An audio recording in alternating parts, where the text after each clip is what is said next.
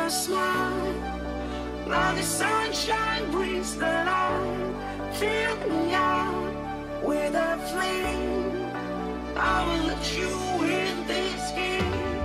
Take me out when I'm down. 'Cause with you I'm safe and sound. I'm safe and sound. I'm safe and sound. I'm safe and sound. I'm safe and sound. I'm safe and sound. I'm safe and sound. I'm safe and sound. I'm safe and sound.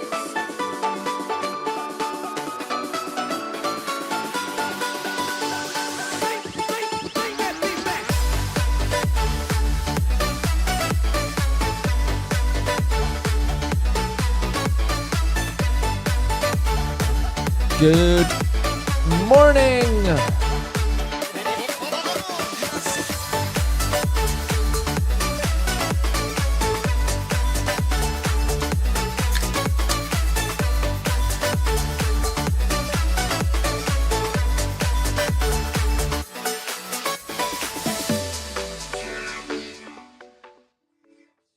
Good morning, guys.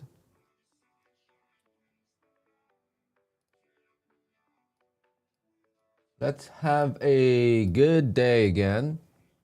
Yesterday was decent, but that one account did not do well. Hopefully we can pass a couple more evals today because it's the last day of Apex's $85 activation. Not gonna go too crazy, but if I'm seeing the price action being pretty volatile, then I will definitely, lights would help.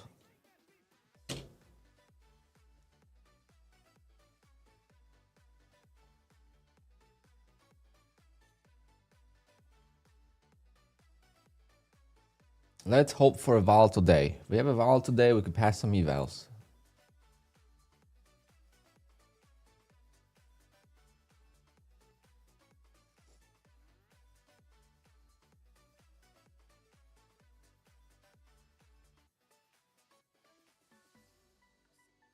Had another lesson yesterday, golf lesson. Went okay. We got 9:23, 6 minutes till the open. Do we have any news today?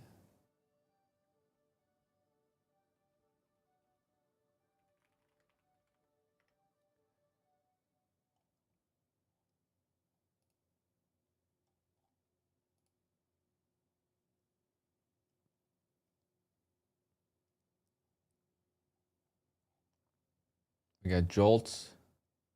Okay, we do have jolts, so we have 10 o'clock news to be mindful of. Not too bad.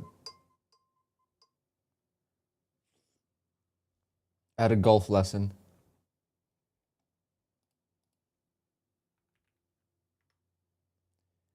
I had a golf lesson. It was pretty good.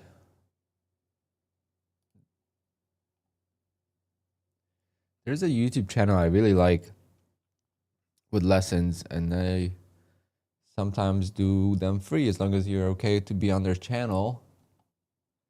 So I might go. I might even pay them because it's a smaller channel. That'd be cool though.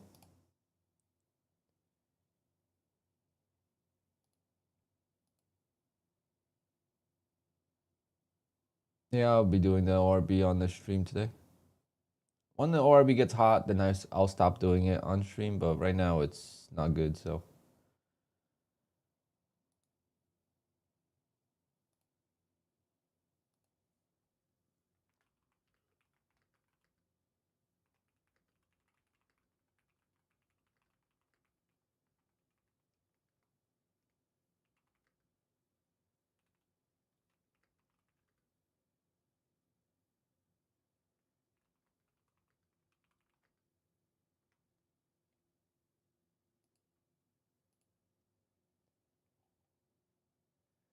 I build the garage. Well, I had the guy come yesterday, and he quoted me kind of. Obviously, we still need architectural drawings and stuff, but he told me it's a ballpark of $50,000. So I'm actually not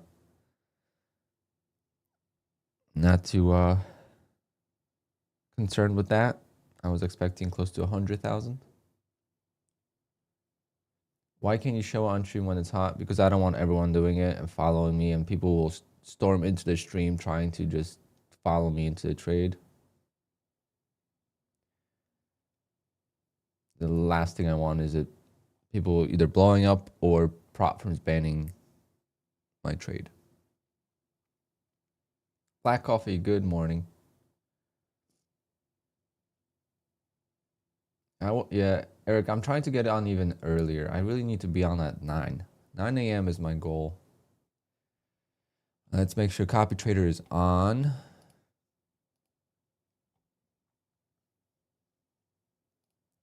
This is why you need this in the QUANTOWER right here, this plugin. See, something's not working. See, that was bad. No bueno. Something is not good. I should have checked this earlier, because now either my QUANTOWER is lagging or something is.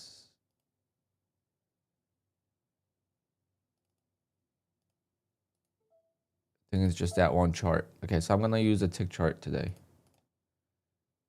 for the opening range trade.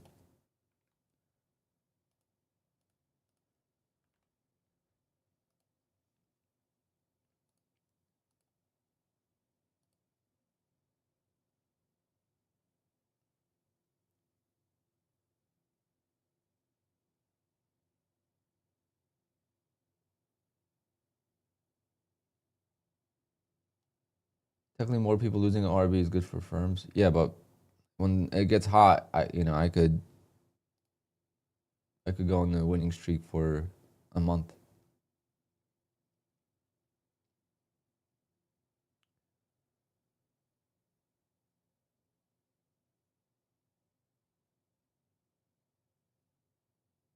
I do 30 second on the ORB because I could see when the market opens. On the tick chart, if the volume is slow, then it's kind of lame.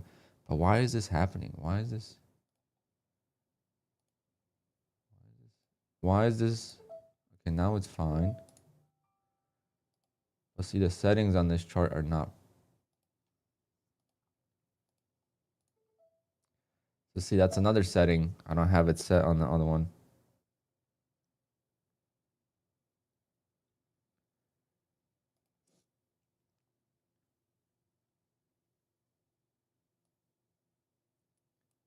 All right, 1 minute. I guess I'll just use the tick chart. I really don't want to, but I will. There's a setting that I need to change, and I don't know how to change it really quick.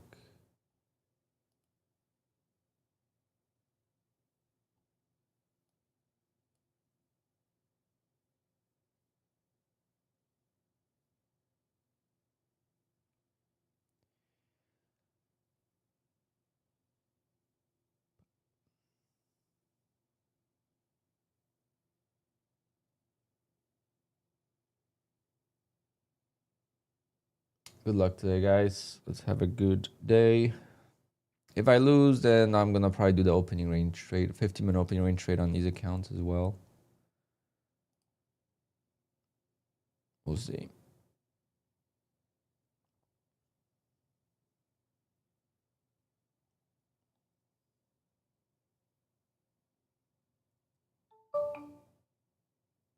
Very choppy.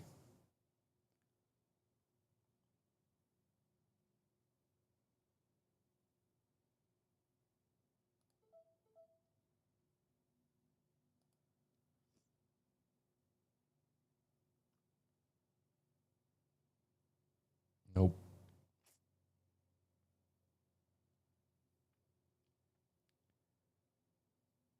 Very choppy mornings lately. Again, you can't tell where that market's open right now, right? It's really not that much movement. Okay, so I'm gonna do a 15-minute opening range trade on on this as well, on these accounts, and try to make that loss back. Let me see if I would have played it differently on the... No, I probably wouldn't.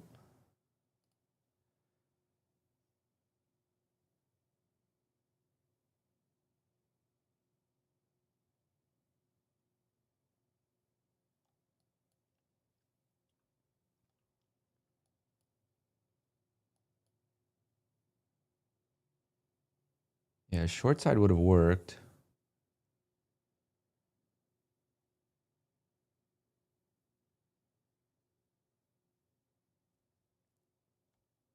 But long side didn't work.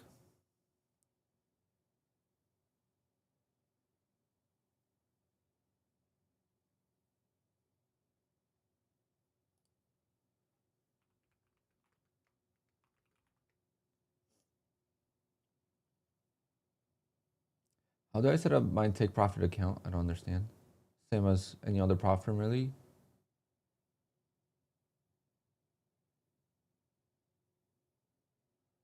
Oh, sorry guys about the focus.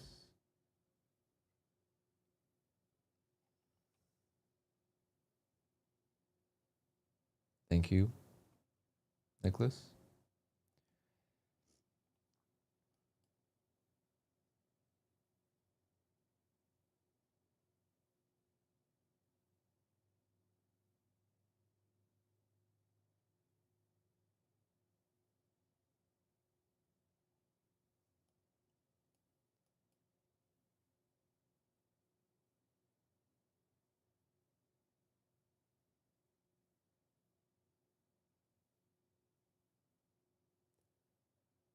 All right, it's gonna feel forever with, I mean, this is as bad as it gets. I mean, until, like, I know it, so I'm taking on the risk just to practice, just to be in tune. But I'm not looking to make money on the ORB right now. There's just no way to make money on the ORB until the market starts to be volatile every single day of the week. And what I mean by volatile is be normal. Right now, it's like trading basically, I don't know, midday, right? You're trading midday and you randomly take a trade. That's what it feels like to trade at 9:30 a.m. It does not feel like the market just opened. Trading right here or trading right here makes no difference, right? But on actually, see, like on the 30-second chart, you could see the difference. But like on the tick chart, you can't. So ORB today could have easily been a winner if I would have taken a short trade, but I didn't. So but at least hopefully the range for the 15-minute is nice.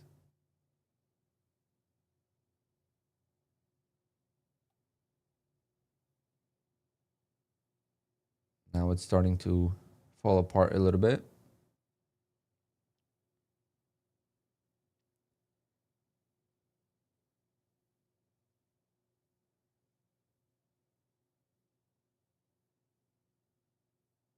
I could tell when the ORB is a bad day, but I still will take it because at the end of the day, what if it's a good day, right?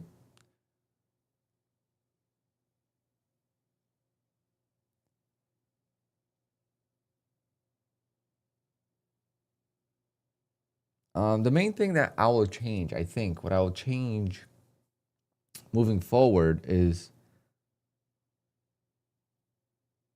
I'm going to be so aggressive when the opening range trade is working that I will try to make 6 figures in a month. Like I will do everything in my power to have every single account I could find my hands on and to get to a 6-figure payout, because all I need is 3 months out of the year to make an amazing, right? Amazing run. It's all I need.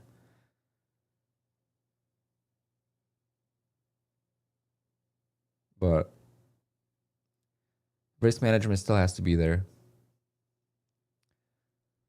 Oh, I hate waiting for the 15-minute opening range trade. I hate waiting for it. I might take a trade to the long side here, actually. I want to.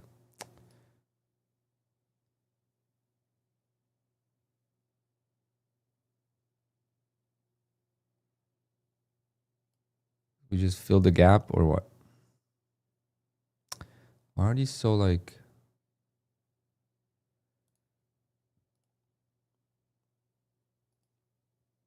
can't see the numbers on these. No.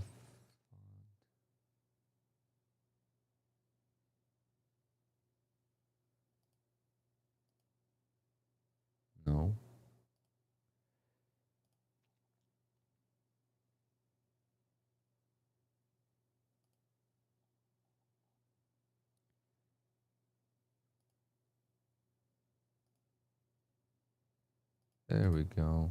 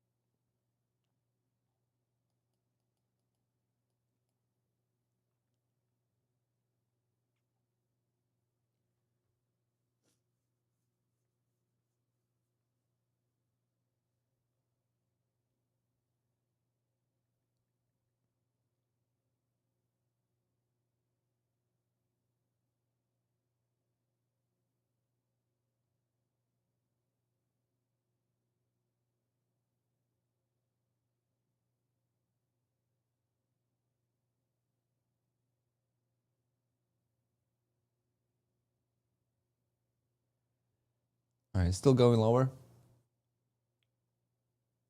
Just not sure exactly how I'm gonna play the 50-minute opening range. Do I want to anticipate it, or do I want to? If I anticipate it, I could double my profit.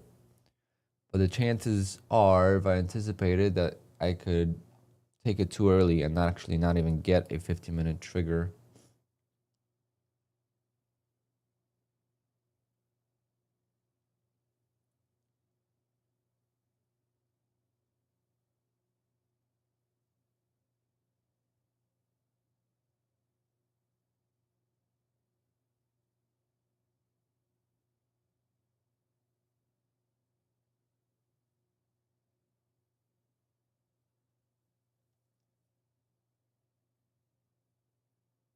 So far, it's weak, but there's definitely a lot of support in this area, so it's not gonna be an easy one. Still got 9 minutes, 7 minutes.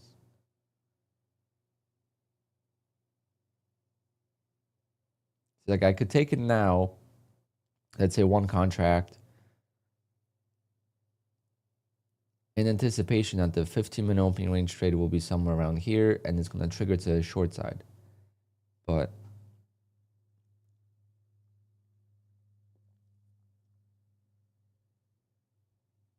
what if it does not trigger to the short side and just rips?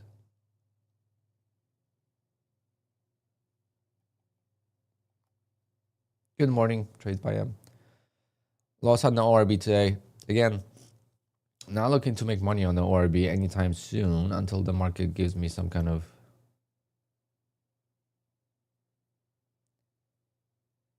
hope for more than 2 days. I could have executed it better today, though. I could have executed better. But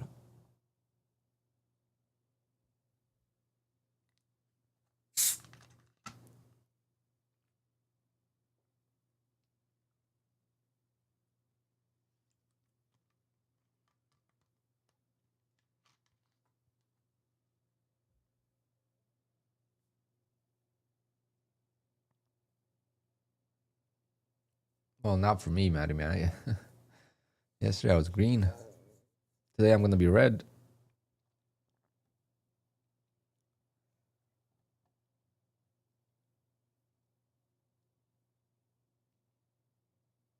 We do have 10 o'clock news too. So I'm probably going to be sitting through that on the 15-minute opening range trade. So hopefully that goes in my direction.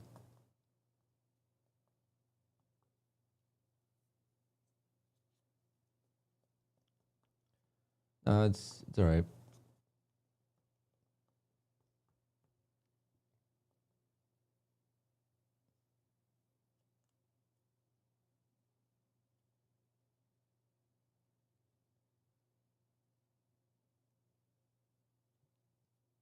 Four minutes.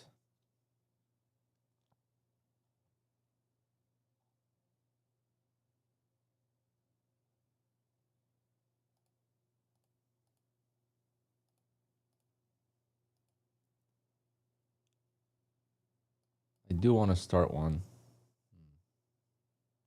But I really will kick it. Will be kicking myself if it doesn't trigger.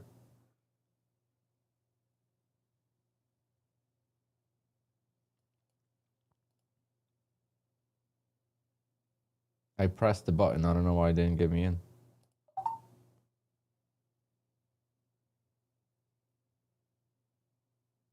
All right, so this is gonna be very risky.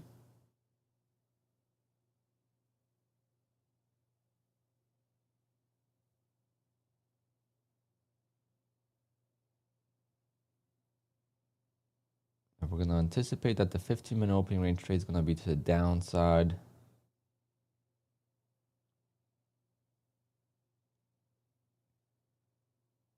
Even though right now we're doing that pullback pattern.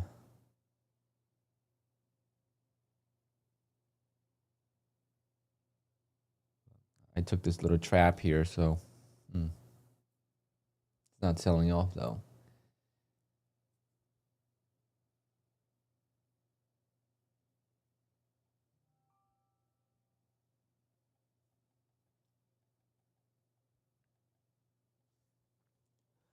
Still got 2 minutes. It feels forever. Jeez.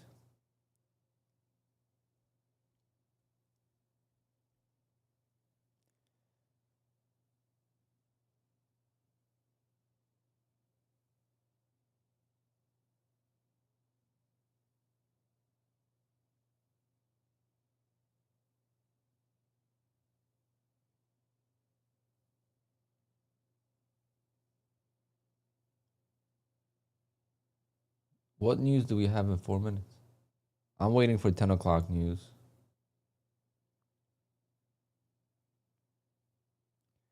Yeah, jolts I'm gonna be sitting through. Hopefully it goes in my direction. I most likely will be still in the 15-minute opening range trade, unless the 15-minute opening range trade just really triggers and goes very fast. Then I'll be out of it before 10, but I highly doubt it.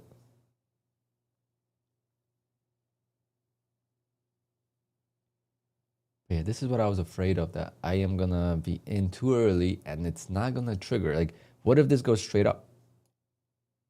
This is gonna go straight up now and trigger 15-minute opening range trade on this side of the range. And I'm gonna be kicking myself for taking double the loss and having to take it on the other accounts. I'm gonna take it on the other PAs because these accounts are gonna be pretty much toast.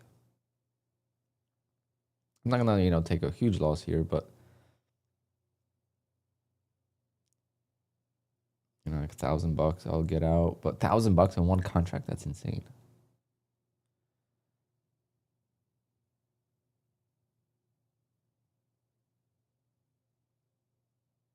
And this is where the anticipation really just bites you. It's nice when it works, but when it doesn't work, it's a killer. Yeah, fuck. Got it completely wrong. Fuck.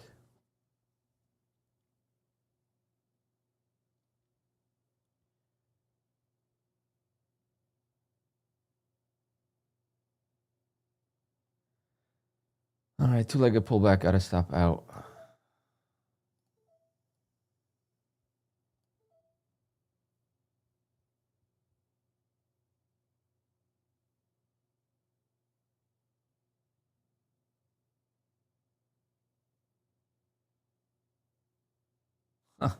What a fucking crazy day. Oh, that's exactly how I wanted my Tuesday to start. All right. Full send on the 15-minute opening range. Whenever it triggers, I'm taking it. I'm risking the rest of the accounts.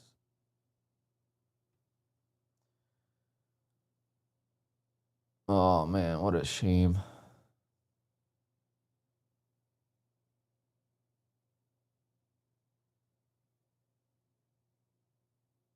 But that's my fault. I knew the risk.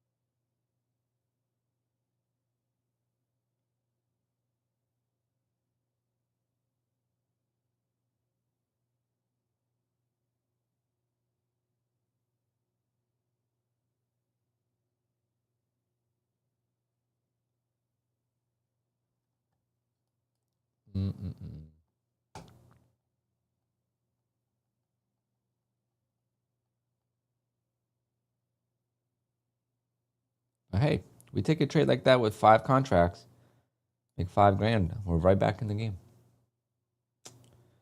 Easy.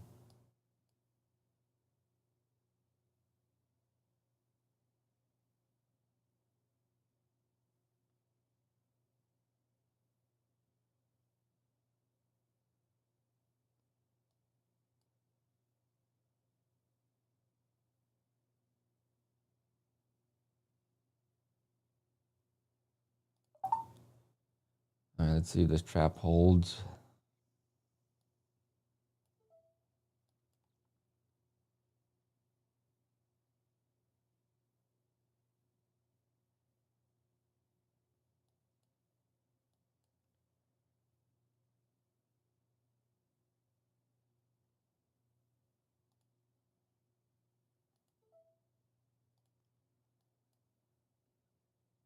Now I'm going to be anticipating the breakout of this range, I guess, at this point. The 10 minutes will jolt, so hopefully.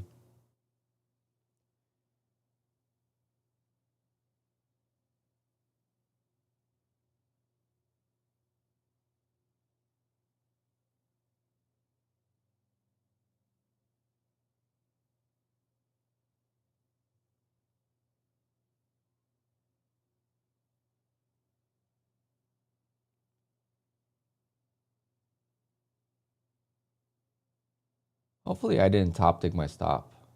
I really hope I didn't top tick my stop there. Really hope this goes higher now.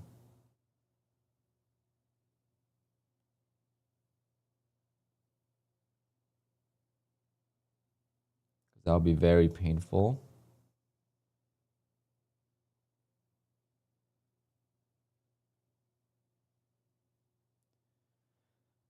Guess we're not going to break out of the 15-minute opening range trade yet.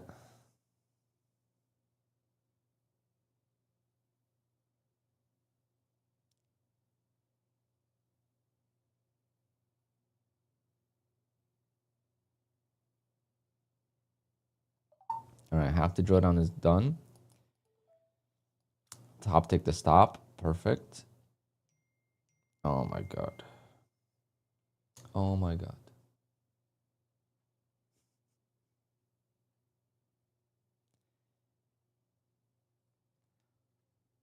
Let's say a prayer. Lord Jesus, please turn this Red Bull into vodka, please. I need it. Oh my God, today is just a nightmare.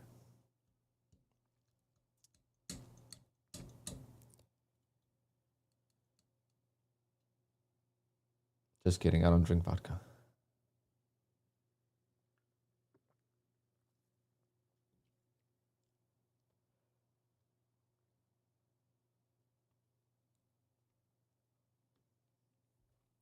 Top ticked. Oh my God. I top ticked it, guys. What on earth am I doing?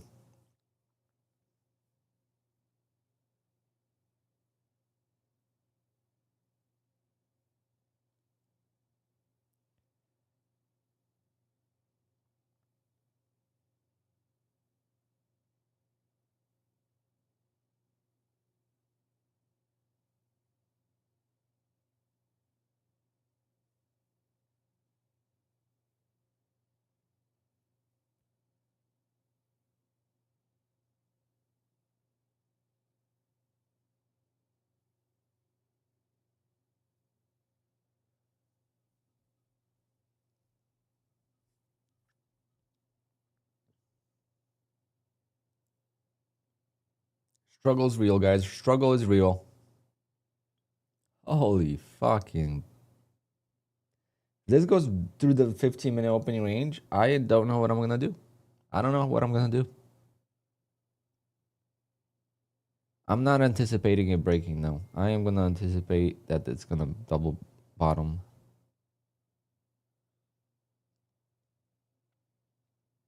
Hopefully it happens before the 10 o'clock news so I could be in the trade before the news. That way, if the news is in my direction, we'll get a nice jolt and then we could make 3-4 grand on the next trade.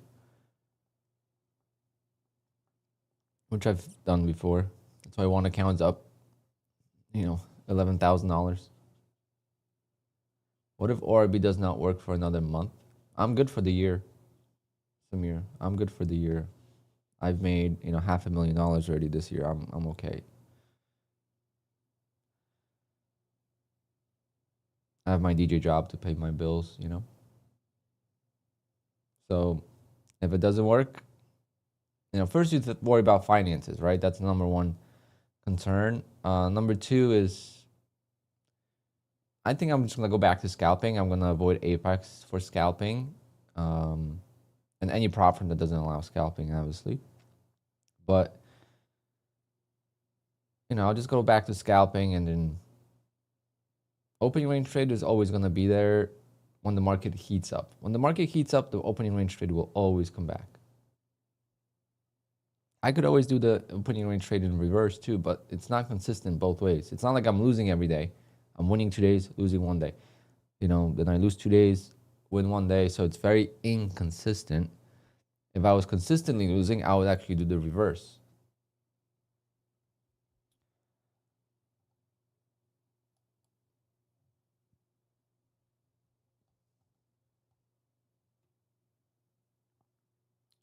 Apex scalping rules are not bad. It's just when I scalp, I can't use a stop loss.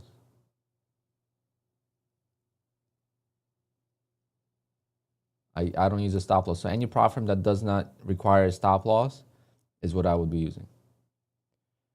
I need to be free. When I scalp, I need to be able to be free, do whatever I want. Let the like this stop loss right there is the reason why I don't use stop losses in the first place. I would be, if I added right there, I am back to basically being half of the loss made up from the opening range trade.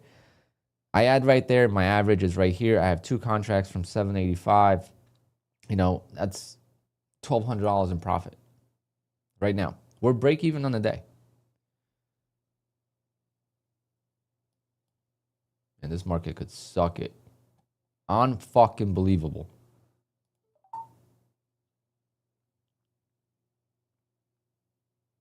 Unfucking believable, guys. So mad right now.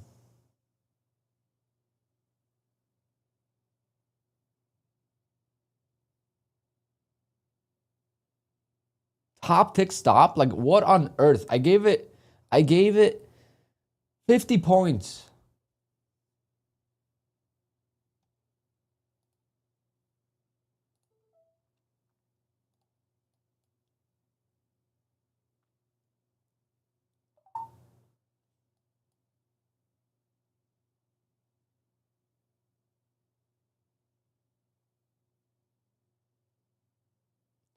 Savannah, what's going on, bro? I am over it. I'm just holding this till the news.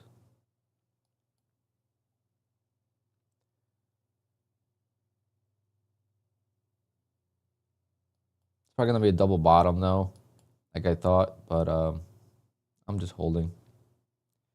I don't care anymore.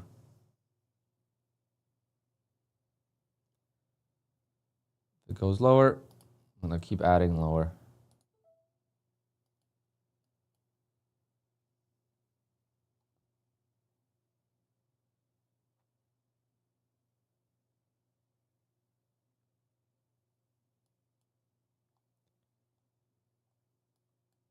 We got news in 4 minutes.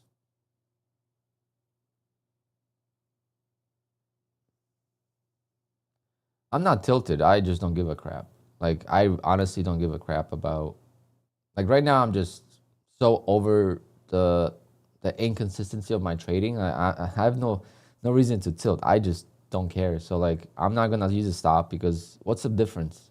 If a stop is causing me to lose the account, what is the point of using a stop in the first place, right? Stop is supposed to help you. It's not helping me, so I don't care.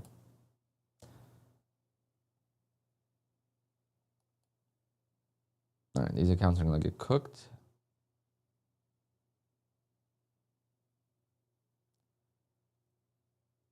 I'm not gonna add. Yeah. I use a mental stop. It's when the account gets blown. It's a perfect mental stop. My mental stop is when I paid these accounts I paid for already, right? There's no, you can't lose. Like that's what people don't realize. You can't lose any more money than what you already spent for the account. Like that's the reality of prop trading. I already spent the money. Like I already paid my credit card. There's zero risk involved in this trade. I already took the loss. It's like, how can you put it into perspective? I don't know. What's a good perspective on that?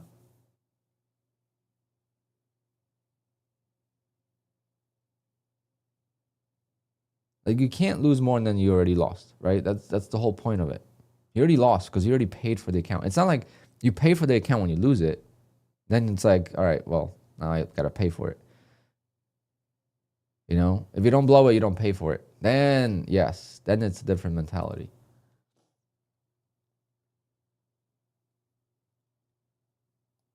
Yeah, I thought it was gonna be a double bottom there.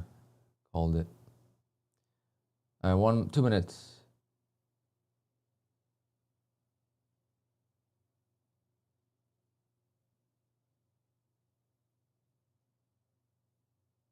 Yeah, take profit is tough. I that's why I haven't activated. I have 2 past evals with take profit trader that go straight to live. I'm not activating them until I do well. I'm not. That's way too much wasted time.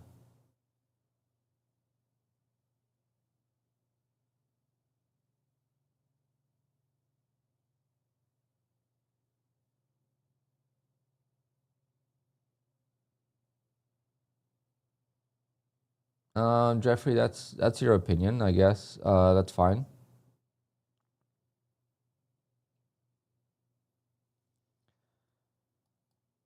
That is fine with me.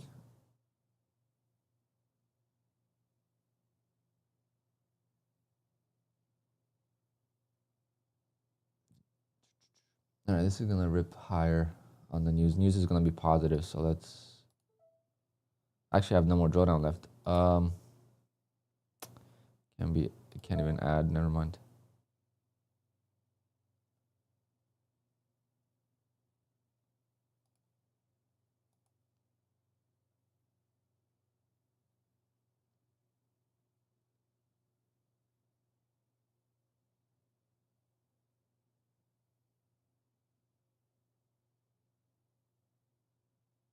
No, I took ORB long today.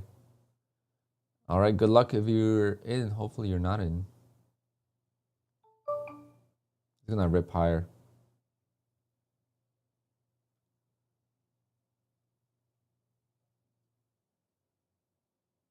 That was kind of lame. Is that okay? There it goes.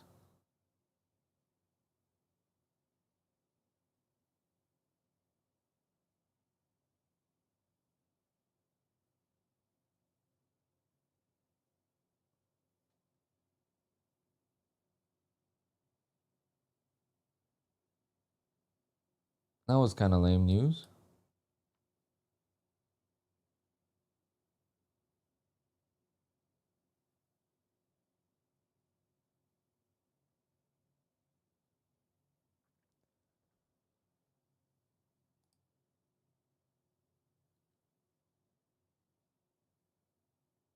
Again, I'm not planning on making any money until the market becomes more volatile. If it's this choppy, I mean, I don't know.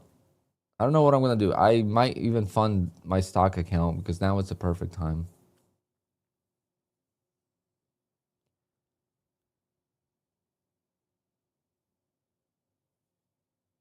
But today is not, today is just anticipating the 15-minute opening range trade, which never triggered, so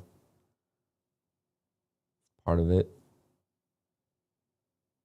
So I don't have a lot of accounts.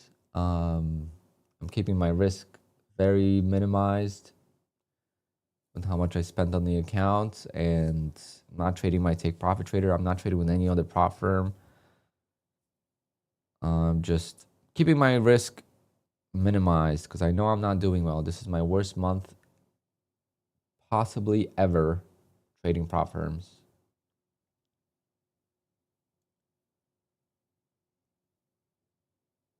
I just watched the stream in the beginning, Robert.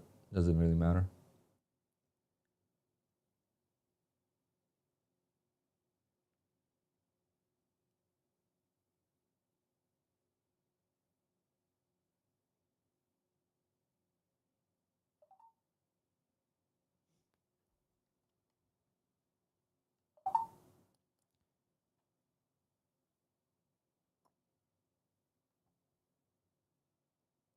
All right, so that's 4 blown accounts right there. Pretty much all didn't have much balance. One had some balance in it, but yeah, one was actually a payout, but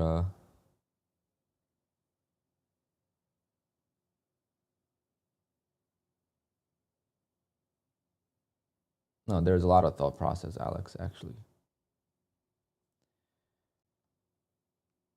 But obviously it's got to expand, yes. If it doesn't expand, then it doesn't work. I mean, that's every trade. You hope, you read it and you hope that it goes, right? I mean, what else can you do?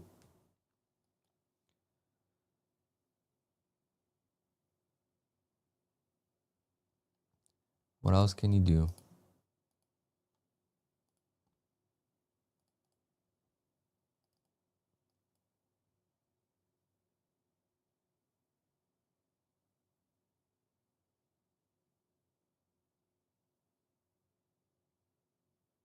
All right, great, Robert. I mean, that's fine. I did say that if he took it short, it worked.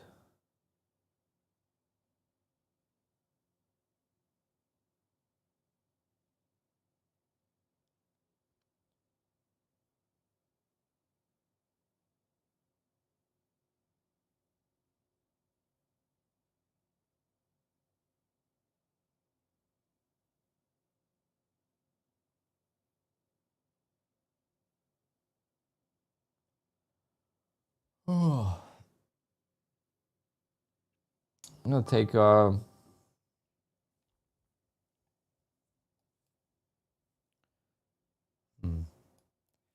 this was a beautiful trade here.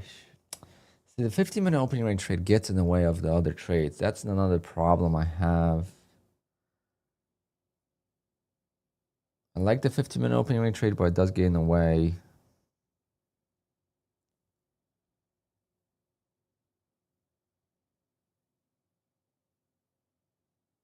But wow, what a chop!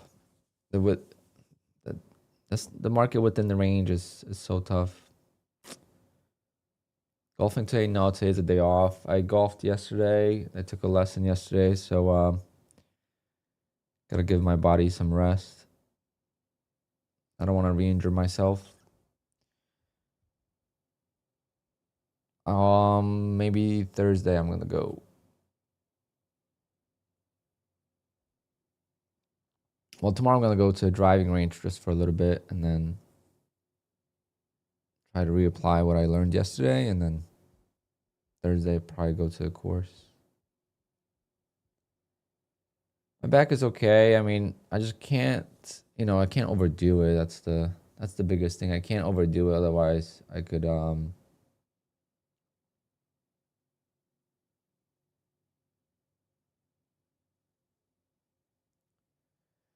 re-injure myself. I can't hit the driver, so I'm not touching the driver for another 2-3 weeks. Maybe 2 weeks. But I learned yesterday. No, yesterday? No.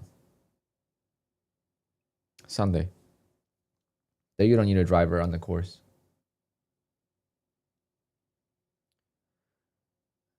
No, I don't have any disc issues. I I just tore my not tore but strained my rib muscle from golf. Improper technique and overdoing it. I mean, I was hitting roughly 600-700 balls a day for like a couple weeks, basically almost every day. The injury is not because of that. The injury is because of the improper technique, and you hit the ground, you know, and that's when you miss hit the ball. That's the only way. If you hit the ball clean, you don't feel it. There's no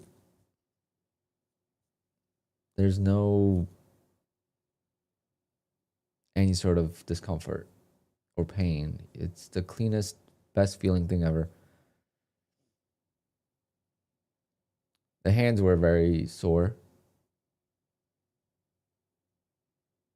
Now I have the jumbo grip, so now my hands, I just feel like these two fingers are sore. But everything else is pretty good. But I haven't been doing that.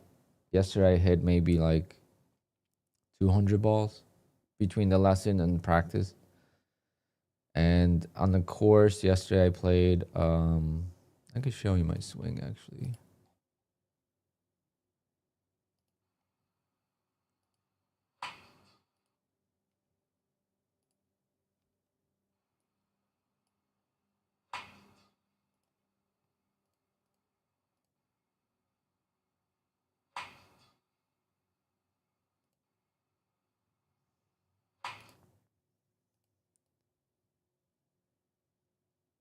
Like my arms are still picking up my foot, still moving my head. See, like my foot right here is gotta stay planted. And I feel like I extend too soon. So I'm definitely not compressing the ball yet, but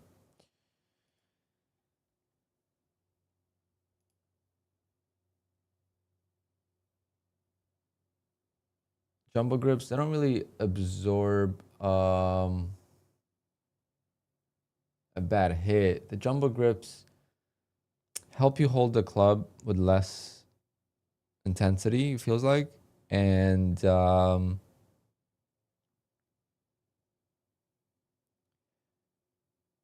think the biggest thing is they don't put as much strain on your hands because you're not clenching as like you're holding your hands a little bit more open. So I definitely noticed the difference there. I love them, and they're super light. I might try the heavier ones because they're like made out of rubber. The ones I have are made out of like, I don't know what you call it, like a synthetic material, like plasticky type of, not plasticky, like felt almost. So I feel like when you sweat, it doesn't have as much grip.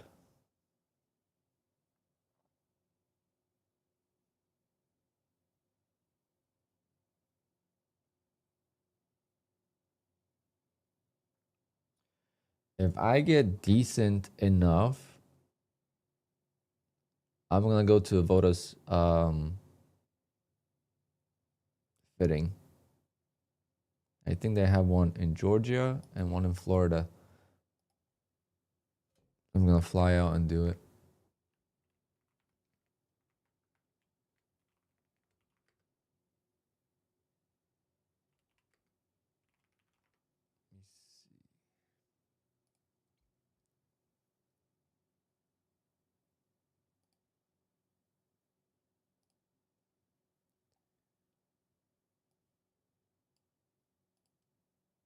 So they have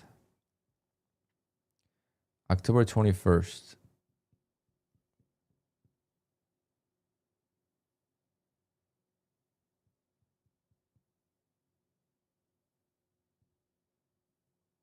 So I have 21 days.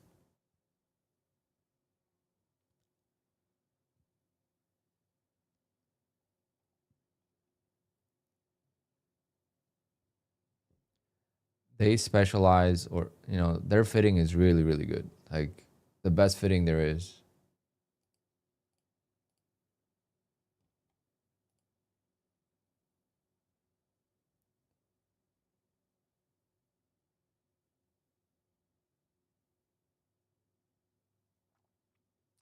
A bit wider stance. No, my instructor told me if I'm standing, if there's two options, wide or feet touching together, he said I am touching my feet together. He said, if we're playing for money and we need to win, you're playing with your feet touching together. My consistency is way higher. But again, he's a PGA coach, right? He's doing things for me, not for. He showed me videos of the craziest things that he's like, it's like, look at this guy. He's like, I'm a candidate for hovering the club. So my address position, my starting position, don't touch the ground with the club. Have it above the ground. How high? We got to find the limit. He said some guys keep, 6-7 inches above the ball when they start the position. So there's a lot to work on still, But he said for being 2 months in, it's probably like 3 months now. But again, I was hurt for a solid portion of that. He said I'm doing really well. But it's not so much the distance and whatnot I'm worried about. It's the inconsistency, right? I need to be consistent because if I'm consistent, I could hit 120 yards on the par 4 and putt for par. I'm gonna get a bogey or double bogey, but if I'm putting for par or at least chipping for par, I'm happy with that. Without using a driver.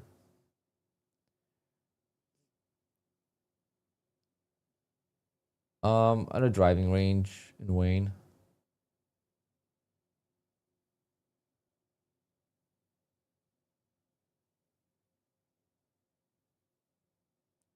Putting is on and off. Sometimes really, really good, and sometimes I don't do well with pressure. I think that's the biggest thing. I don't do well with pressure. I play a lot different when I'm by myself than when I'm with strangers. Or even my brother. Like with my brother, I don't really care, but strangers or people like the number one thing about golf, one of the rules, like, is not to give advice to other people. And that's so true. Like every time someone gives me advice, I just want to smack them in the head. Which hasn't happened a lot, but it's been a couple instances. I'm like, dude, I'm not gonna change everything about my swing on the driver on the golf course. Like that's where the driving range comes in. No, I'm talking about on the golf course. Matty Matt. I'm talking about as I'm about to hit the ball and someone's giving you advice, Of course, in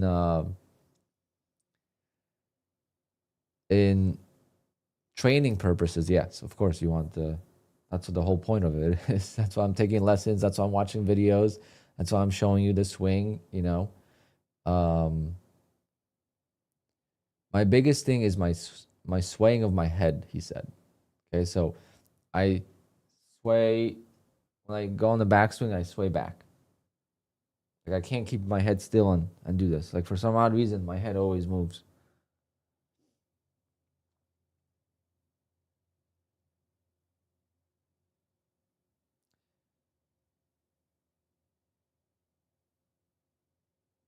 Oh, I gave the I gave the car girl a tip, and she was like, "No way." She's like, "No." That was exactly what she said. She said, "No." I'm like, yeah, it's okay. I thought it was normal. I mean, it wasn't like only like a $28 tip, but was it $28? Yeah, $28.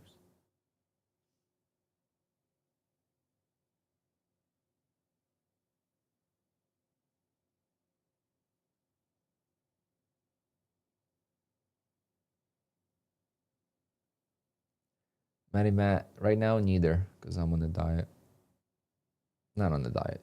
I hate saying that. I just don't eat a lot. Try to avoid carbs.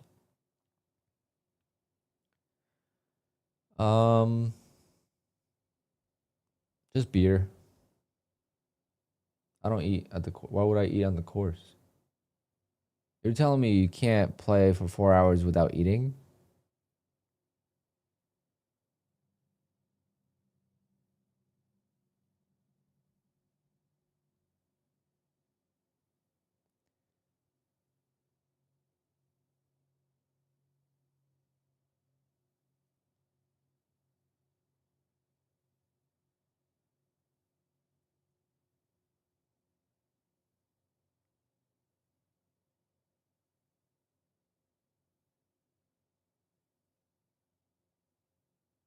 How much do you have in funding? That I hate that question. I have.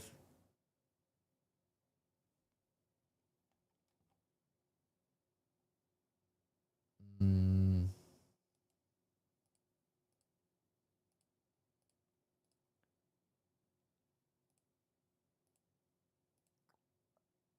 I have 1, 2, 3, 4, 5, 6 funded accounts.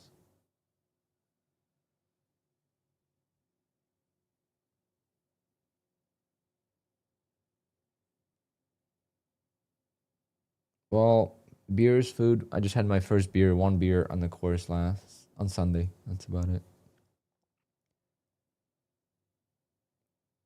I've never seen one I mean, I haven't played that much, right? So I can't say, but I've never seen anyone eat at the golf course once. Honestly, I didn't even know that you could get food. I guess you could go to the clubhouse, but like I don't get how do you eat? When do you have time? These people yelling at you for taking too long or whatnot. Like I don't understand when there's time to eat.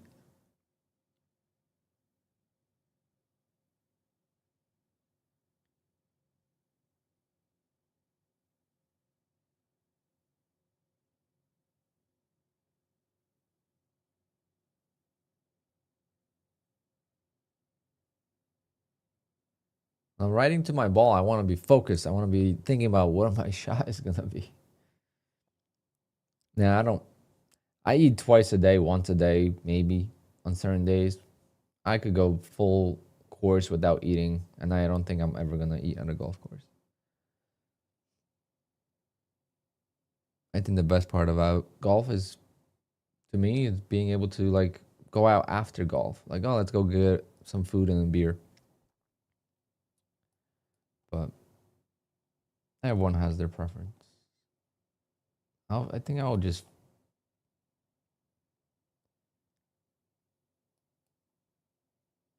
It depends who you play with too.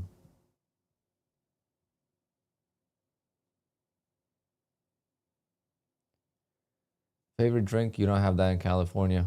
Yingling. Yingling Stella. Yingling Stella. I like Peroni. I like every beer pretty much except Heineken and Budweiser. Those are the two beers I can't drink.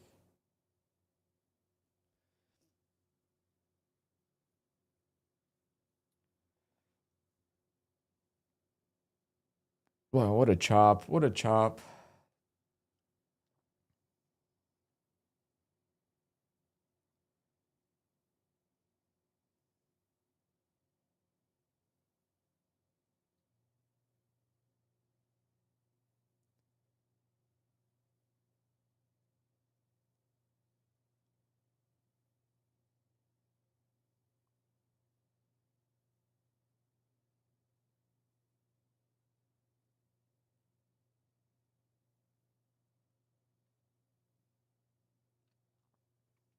On Sunday, we got yelled at by some old lady. She's like, you guys are holding up the line. And we're like, lady, are you dumb? Like, there's people in front of us. Like, I don't understand these old people sometimes.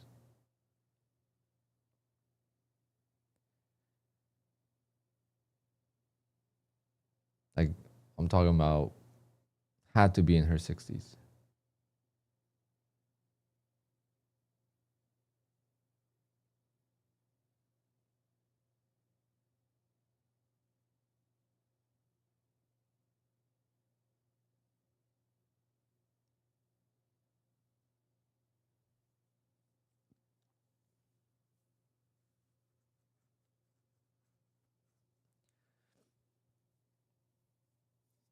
It was just kind of weird. I mean, I didn't say anything to them, obviously, but I'm too new, so I don't know. Actually, no, I did say something towards the end. I said, you guys could go in front of us on the next hole. And the guys we were with, they're like, hell no. They're going to wait.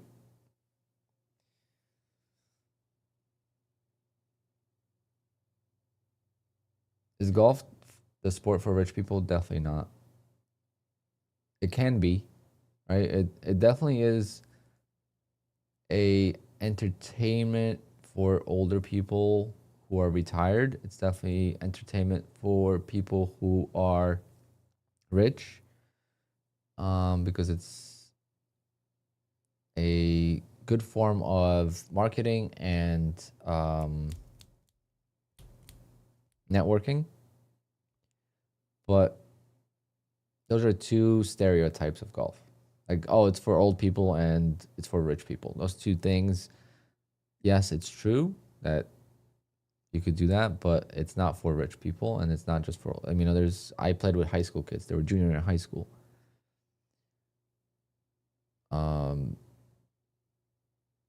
You could buy golf clubs very cheap. The most expensive part is the tee time.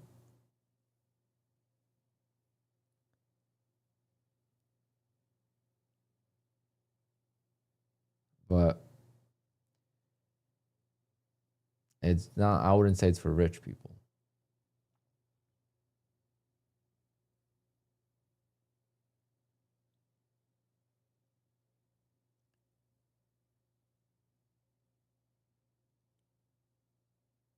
It's Chris Alpine on Twitter. Is October going to be a better price? Who knows, but hopefully. I thought September was going to be a better price action because August already started to be slow. I mean, this is crazy. I mean, we have not broken out of a range. I don't know. I think I'm just going to fund my stock account. I really have no idea what to do. I'm going to start scalping here, I think. A little bit. And then see what we could... Maybe the market will start moving once I start scalping.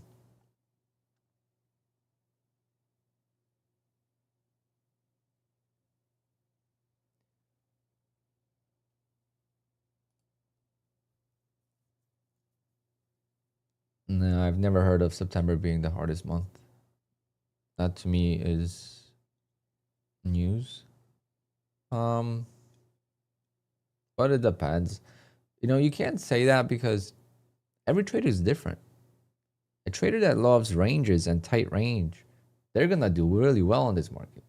I mean, I know a guy who's taking out well over $215,000 from prop firms in September, and he struggled, I think, in June and July. The great thing about prop firms is that you can make money for 3 months and make your year. Just don't be an idiot and spend all your money because you think you're gonna make that money every month.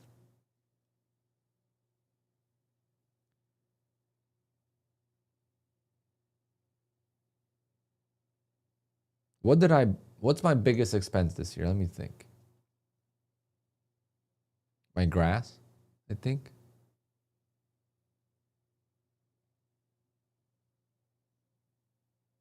Paid $7,000 for my grass.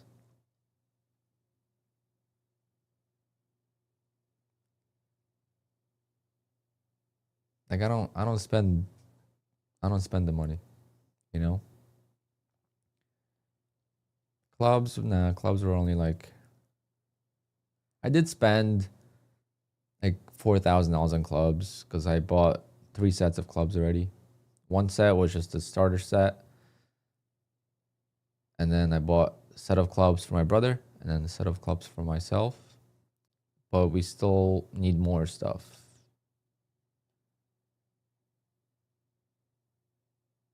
Like the driver that we have sucks. Well, it doesn't suck, but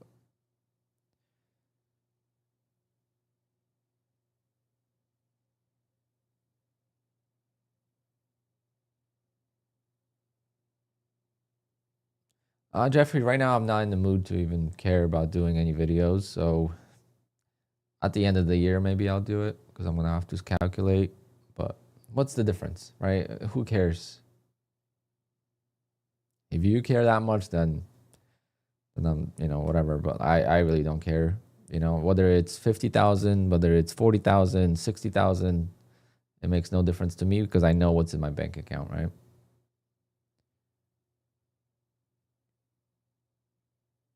It's like golf. When you worry about what you did on the last hole, you're going to mess up the next hole. Like, what's done is done.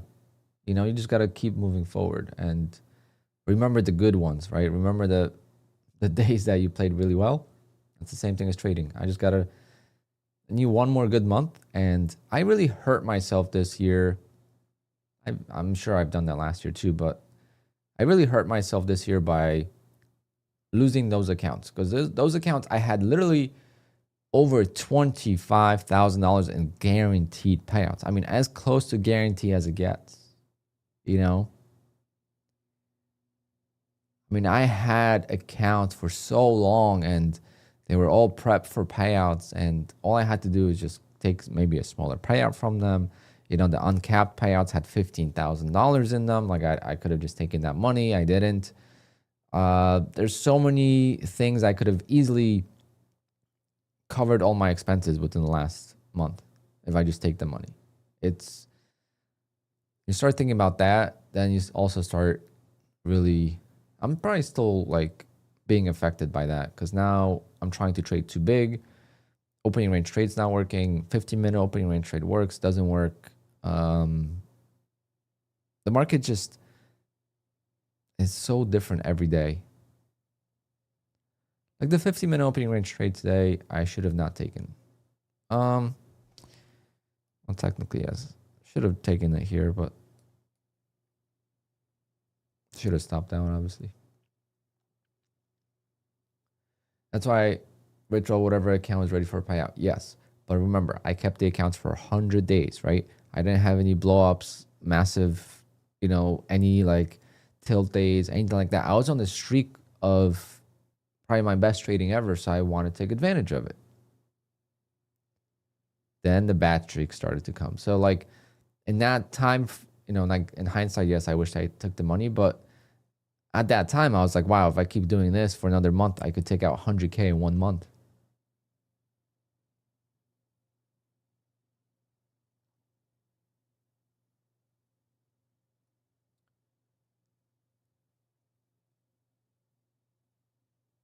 I was really pushing the limits, but trading is tough. I mean, 99% of people fail. Like you guys have to realize it's same as golf. 1% of people hit par on the golf course. So it's like trading is so hard. You might see on Twitter and stuff that people are making money, but it's so far. That's 1 out of a million. Literally, like people that made a couple $1 million in trading prop firms. That's probably 1 out of, I don't know how many people you think are trading prop firms. Is it over 1 million? It's gotta be, right?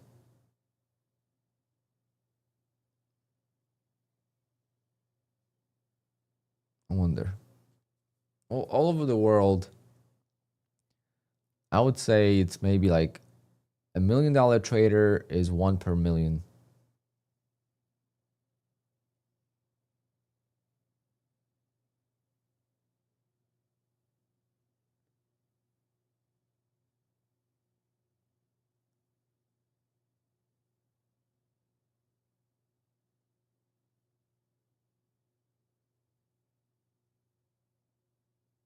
More like less than 50K. What? Jeffrey, what? Jeffrey, don't, please don't. Jeffrey, do you trade with Apex?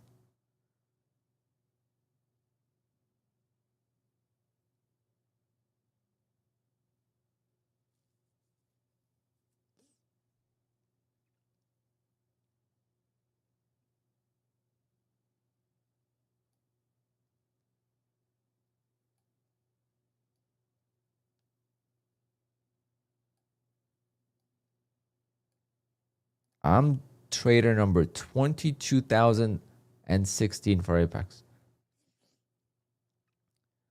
And I started almost 3 years ago.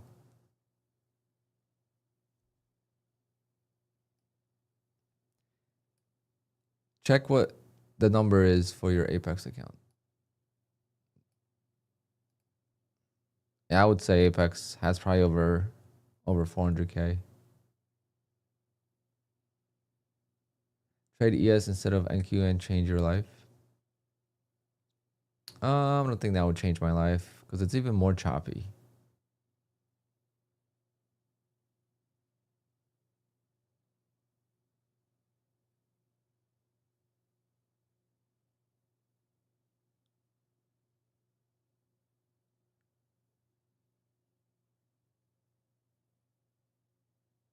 $288,895. Okay. 200K traders in the US. Yeah, that might be. But we're talking about all.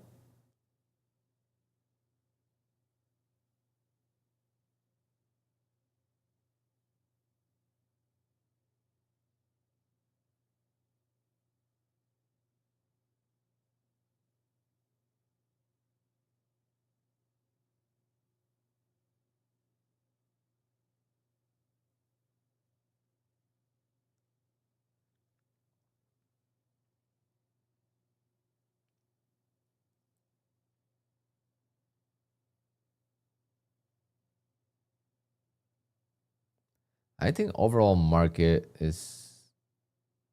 trader market is small.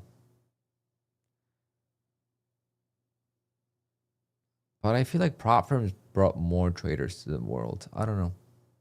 Same as like COVID and GME as AMC, that time frame definitely brought more traders to the world too.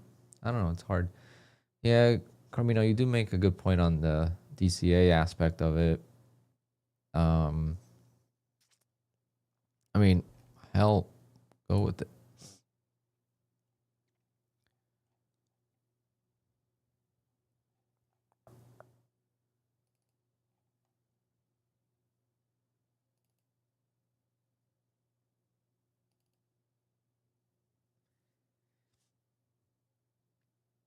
Let's see, like someone said, people are giving advice to a profitable trader.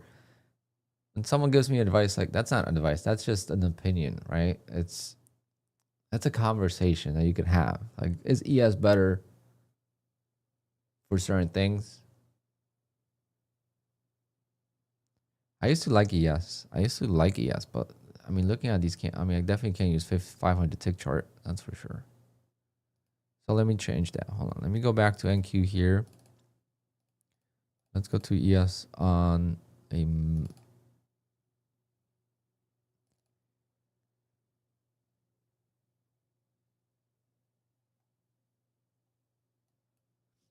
All right.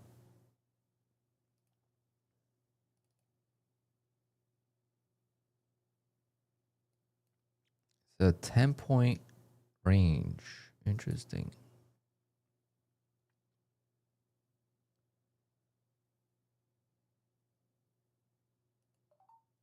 All right, let's start a position here and see how we could work out of it. So I'm gonna scalp for $100. So 2 points.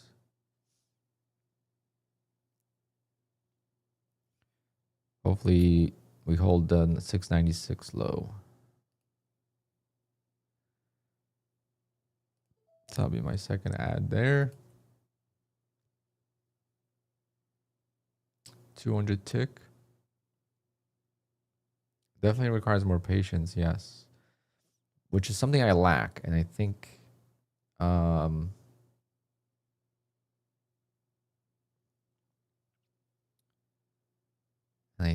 that the slower markets would help me with that, because I know on micros I do have more patience.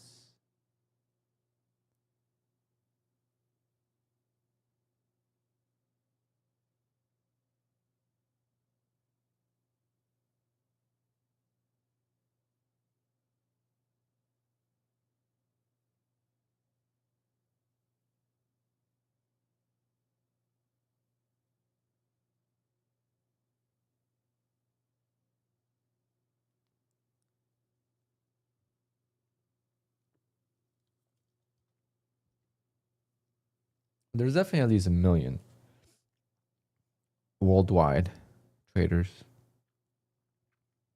Maybe not active, but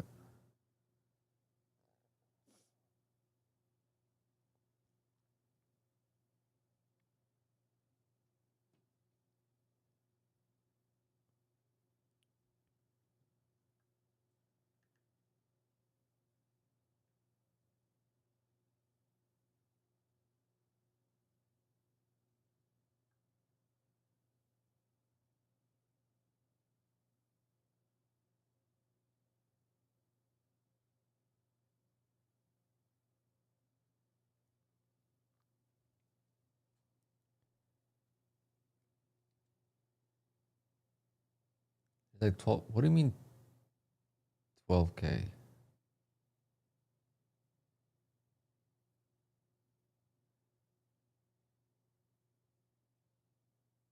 Apex literally has over 300,000 active traders. Last time they said.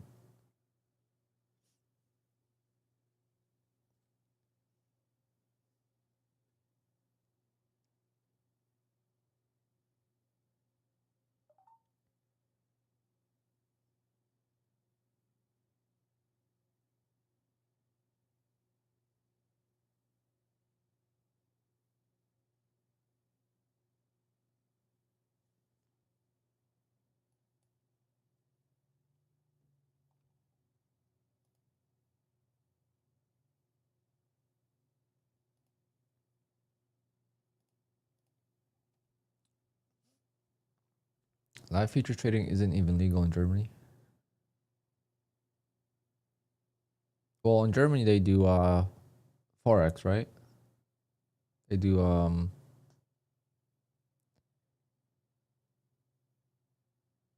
in in general in Europe they do mostly wow,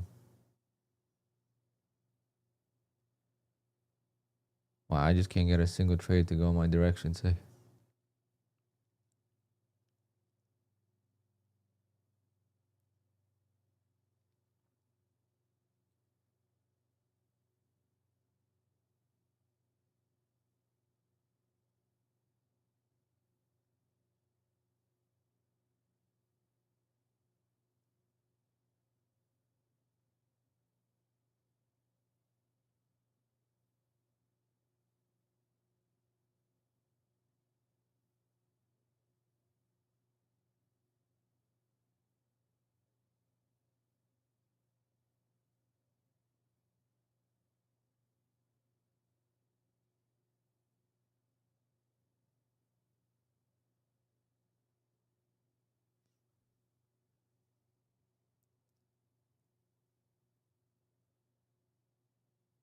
Yeah, DAX is the big one in Germany.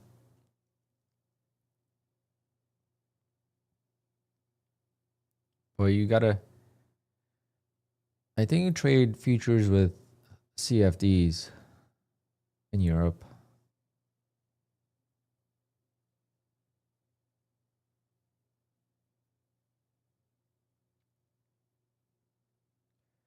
I think me and Nutty need to go on a golfing trip.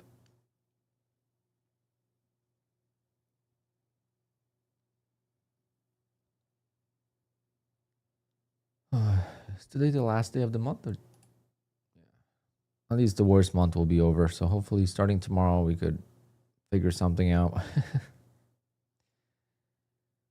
Start fresh.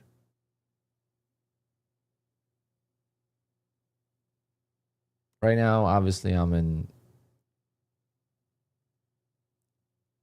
the biggest slump. I would say definitely of the year.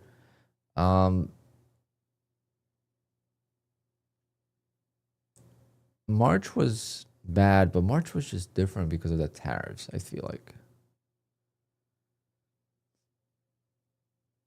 But let's not forget, I am still profitable this month, believe it or not. Did we just freeze? My chart just froze.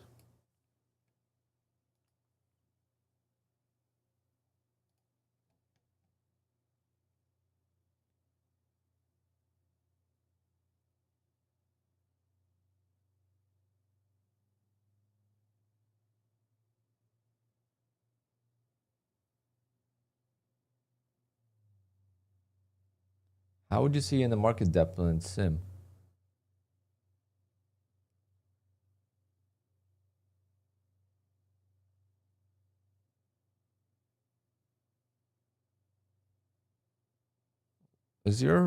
Is anyone's data frozen?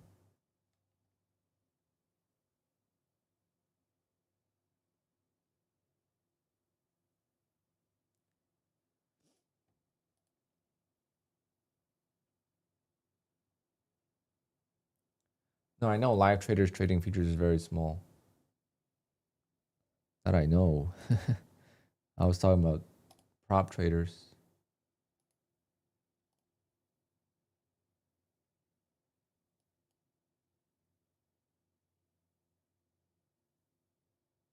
Hmm.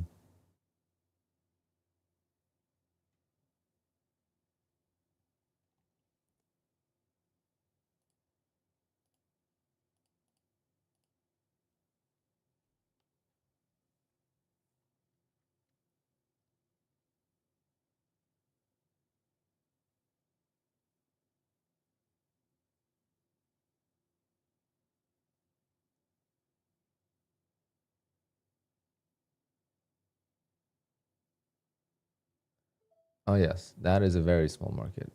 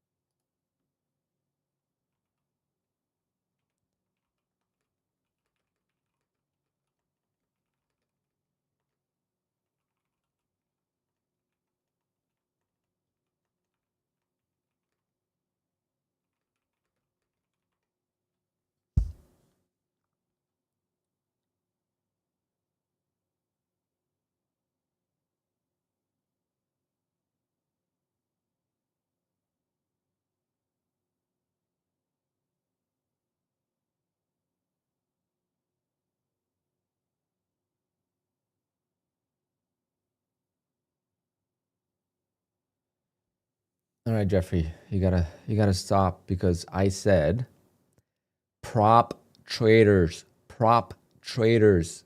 Apex alone has 400,000. Okay, so that's what we're talking about.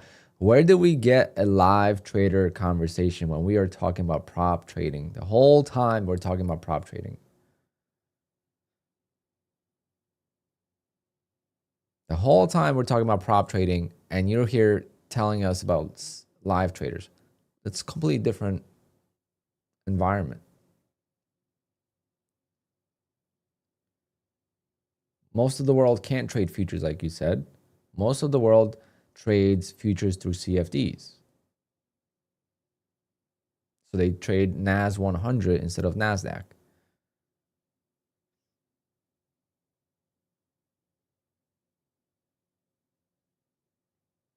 Well, it might be low, but it's definitely not 50,000.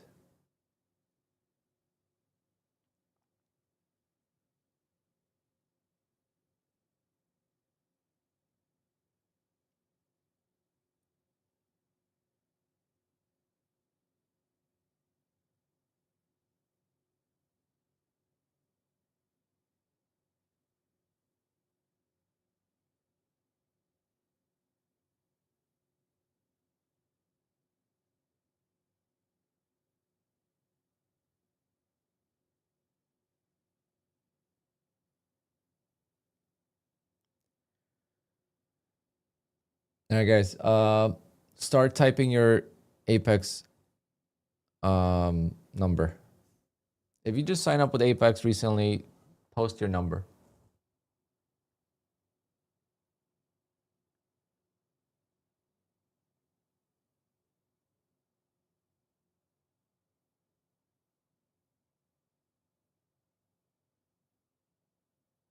Um, maybe that's active users. I don't know what that means. How can it be 30,000 when I am literally number 22,016 on Apex. I'm 22,000th and I started very early.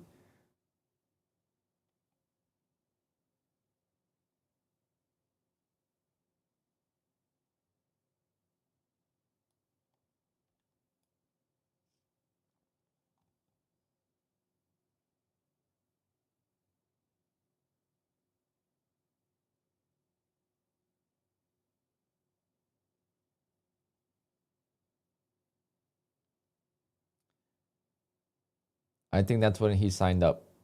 Minidra. Fee line is 211,000. See, that's what I mean. That's what I meant. I mean, I have no idea. You know, you guys, what I'm saying is just my question. Like, is there a million traders? Wow, look at this move. Carmino, I'm going to give you free entry to the next giveaway.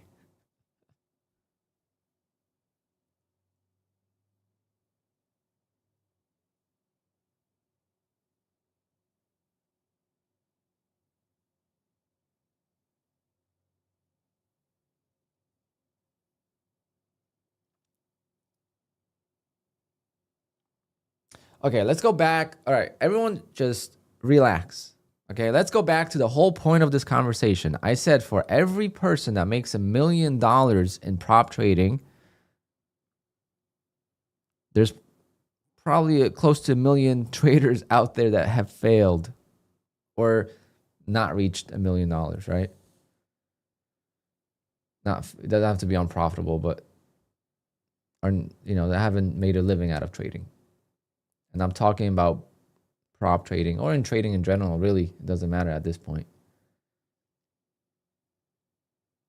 What I was saying is trading is very difficult. Everyone goes through struggles. Everyone is, if you're making any sort of money, you're already in the top percentage of traders. Any sort of money that are above what you're spending on trading, you're already in the top percent.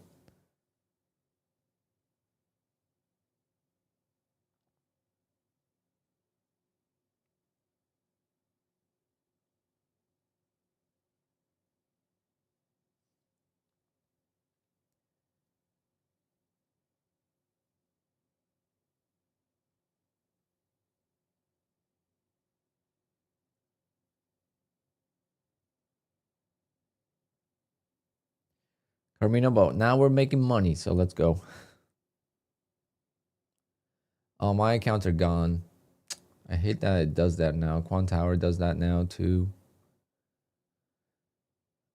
I logged out of Apex and now the accounts are gone.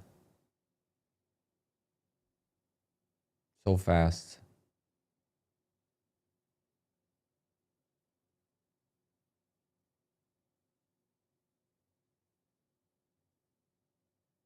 Oh, TakeProfitTrader is number one prop firm.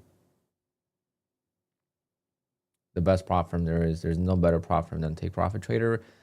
And I always put an asterisk to it, and I say it's the best prop firm from B to Z.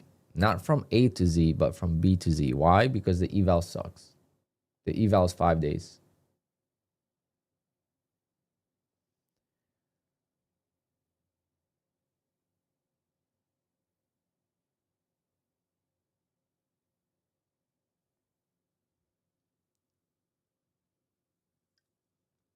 But yes, I've received over $20,000 in payouts with TakeProfitTrader. So now I am live.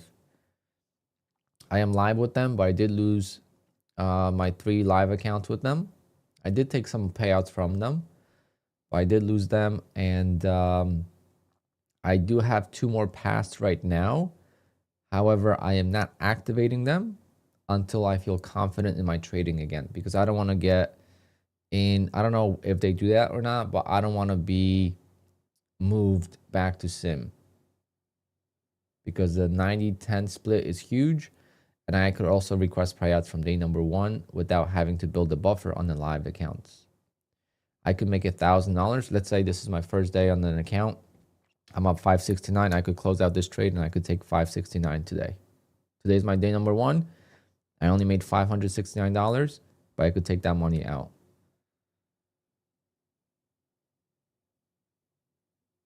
I highly recommend Take Profit. And then when you go live with them, it's actually an upgrade.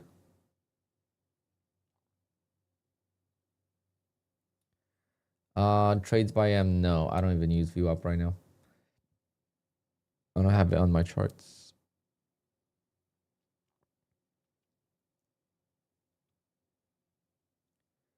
So they move up your buffer, yes, but you could still take the money from that buffer. So basically,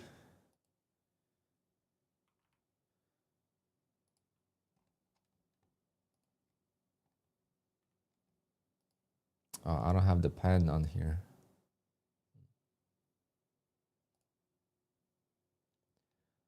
Wow, I haven't used this in, I don't think I have used Paint in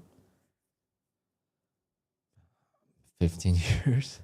I don't even know this thing still existed. All right. So,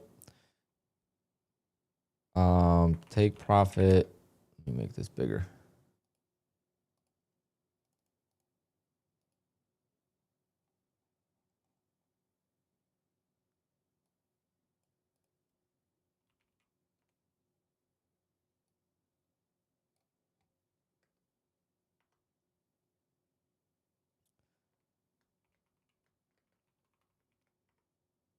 All right, so sim funded, right? So I'm gonna talk about the 150K accounts in this scenario. So you have $4,500 worth of drawdown. Actually, no, it's trailing. Take any payout above 4,500. 80-20 split. Okay. So in order to take out $500 payout from your sim funded, you got to make $5,000 in the account. Okay.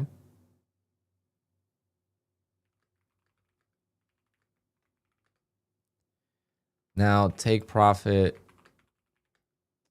pro plus live. You have $4,500 end of day drawdown.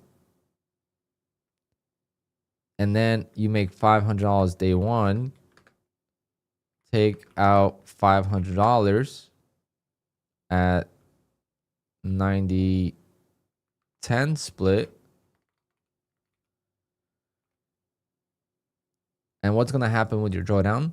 Next day, you're going to have $4,000 worth of drawdown because you took out $500 from that drawdown. So the drawdown still follows you, but now you have $4,000 in the drawdown. And then let's say on day number 2, I make $500 again. Well, my drawdown still stays $4,000 next day, right? So I'm going to always have $4,000 in drawdown if I just take $500 a day. If I just take out $500 a day, I always have $4,000. Where it gets tricky, though, is if you have, let's say, a $3,000 day on day number 1, and you take out the $3,000 payout, now you're going to have only $1,500 worth of drawdown left. But you are allowed to take that money, versus on the sim funded, you're not allowed.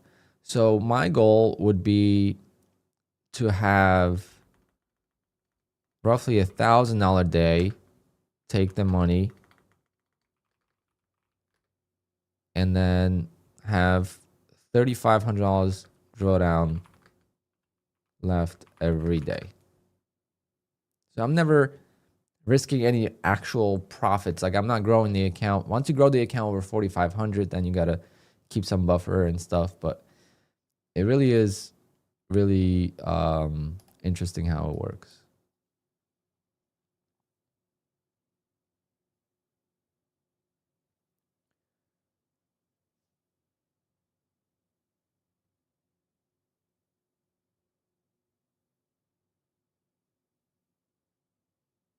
Oh, Carvin, no, that does not happen.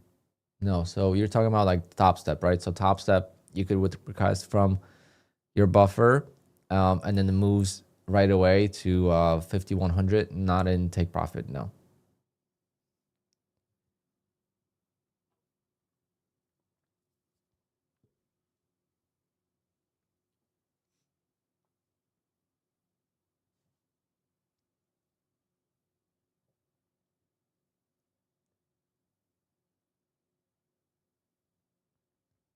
Should have probably taken profit because I don't know if we're gonna get a breakout.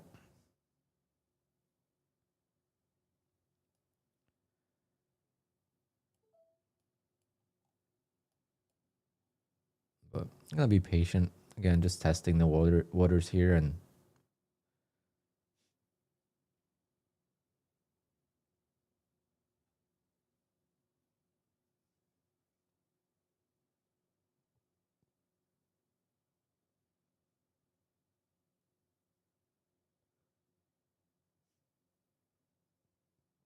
And then when you fail your live accounts, right? So you have a live account, you fail it, you do an eval again.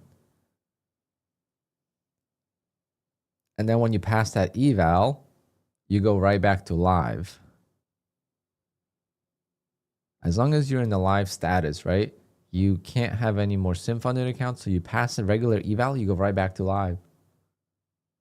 So you spend $200 on an eval, you get it funded, you make $200 that day, the first day, scalp it like I just did now, take the money, and now you have a free account. I actually don't understand how that's going to work long term for take profit, but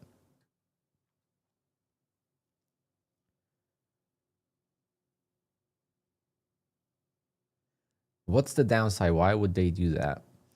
Well, in order for you to get there, you got to be a consistent trader for a little bit. They make money because of the 5-day eval, but not even that. They make money because it's a 1-day payout. So in a funded account, the sim funded account, you could still take a payout on the day number 1, but you got to get it over that $4,500 mark or $2,000 mark on the 50K account. And a lot of people want to do that. And then number 2, right? So when you're pushing for the payout on day number 1, and then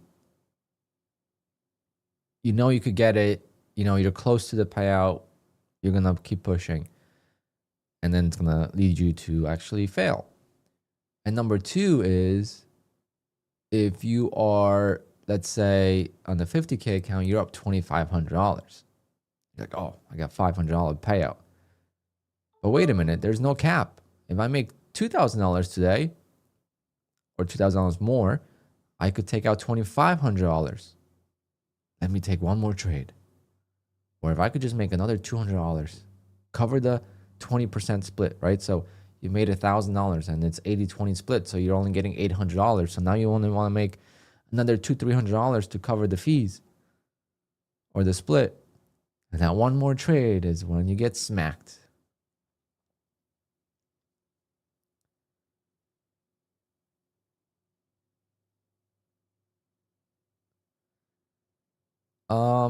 To me, that's the top of the range, Boris. Isn't this the top of the range?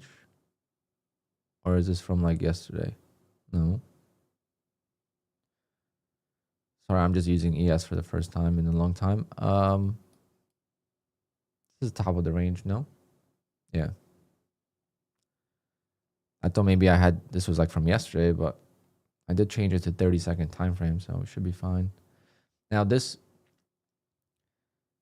would be a good idea to take the profit right there, but I'm just trying to be patient right now.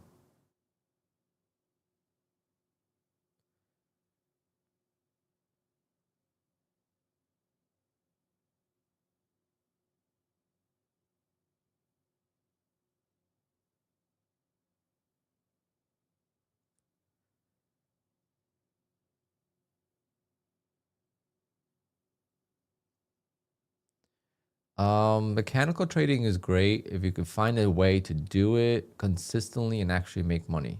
I think the hardest part of mechanical trading is that it's going to be very inconsistent in the results because of how the market changes all the time.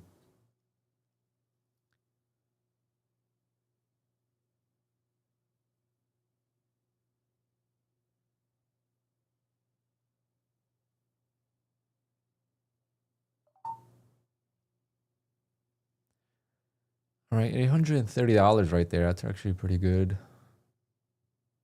For 2 minis, that's actually very good. You could withdraw with Take Profit Trader even if you don't make the buffer on the live account, yes.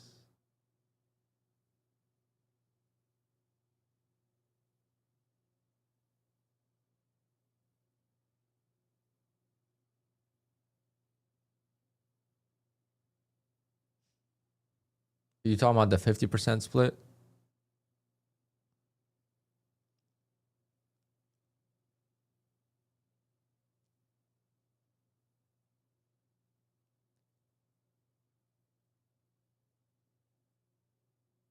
I never knew how to do that because it never gave me the ability to take that out. Do you email them or something?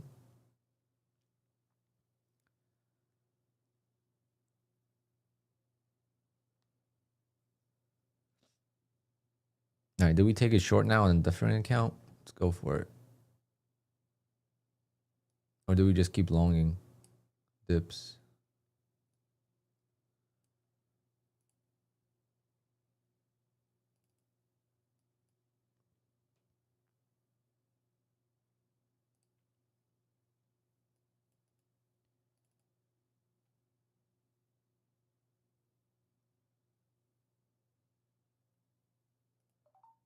I'm gonna short.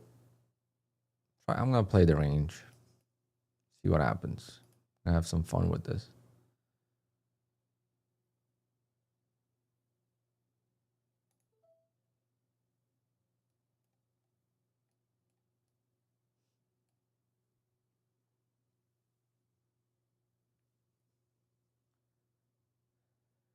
Don't do direct funded with Elite Trader funding. The only way to get funded with Elite Trader funding, to me, is with their beast challenges, which is like they do them randomly, and I think the best way to do it is by being in their Discord, or you have to be signed up to their email list. But basically, you could pass, let's say, an eval with just making. Last time they had an eval with $700. You pass an eval for $700 in profit. That is my favorite way of passing Elite Trader funding. Otherwise, I don't really recommend them. You get put on live so fast, and they're good milking prop firm. You know, you can make a few grand, but is it better than Tradeify or Lucid or Bullnox? No.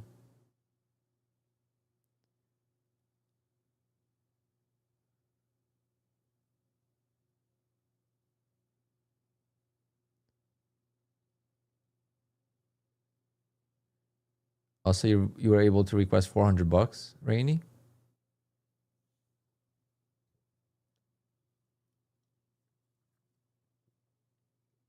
That's actually not a bad idea. Just to pay yourself for the account, at least, right?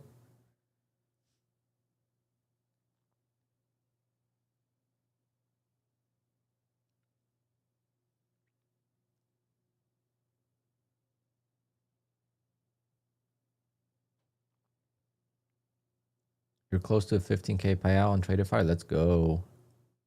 Tradeify is good with that. They did make some changes. We'll see. How long did ETF? How long after ETF put you live? 11,000. I've had a lot in my accounts.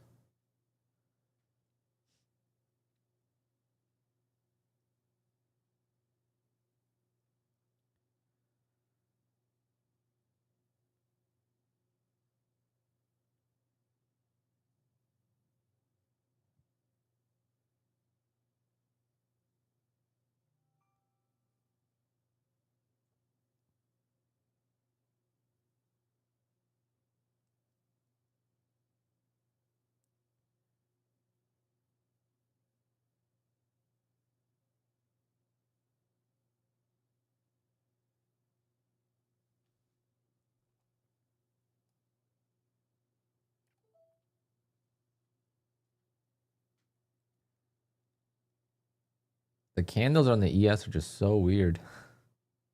So thin.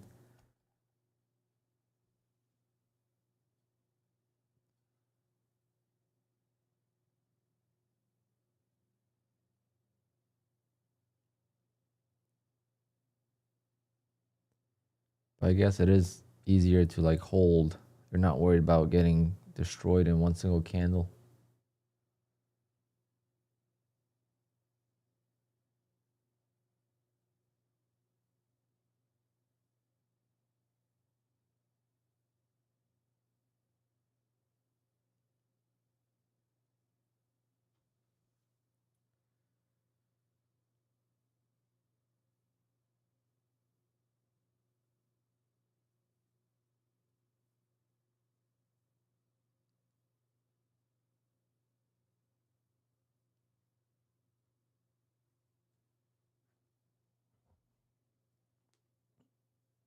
Yeah, I'm gonna try to pass some evals.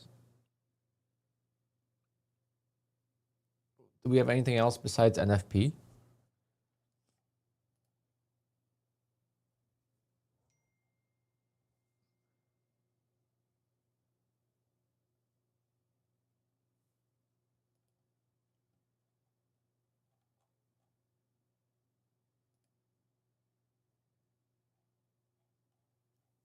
See what we got.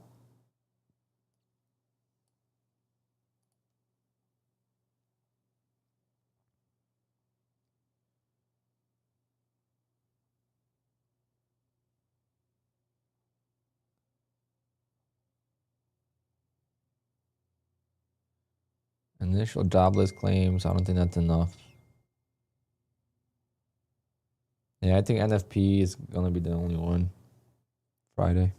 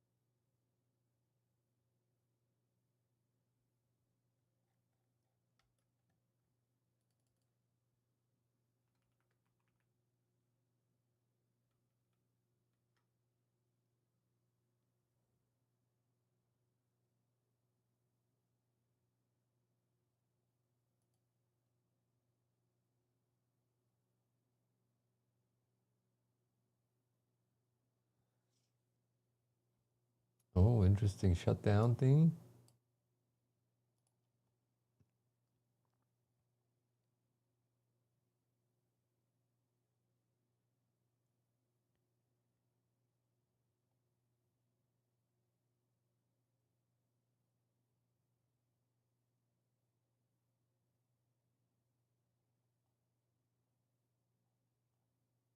When would it get shut down?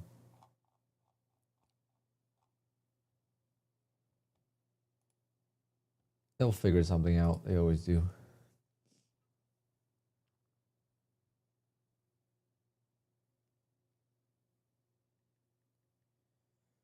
Whatever they do, let's just bring some volatility to the market, please.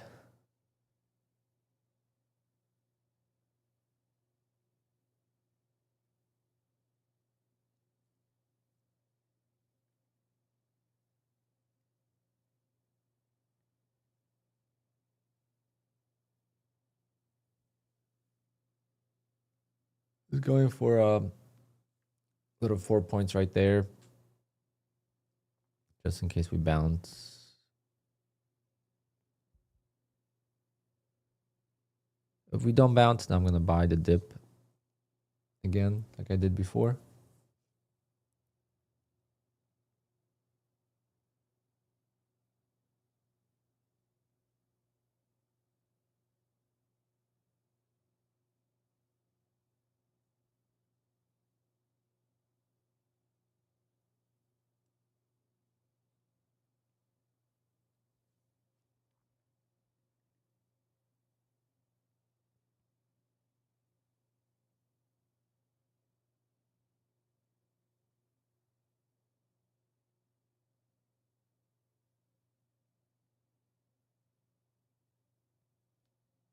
Well, that was brutal. Tick away. One tick away.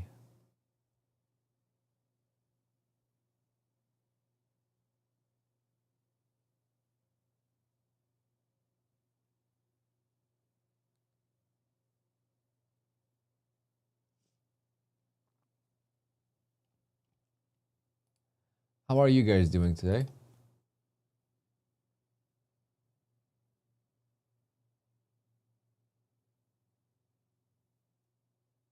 Who's green? Painful day for me. I don't know. Hopefully it's the last day of the month and the misery is over.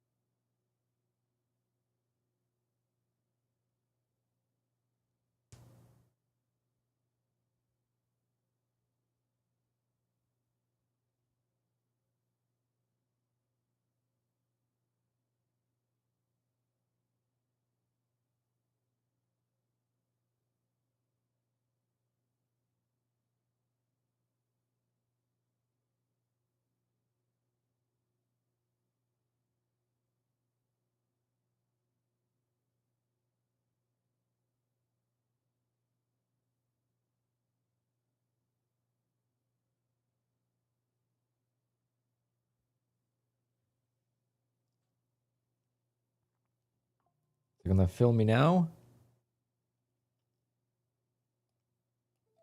I'll go for an extra.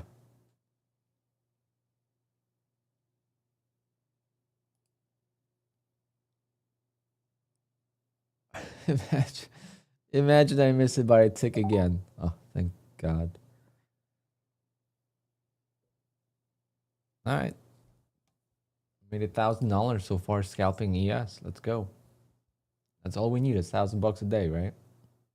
Just gotta do it across all the accounts.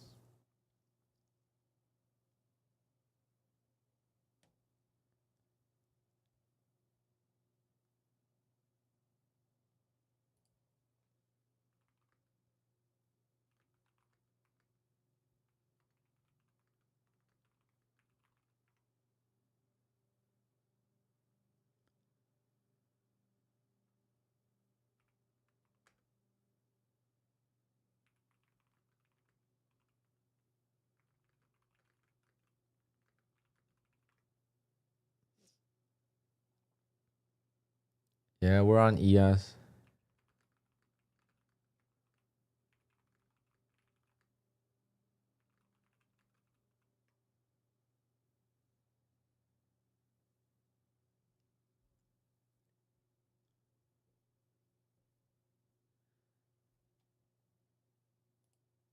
We're gonna place a buy down there.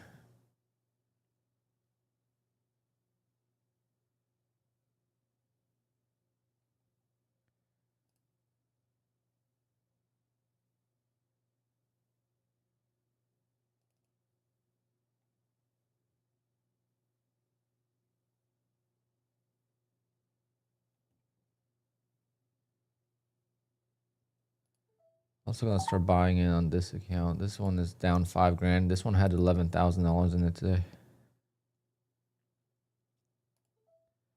So gonna be a little bit more aggressive on this one.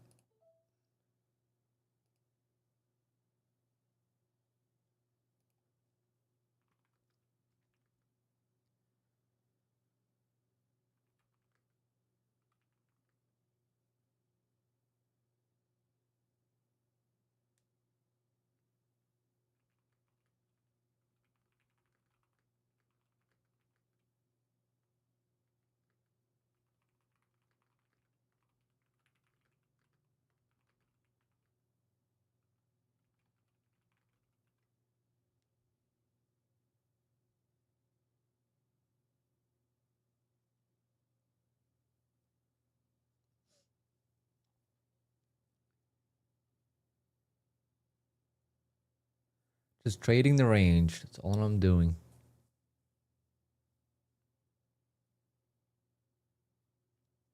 Obviously, I started this early because if it doesn't go lower, but I actually want it to go lower.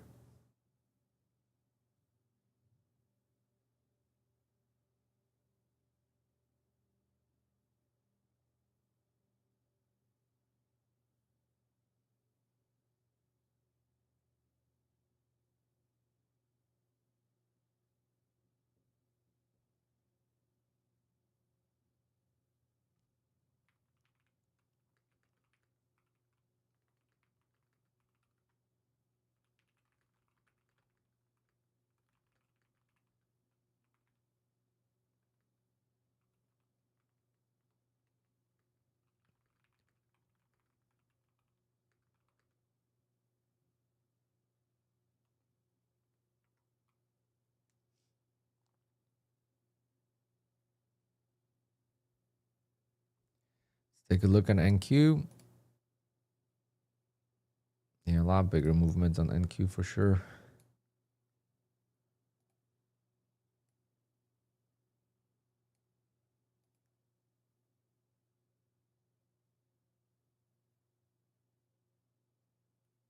Yeah, I guess being down 1200 after being down 4K is not bad. If I could get this account down 2500, I'd be very happy. From down 5000.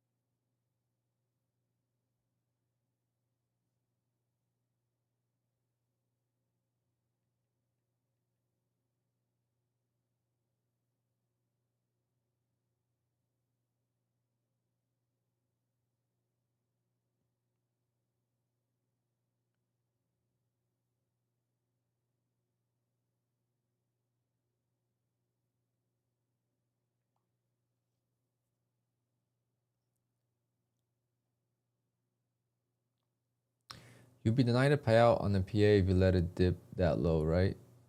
How low?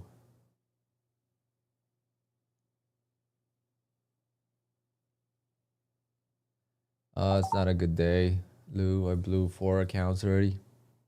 I had an issue with data, so I had to log out. So I deleted the account already.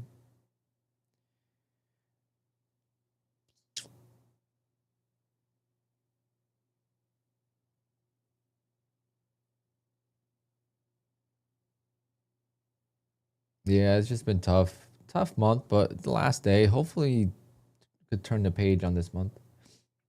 Like under 800 on the 50K Apex, yes. If it's a brand new account, yes. Rhythmic issue? Yeah, it was something with Rhythmic. I didn't blow the accounts because of Rhythmic, but I had to log out and log back in because if you rewind the stream, you'll see me be down on 5 accounts, but one has, a lot of cushion. This account, you can see I'm down $5,000 on it. Well, this account's still alive.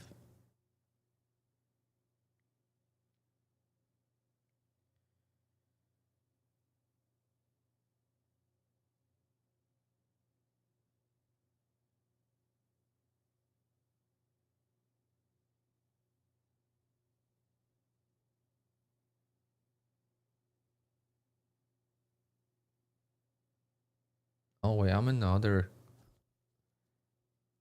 long too on the other one already. Let's go.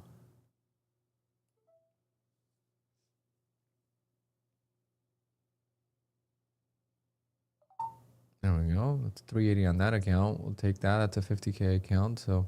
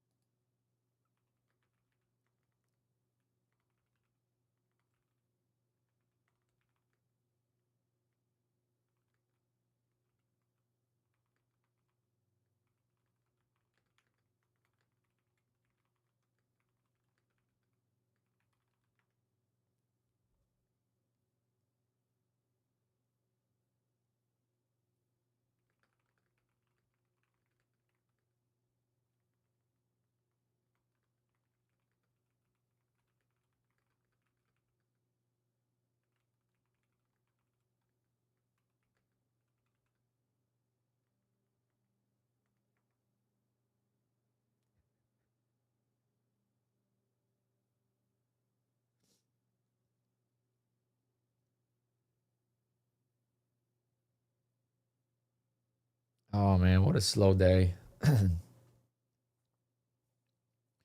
But hey, last few trades, I finally made some money. So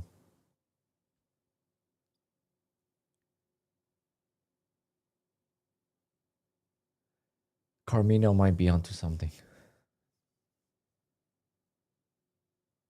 especially on these slow days.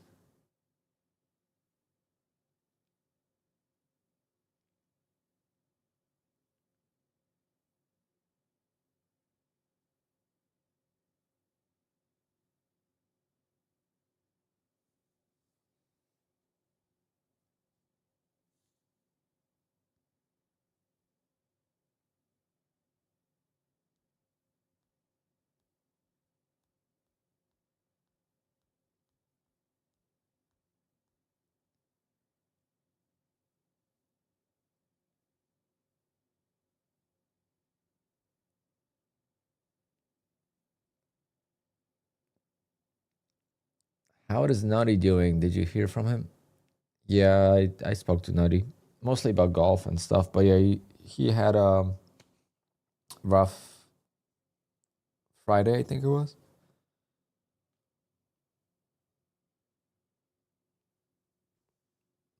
So he's trying to pass a couple evals.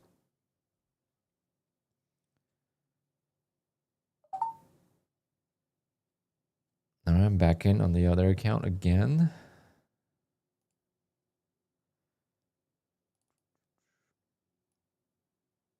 Make another 150 and I'll be done on this account.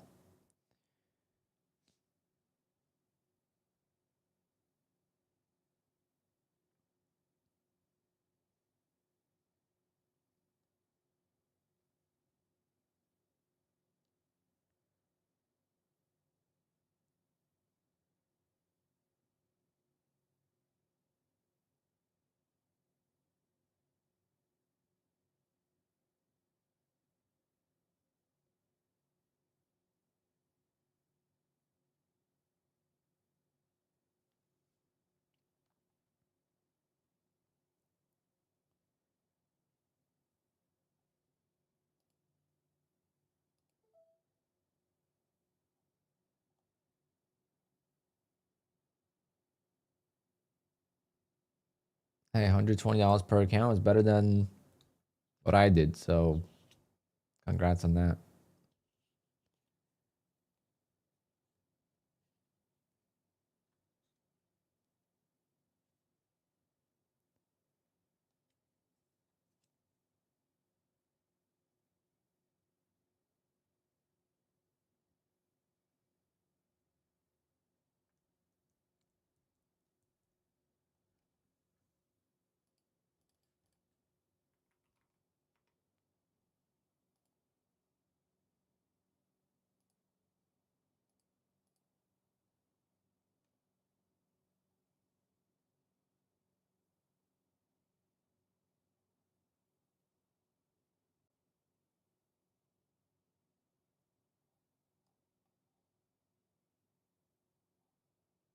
Whoa. What just happened?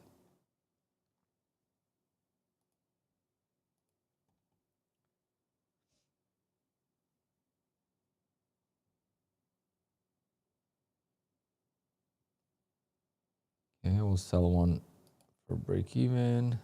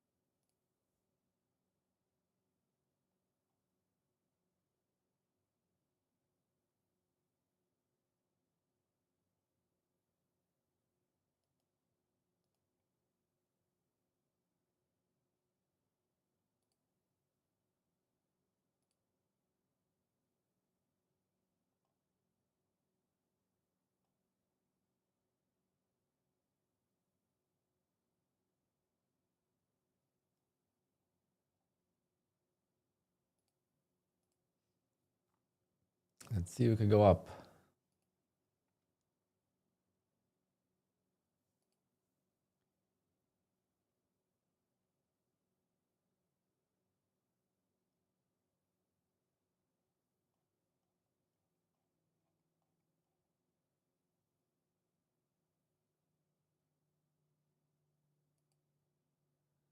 Very nice.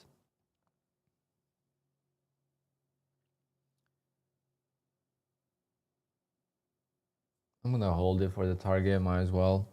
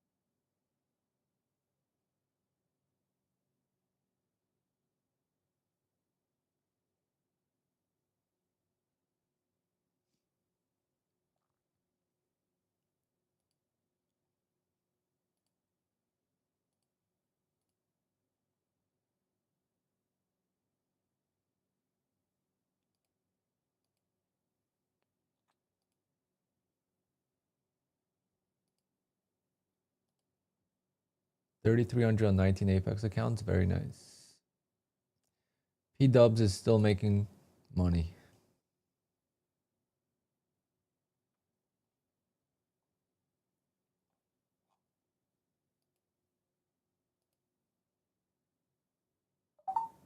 There we go. 634. We'll take that.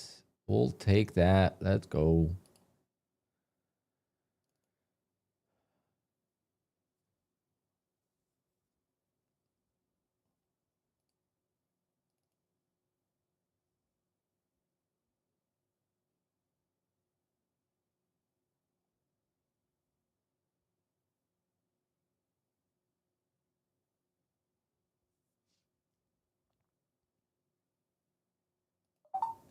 Let's start one here too. Just again, scalpy scalps, and then we're gonna add if it goes lower. That was a big bounce there. We might retest the highs again.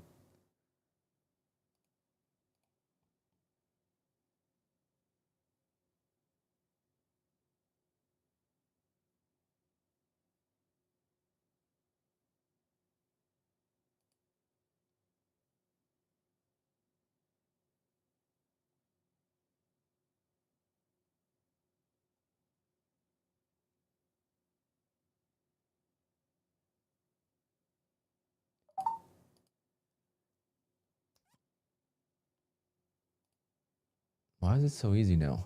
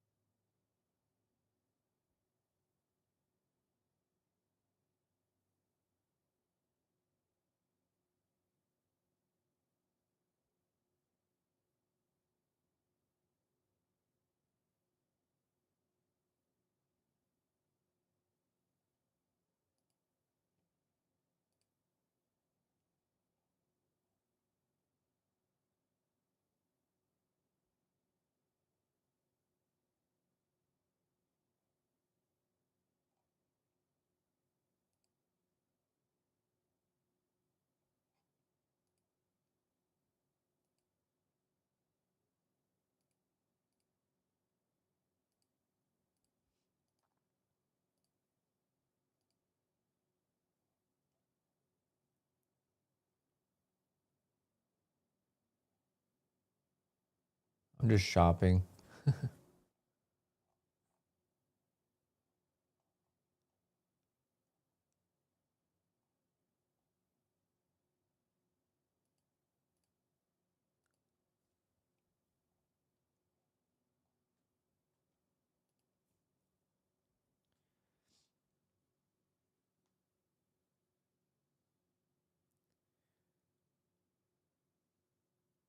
Got a long ways to go on this last one, but that one I'm gonna hold longer.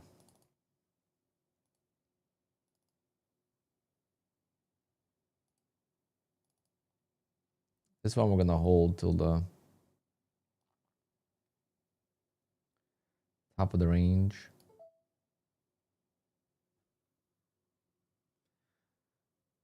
I'm gonna go get another Red Bull because now I'm gonna be trading for a little bit more. I'm excited for this scalping on ES.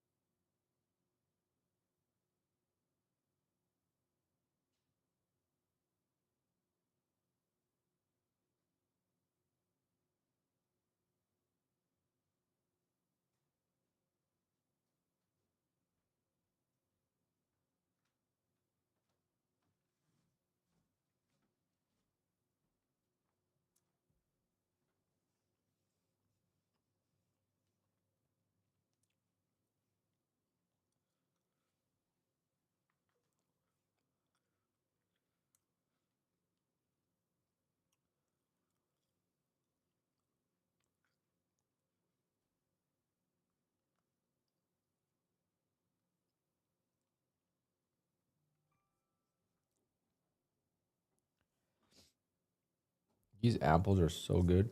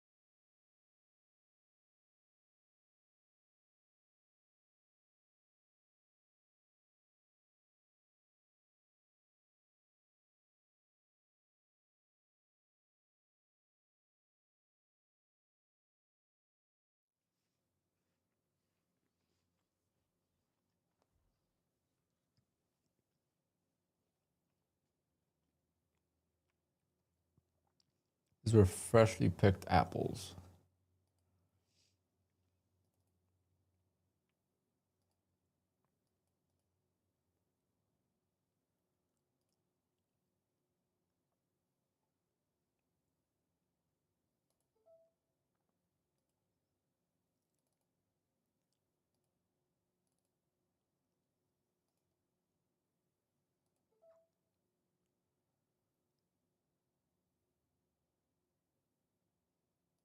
Just placing orders, different levels.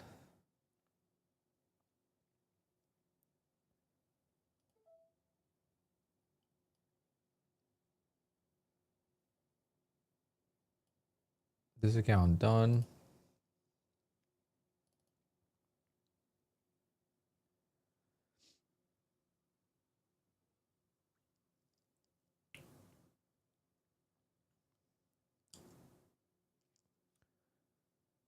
My sister picked them with my niece and nephews. Nieces and nephew, I should say. I did not participate in the apple picking festivities, but I was busy playing golf and working.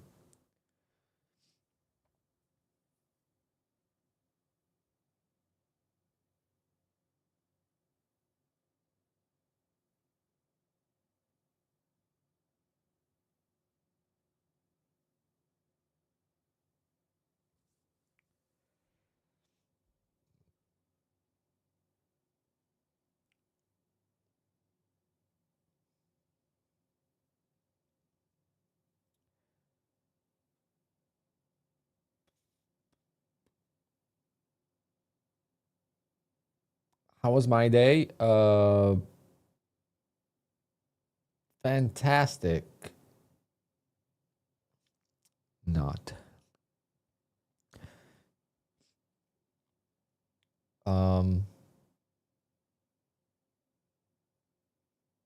Couldn't really be much worse, to be honest.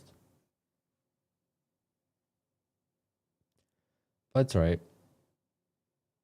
As far as trading goes, right? Trading is only one piece of life. This month has just been so bad. I'm excited for a new month. I gotta slow down. I gotta get my mindset back straight. I gotta just focus on getting accounts over safety net again. Type of things I used to do back in May.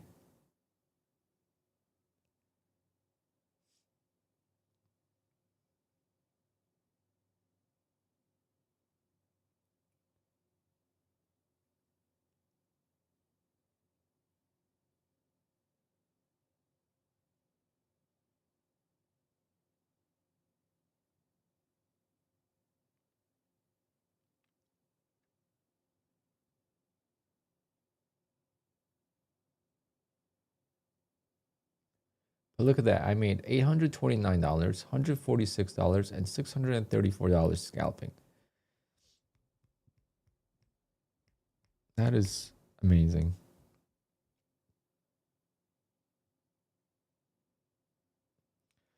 You're missing a chunk of accounts? Yeah, I blew 4.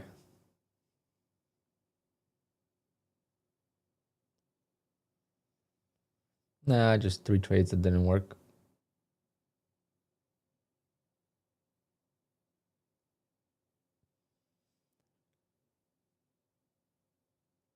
I risk like 1,500, 1,200, and just got pissed off because the market played me like a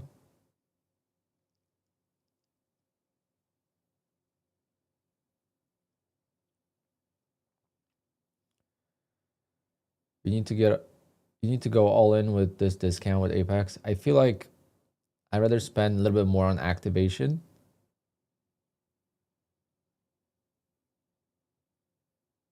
but have a higher chance of passing, if that makes sense. So I'm gonna try to pass on NFP on Friday. I am gonna get more evals tonight though. I have some evals though.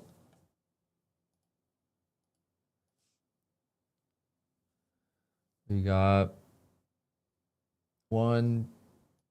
Can you see that? Let me fix this. Why can I make that smaller?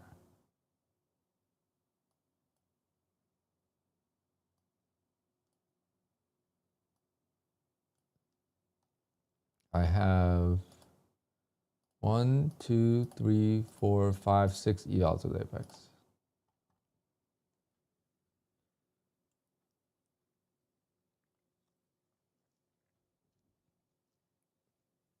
Well, like I blew the 5 accounts today. I'm gonna have that 80% off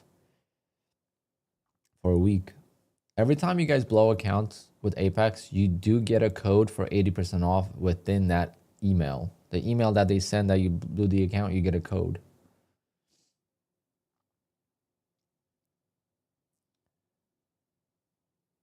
Yeah, the government shuts down, yeah. But if it shuts down, there might be some volatility in the market, no?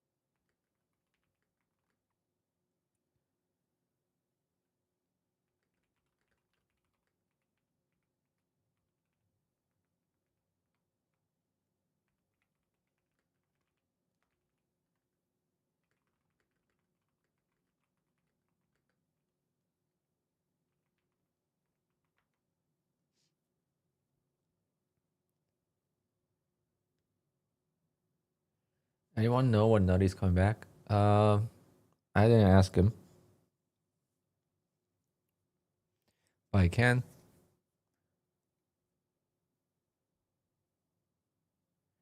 Nutty's going down to Florida. I think he said in 4 weeks or 3 weeks. 4 weeks. November. I'm definitely gonna fly out to play golf with him a couple of times in the winter time.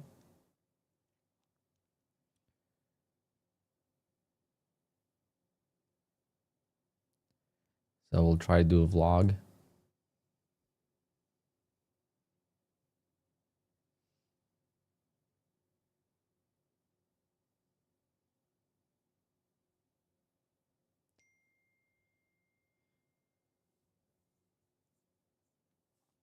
It's very, I'm not saying very rare, but it's pretty rare that me and Nutty both have a hard time at the same time.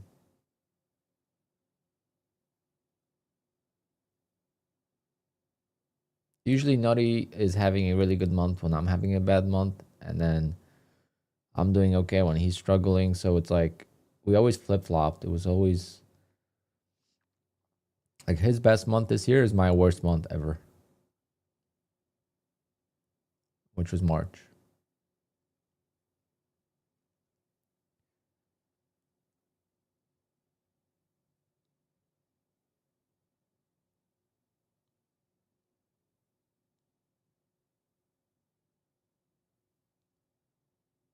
Yeah, Q4 starts tomorrow, guys.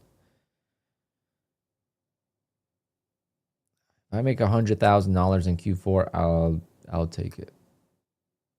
I'm saying it right now. So if I'm making 100,000 next 3 months, I'm gonna be happy with that.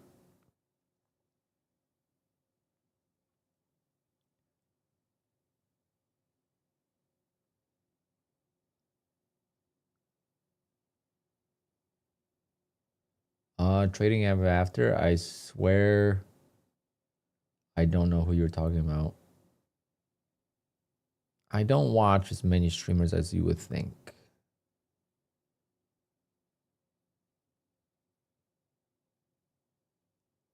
I actually don't watch anyone besides like I don't watch anyone besides like I'll tune into a couple streams here and there. So Nutty stream, Pine Tree, 0 Day J, I'll pop in. Who else was I in recently? Luna trades. Slade streams on like random time. I don't know if he still streams actually. I don't know if he does it privately or not.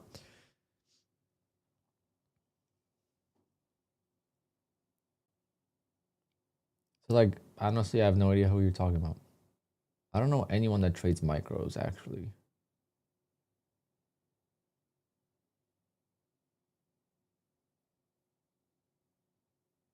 $54 micros.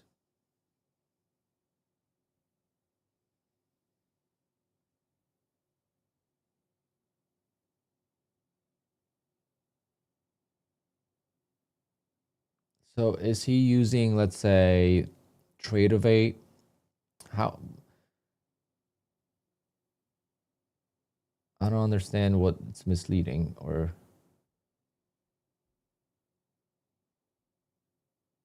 But Dominican Trader, you're not a streamer, are you?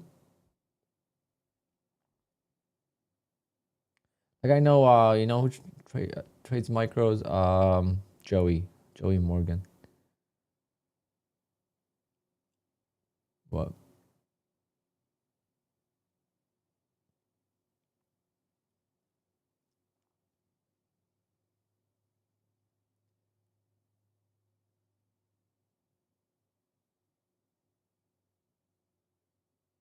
Oh yeah, not not he trades micros. Yeah, that's funny. Yeah, I don't know. I don't know who you're talking about though.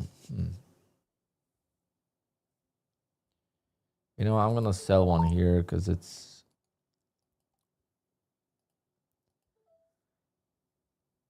been a while. I'm up $700 now, so you know, we'll take that.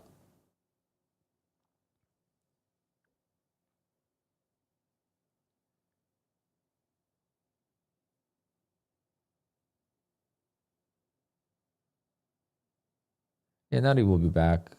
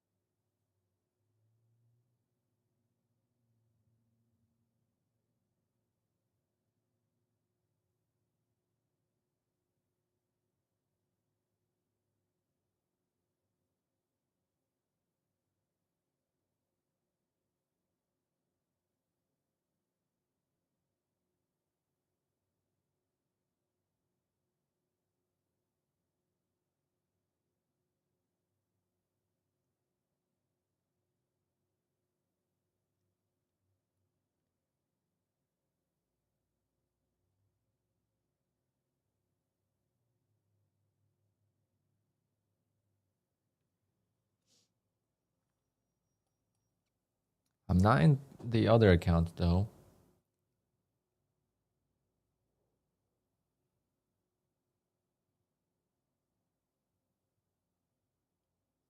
And I have FOMO not having any contracts on the other accounts right now.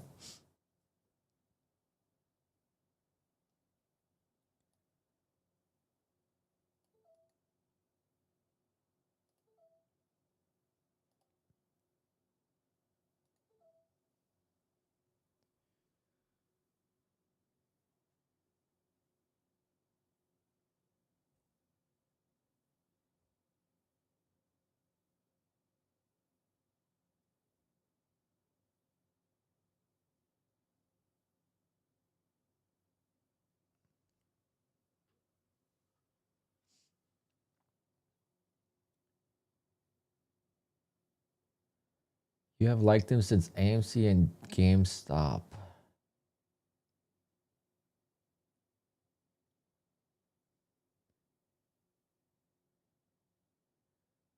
The, does does his last name end with an S?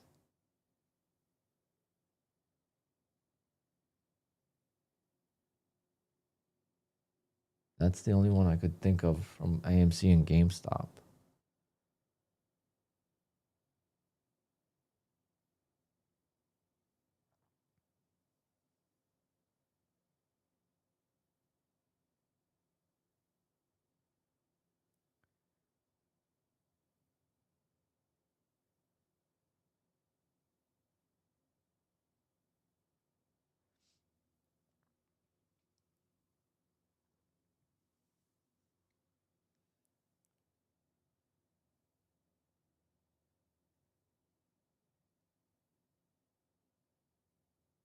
Nico, I don't know who that is at all. I've never heard of that person.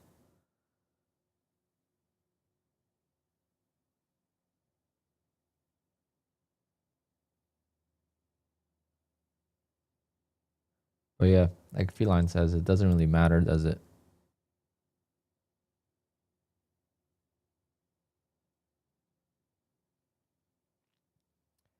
It doesn't really matter because nothing affects your own money. Like, who cares? Like, if you don't like it, just don't watch, you know?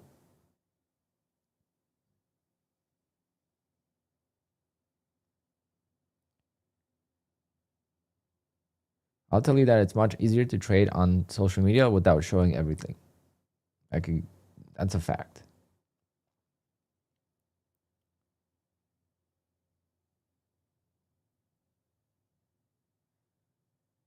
That's much easier to trade. You still, you know, trading is not easier, but mentally it's easier. Like, you know, sharing. Part of the worst things about trading losses, like me losing today, it's not about losing the 5 accounts. It's about having to tell you guys that I lost 5 accounts.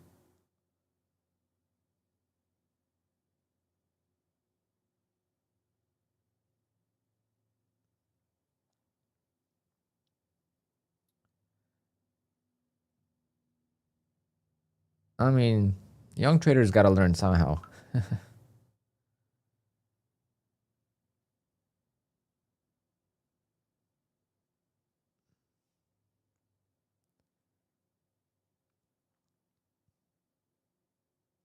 Social media is not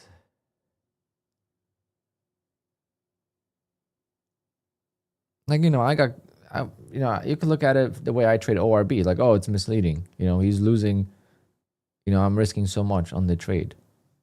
How is that misleading? If I'm doing it, you know, but people have said that.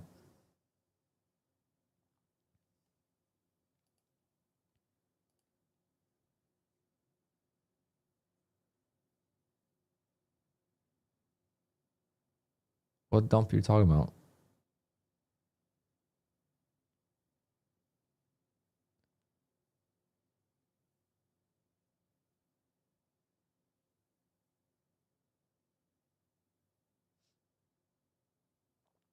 Time invested.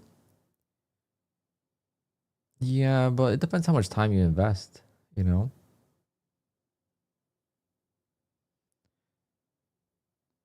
Um, I would say yes, but what I look at it is I made 6 figures every year pressing buttons.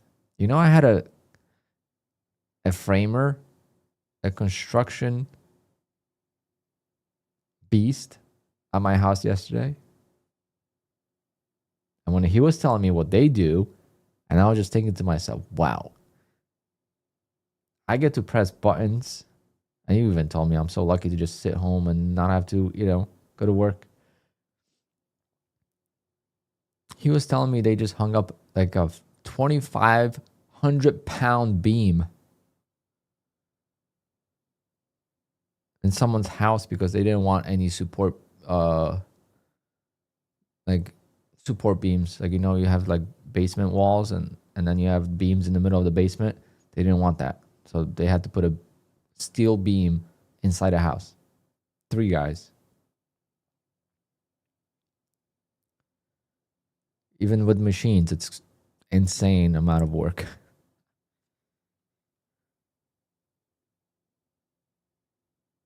You know, so when you look at time wasted, you got to look at it in the grand scheme of things. Am I wasting my time right now? No, because I just got paid $50,000 in August.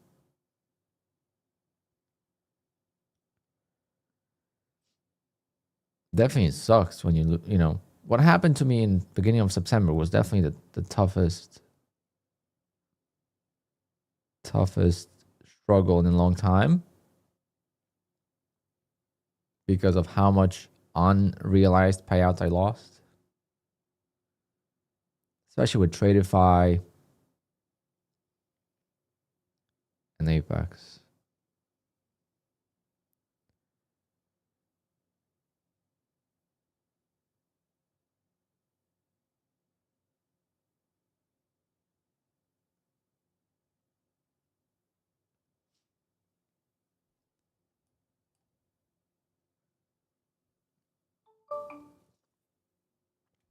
Would have been nice to take profit there, but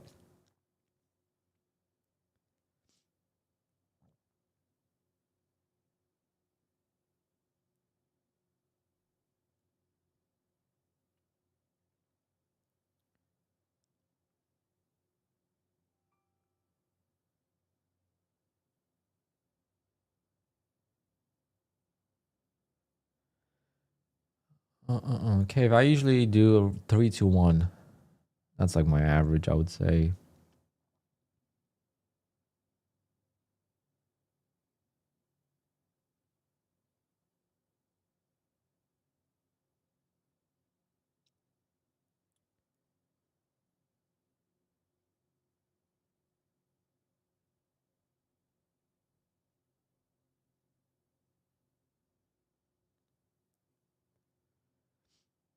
But today, one of my biggest mistakes was using a stop loss early on.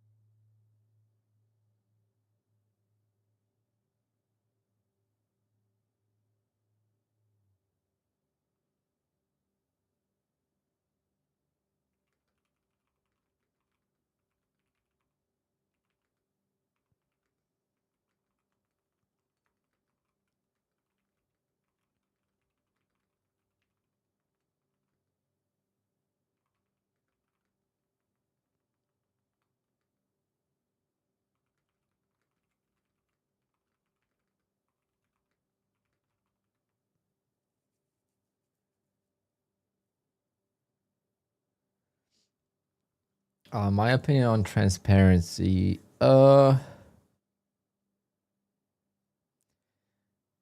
I'm not the police. I can't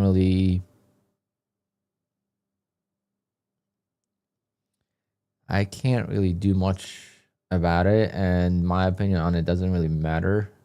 I do understand why some people hide certain things because it's just mentally easier. The trolls are just insane. I mean, if you have a bad day, the trolls are just so bad, especially on the bigger scale when you have a bigger channel. I can only imagine what it's like. So I don't know. I don't really care if someone's transparent or not, as long as they're not saying they're transparent.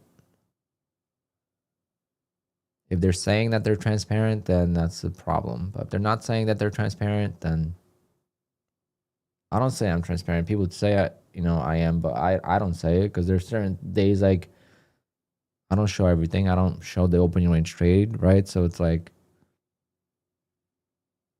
I just stream for fun and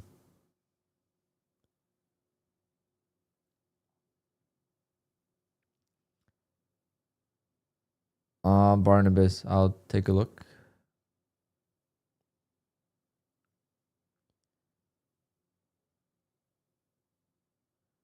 Pine Tree, how was your day? Better than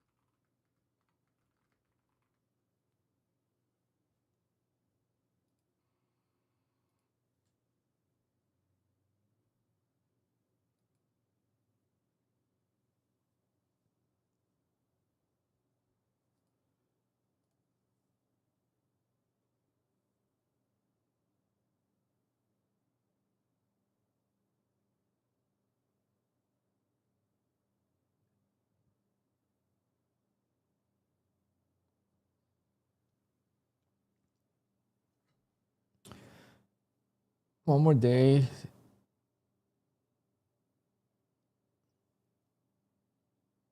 Four payouts. Very nice.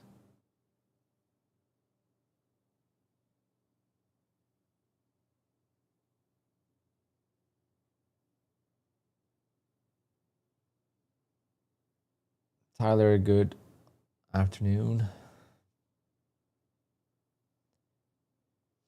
You and Nutty are more real, but that's just our preference. I mean, it's, you know,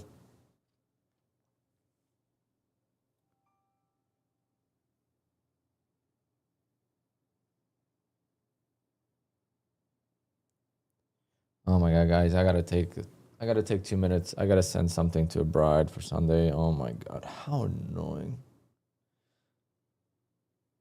I'll be back in 2 minutes. I just gotta go on my other computer and do something.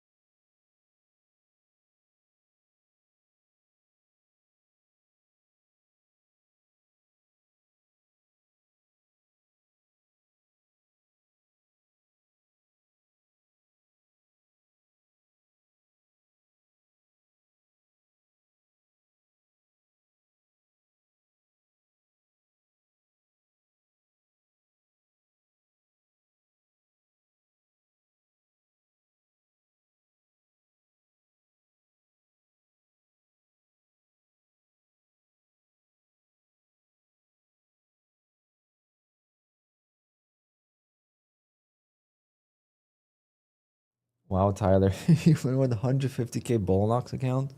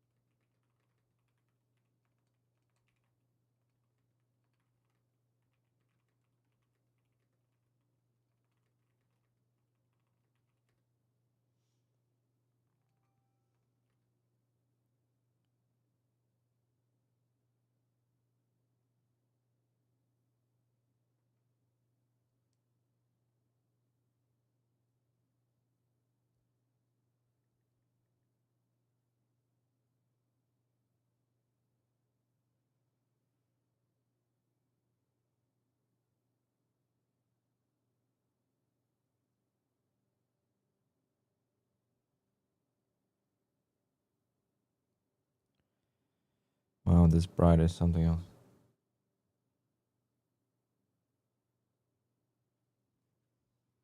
One second.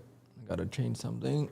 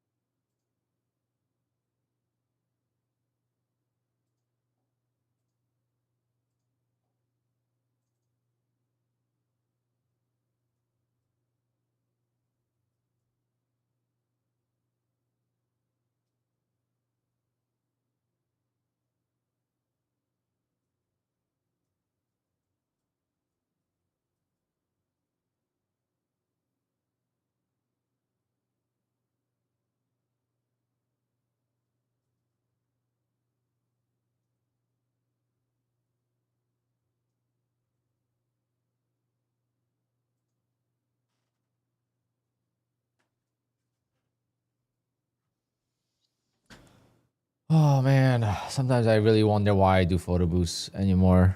That's just so much work. But yeah, the live accounts on Ballnox, they go based on your account balances, or do they go based on your account size? Because like with Elite Trader Funding, it goes based on the account size. And I had the 250K accounts, which have 6K in drawdown. So I was live with 18,000.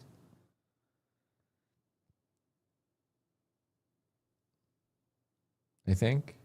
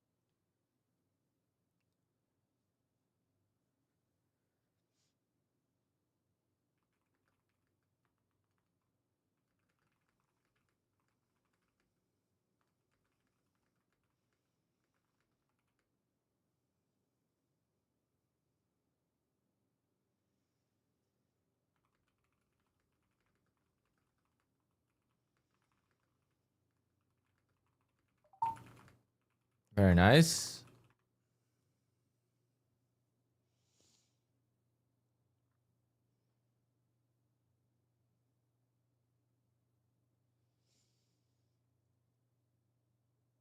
It's like 1,500 bucks. I think I made on this. A little bit, something like that. Why Apex restriction to buy an eval? If you got that, then you might be banned from evals. Not sure why, but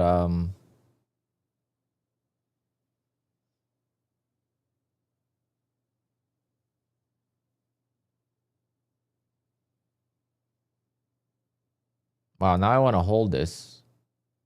Should I hold the one contract?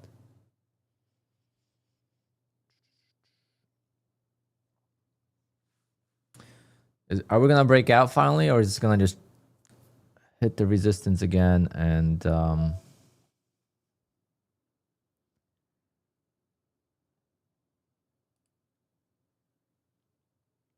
yeah, NQ is so different than ES. Oh my god. ES is almost at the high. NQ is not even close.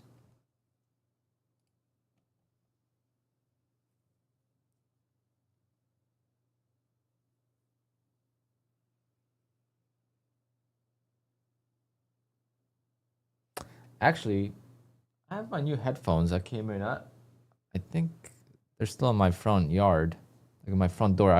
I don't use my front door, and sometimes Amazon leaves packages there. So I got my new DJ headphones because same ones as I had, but I'm gonna see if they work. Hold on.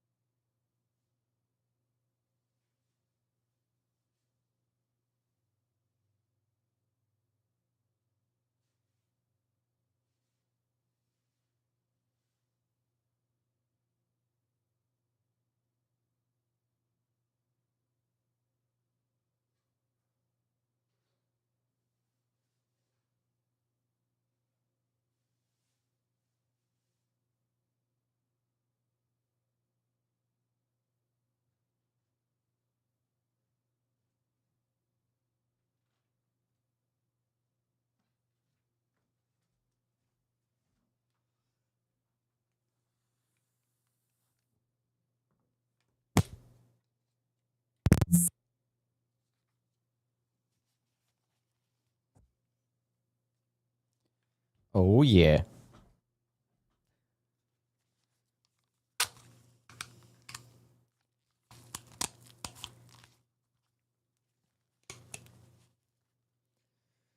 Play some music. Oh, we need the Alpine beat. Oh wow, this sounds so different. Holy shit.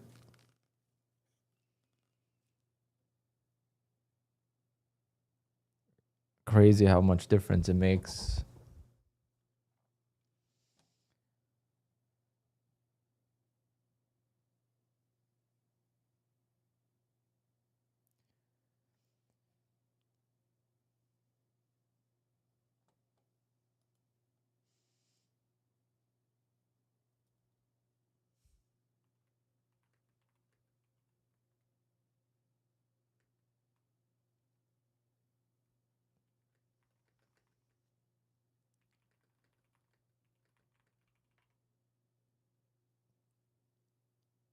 Yeah, DJ headphones. I have the same ones. I bought them like I've had them for like 12 years.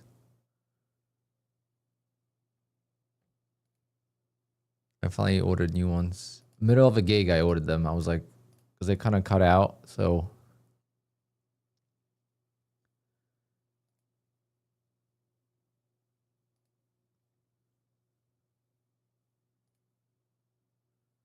oh man, what a day. What a day. At least I made some profit. Thank you, Carmino. I don't know if Carmino is still watching, but these are so comfy too. I think I'm going to start wearing them on stream for a little bit. They're so much easier to take them off. Putting the other ones in or takes too long.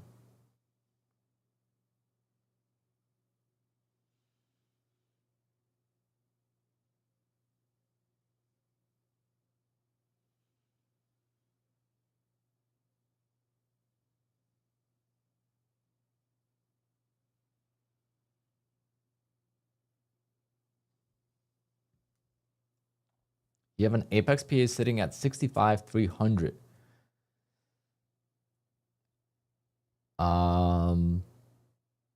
When are you able to take a payout? That's sick.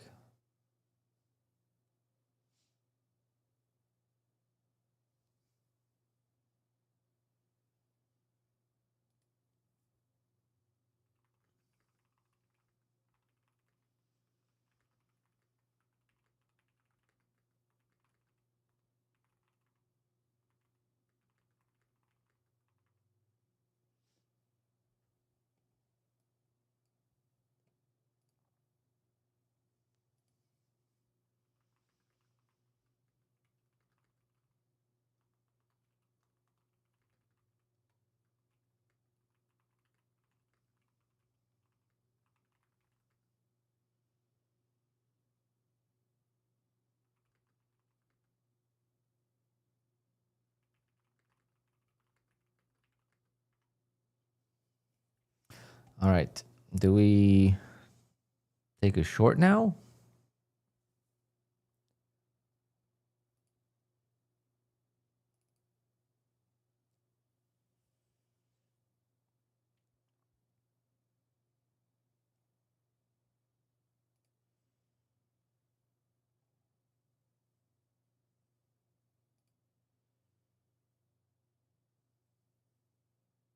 The chop is real, guys.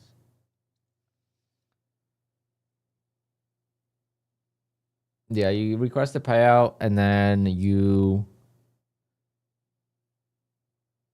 have to trade for 8 more days. Technically 5 days, but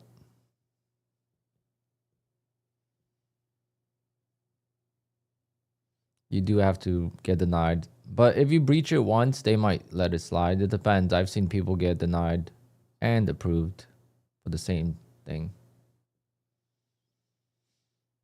I wonder if they look at it differently if you request $500 on the 50K account versus if you request 2,000. I don't know. But now I want to activate my Take Profit Trader account for tomorrow and scalp ES on it.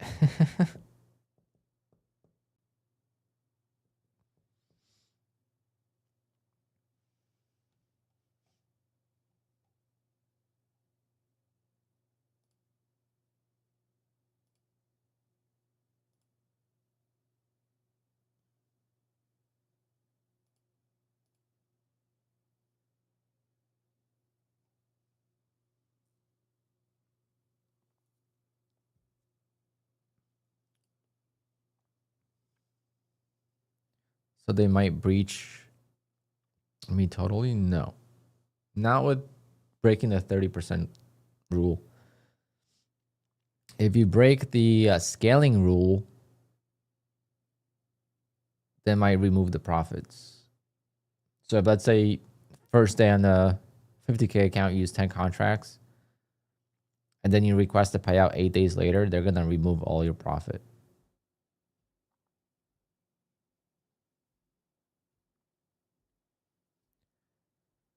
because you gain advantage by using all your contracts, growing the account, and then sizing down after that.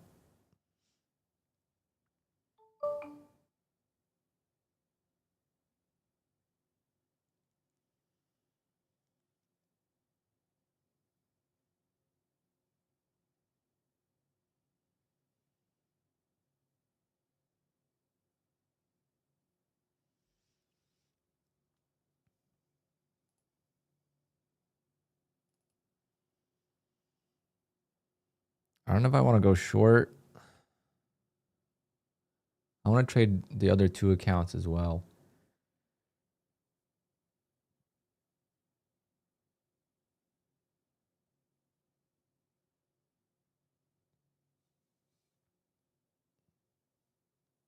The overall drawdown is very rare that doesn't get caught.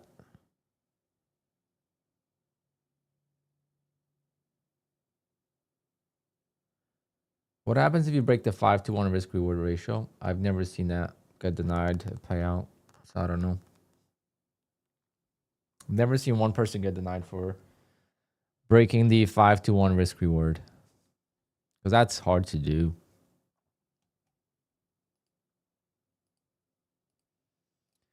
Or it's hard to do without breaking the other rules first. But this wire is driving me nuts. Hold on. Can I use this? Hello? Oh, yeah.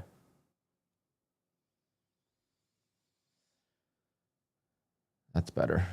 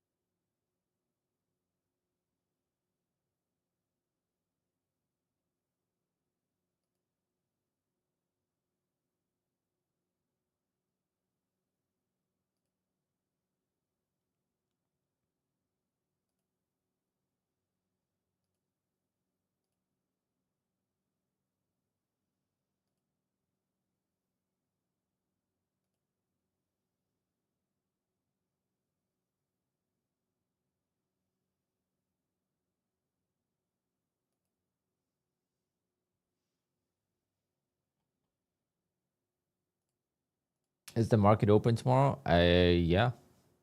I don't think they would shut down the market if the government shuts down.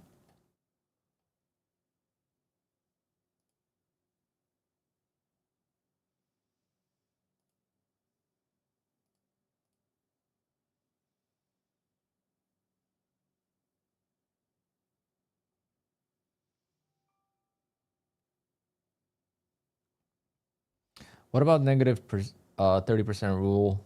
If I didn't follow the rule, they will just deny the payout. And after first denial, if I follow the rules, I could get a payout. Yes.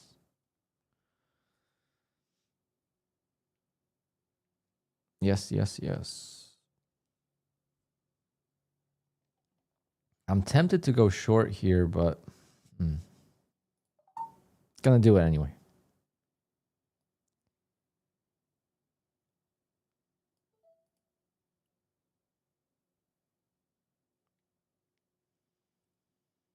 Just want to get all my accounts traded.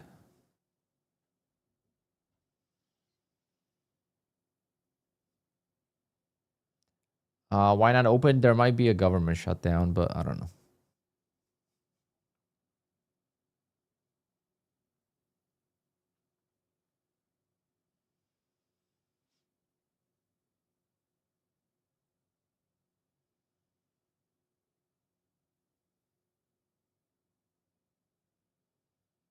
Is my fund the futures good? Yeah. They have like one contract limitations and stuff, so it's not ideal, but at least the accounts I used to have.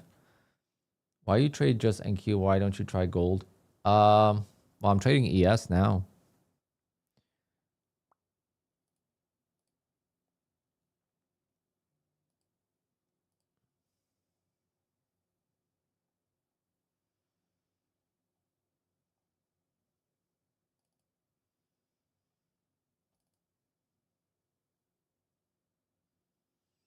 Gold just seems very barcodey. I don't know.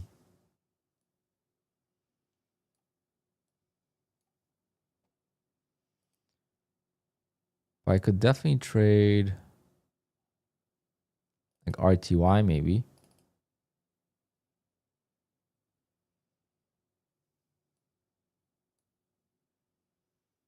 But I don't know.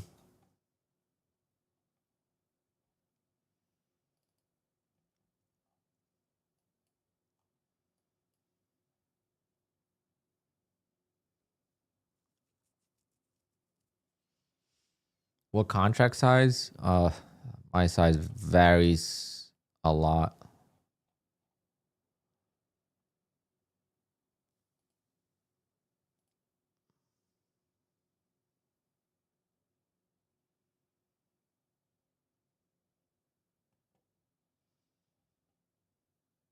It's hard to pinpoint what my size is, to be honest.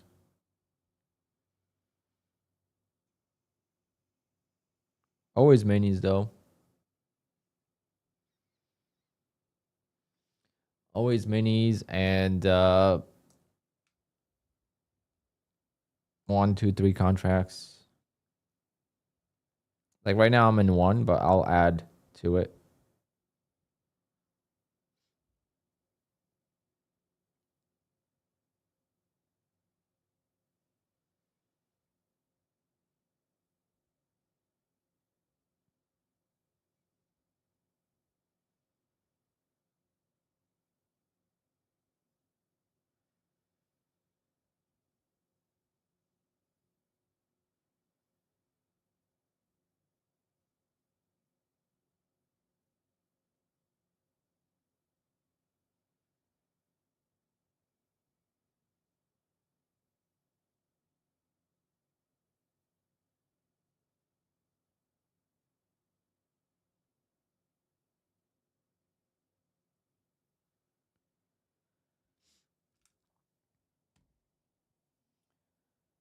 Oh man.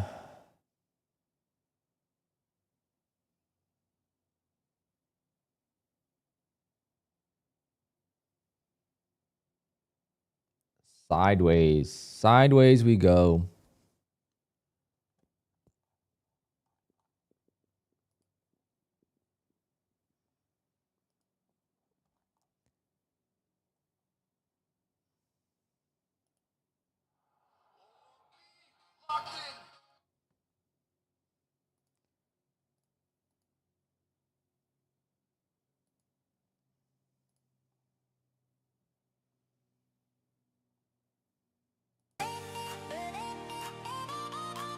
Let's see how these headphones sound. Alpine, R&B plays, take profit from the course to the charts. Let's ride. Wake up, charts up, Porsche on the T, R&B play hitting, that's profit for me. Fairway clean, wrist tight, swinging line. Birdie on the course, double up online. Tradeify live, the chat's going crazy. Alpine grind, never slack, never lazy. From the screen glow nights to the daylight greens. It's a winner's game, you know what it means. Stacking green, keeping place precise. R&B calls hitting out once but twice. Luxury grind, I was built this way. Every kick, every swing, we getting paid. He's an Alpine trader, R&B sniper, market slayer. Fairway focus, profits higher. Fuel the hustle, light the fire. Greens on the course, greens on the lane. Turning losses into gains. From the market to the stage. Alpine's built to break the cage.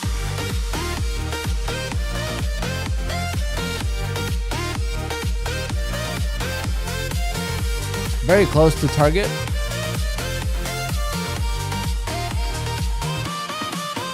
Drive long, charge tight, play by play, or be set up locking in every day. Take profit dreams, stack them like wins. Birdies on the board where the hustle begins. YouTube leave squad hype in the chat, or be play hitting, yeah, we're running that back. Golf swing smooth, market flow the same. Alpine way, yeah, you know the name. R&B play, run it up. Woo! Take profit, double up. Let's go! How do you fight trailing drawdown? Well, Alpine grind built up. you gotta take your profits, to be honest. That's the only thing you could do. And then second thing is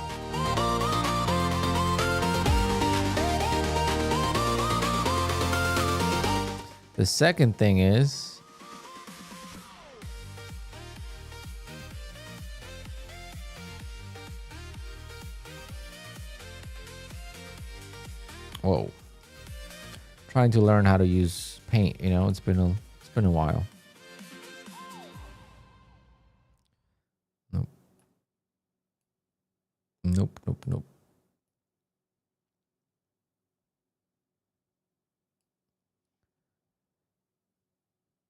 Let me see if I could do this. No.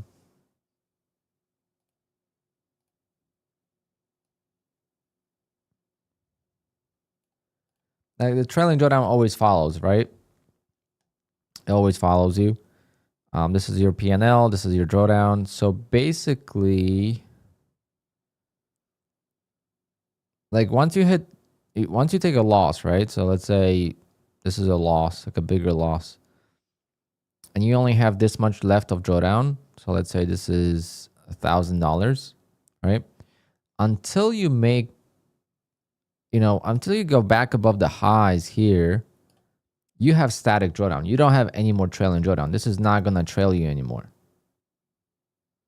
So this is not like a perfect drawing either. But basically, if you let's say have, what size accounts do you trade?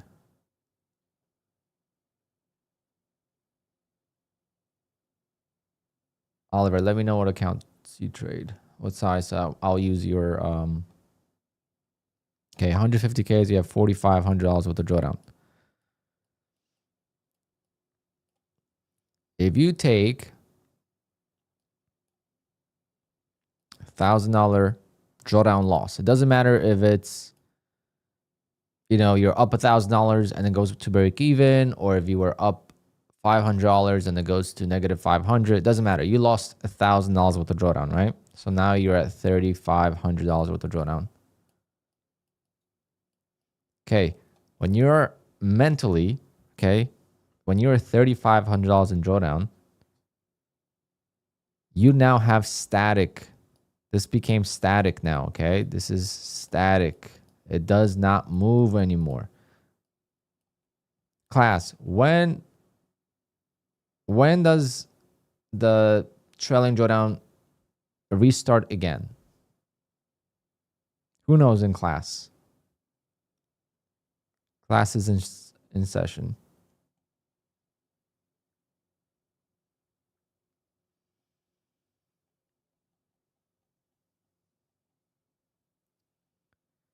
Isn't that the same with Apex and Bull Knocks? Yes. Any trailing.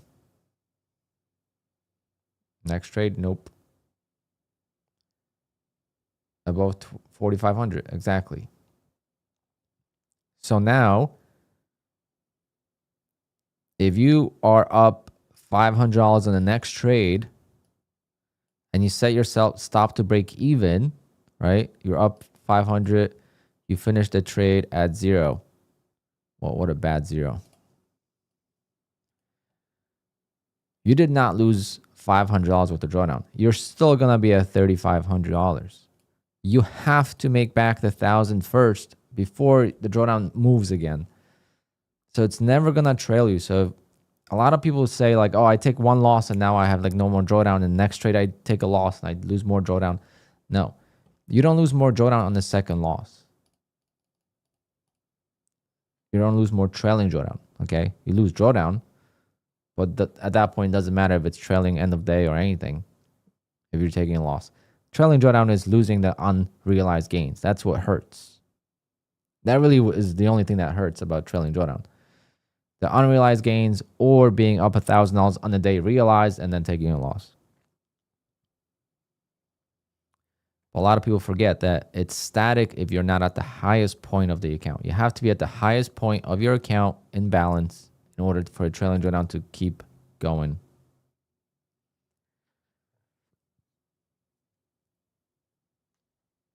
Intraday drawdown.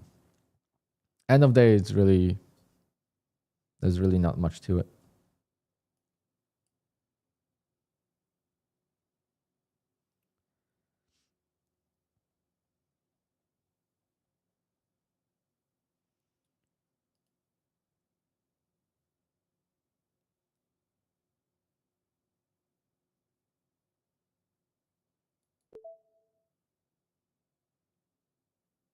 Missed my take profit. Actually, no. Take profit missed it by a point.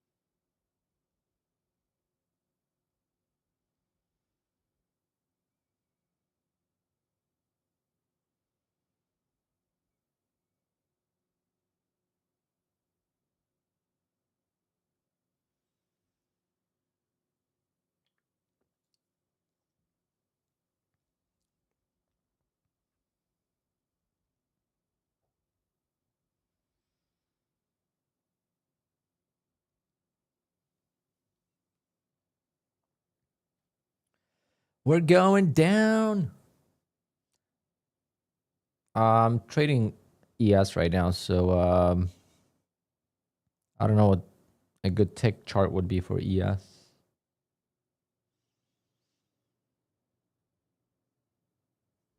Maybe 1,000 ticks.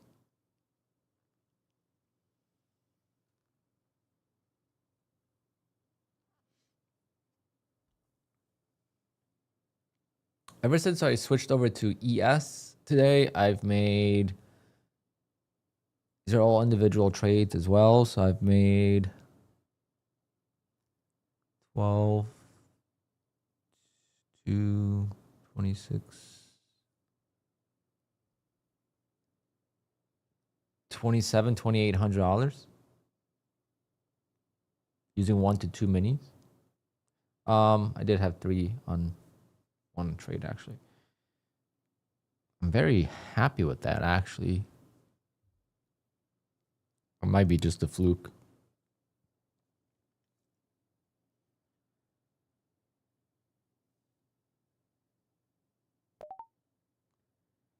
All right, out of that one for now.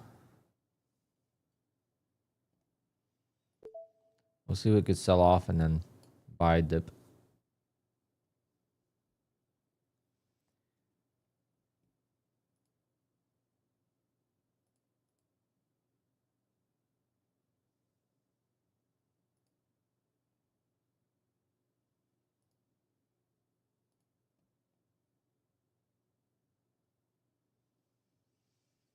Trailing drawdown is always measured from the highest value of the account. Yes, correct.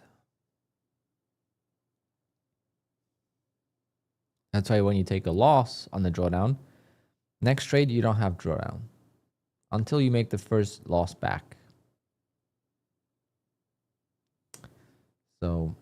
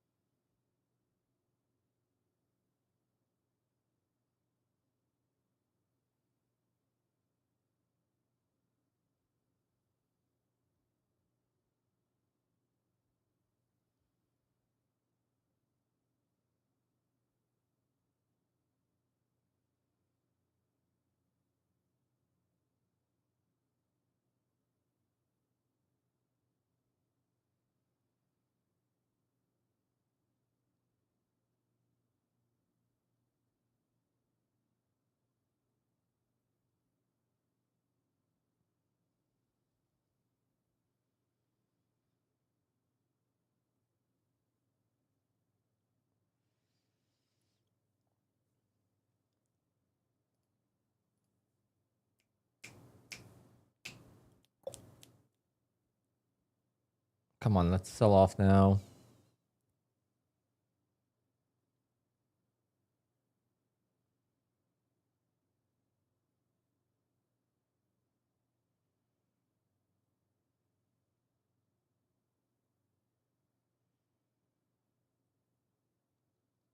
Getting very slow though, so probably another 30 minutes. And I'll call it a day and forget September. September, you know, there's a song called Wake Me Up When September Ends. Well, that is the theme song so far of this month. The worst month in a long time. What am I up year to date? Actually, that's a good question. I gotta calculate. I gotta calculate this month.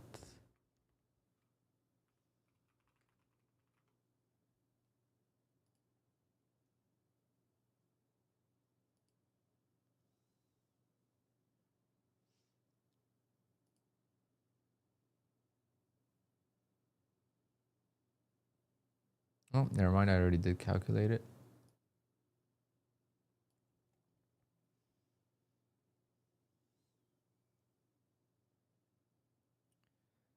September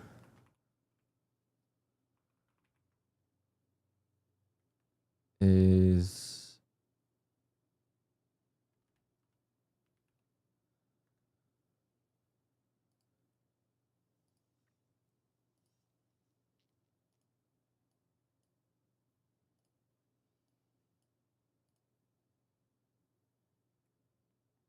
$259 on the year. So I think 300 is very within the reach. And then anything over 300 will be just going to the fees, obviously. Crazy. In what world can I look at this number and be like, ah, it's pretty crappy so far?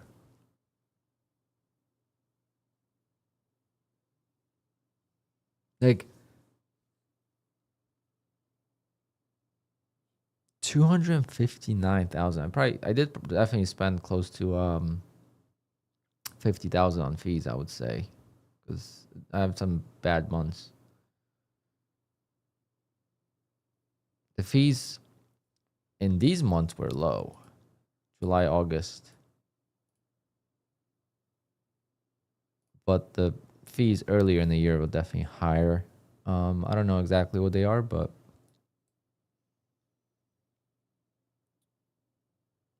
so like 200 net. Well, I'm up almost $20,000 of profit on my Robinhood account, which is reinvesting payouts. Not all of them, obviously, but not bad. No, I don't do my expenses till end of the year. I did my expenses for 2024 in April of this year.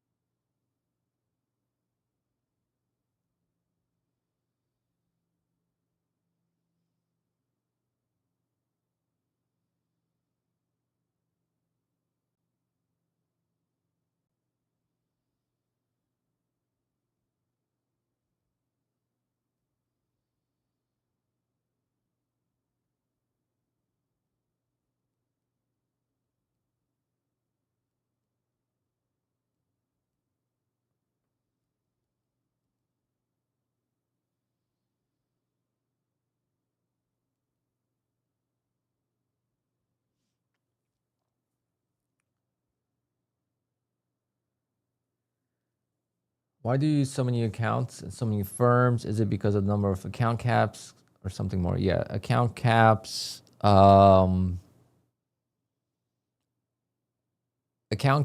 payout caps, going live, all those things. I mean, when you do well with trading and you have, most prop firms, you have like a $2,000 payout cap. per account per month, per payout cycle. So when you multiply that by 40 accounts, you could do that, $80,000. But what are the odds of you getting that? Very slim. But if you have 40 accounts and 20 of them get it to a payout, and then you blow 20, you're going to still make $40,000, right? So the more accounts you have, the more likely you're going to be profitable in the sense of prop firms. Maybe not trading, but it's much easier to be a profitable prop firm trader with more accounts, because if you have 10 accounts and 2 of them get to a payout, you still made more money with those 2 accounts than you spent on the 10 accounts, if that makes sense.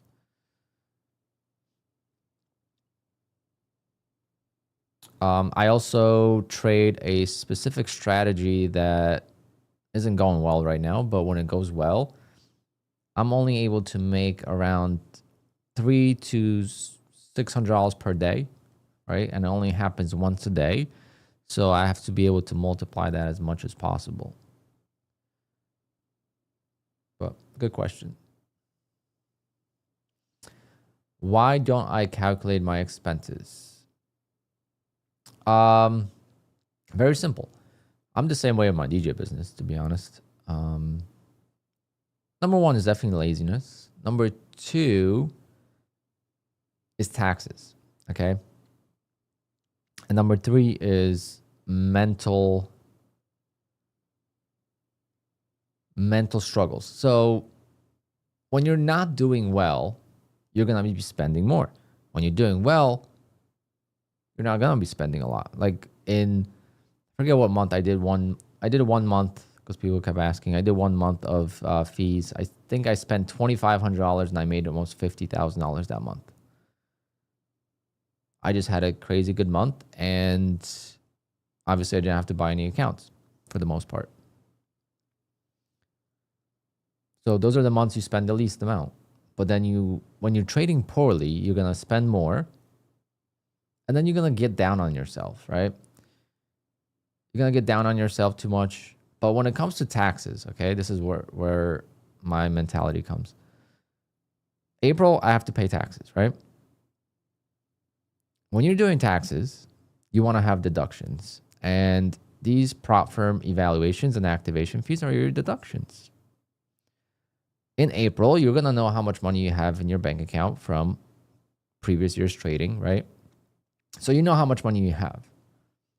Now you want to give back the least amount back to the IRS, right? You want to give back the least amount.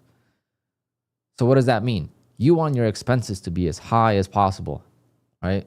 You know how much money you kept, so you're happy with that number. So now when you're doing your taxes, you want to add up all the fees and you want that number to be as high as possible, so that way you could pay less in taxes. So last year, I think it was $55,000 for me, something like that. I think it was $52,000 if I didn't count fast track trading. It was something like that. I had 2 numbers, because one was without fast track, one was with fast track, which was a scam. So I didn't know if I should count that or not. Obviously for taxes, I counted it, but it's just mentally much easier to add it up at the end of the year. It doesn't take that long with most prop firms. I think Take Profit Trader is going to be the toughest one. This is my first year trading with Take Profit, so we'll see.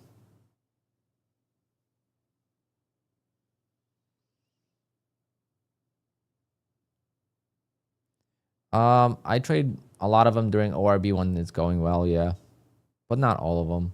I only do all of them if I don't have that many, but my goal is always to have like 30 to 40 accounts. If I have 30 to 40 accounts, I would comfortably trade ORB if it's going well, 20 out of those, 35 accounts.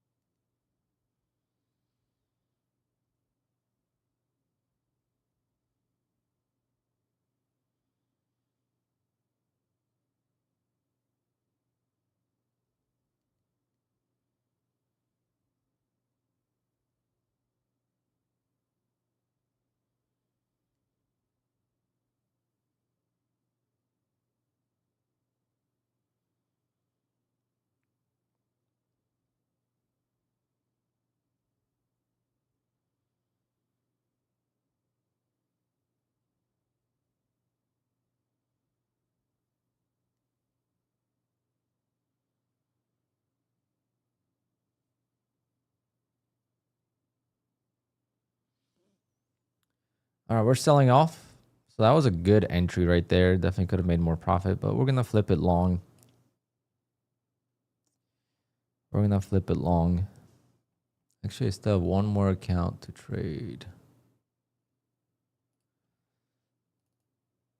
So this account, I'm just going to go long now. And then we're going to start building up every 5 points or so.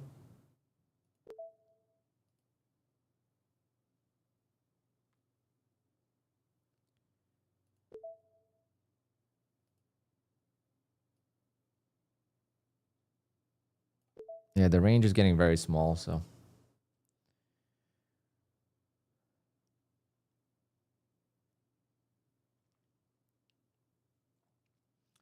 Don't know which way to choose, separate or group trading. My rule of thumb is for newer traders, so I don't know where you put yourself in. Did you pay for those accounts with payouts, or did you pay for those accounts with your job or any other source of income? Just be honest with yourself. Did I pay for those accounts by previous payouts, or did I pay for them by working a job or using my credit card, whatever it is? As long as if it's the answer is different than payouts, then you don't want to copy trade because it's too much risk involved. You haven't proven yourself that you could get payouts yet. And if you have, let's say, 6 accounts, the likelihood of you getting one payout is higher if you separate those 6 accounts into individual accounts. Okay, you have 6 more chances or 5 more chances to make a mistake. Versus when you copy trade 6 accounts, you only have room for 1 or 2 mistakes.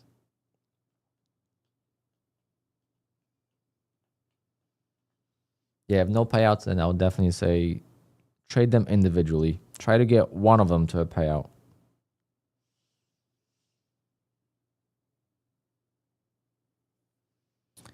Gold is 3,872.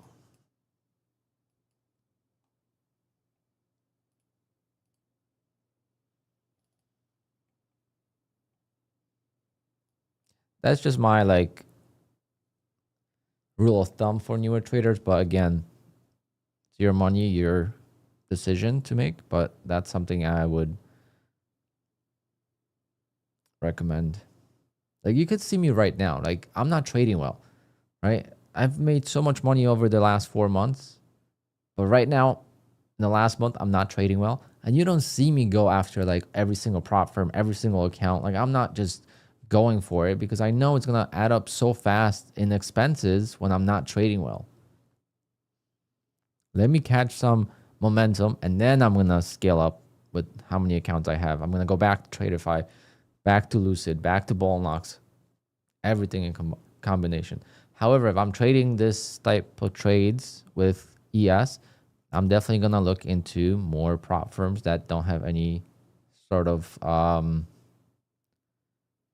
DCA rules or drawdown rules.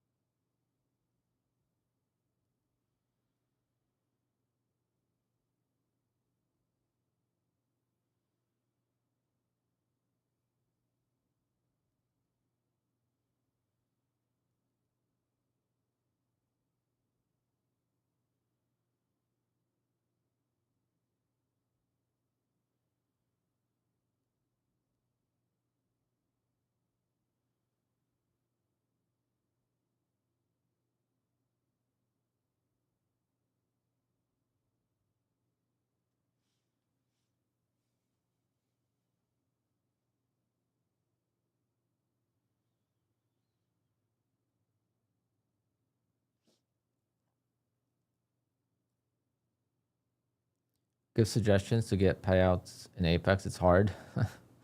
Right now, I'm struggling myself. Consistency. Right now, I'm trying to do too much too quick. I forget that $200-300 a day goes a long way.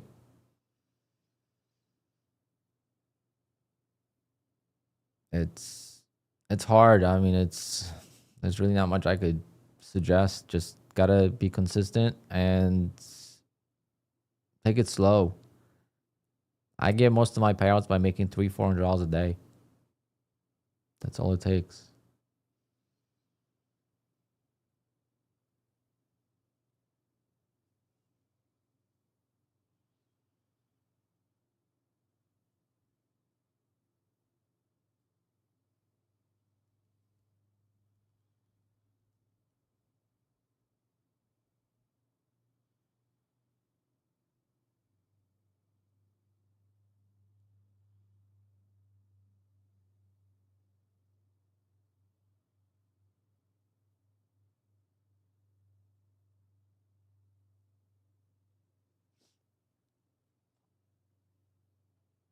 Should have stuck to the short position, but I'm stuck long now.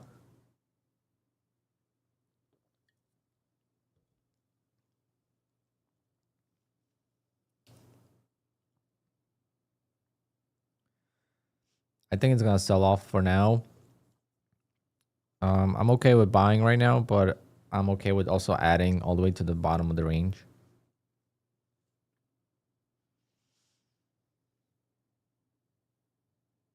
I just am long just in case it doesn't sell off.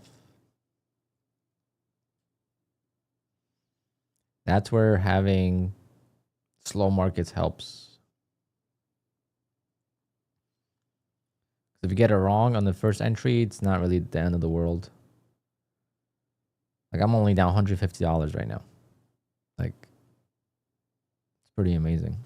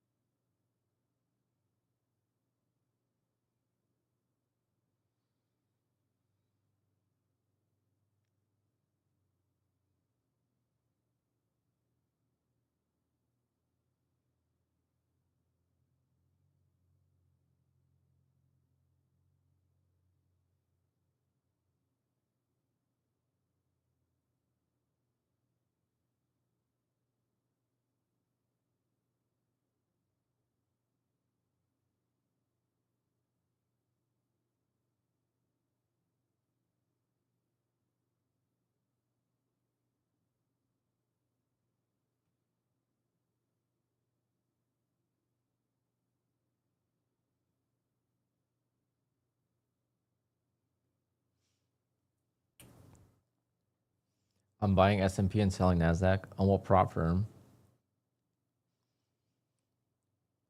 Like, I can't do that. It's not allowed for me.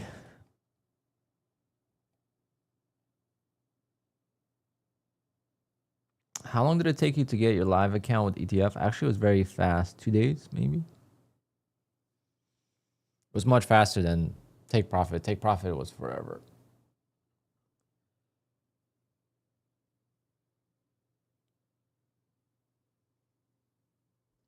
But I'm pretty much done with the ETF live. I might send it on NFP, actually.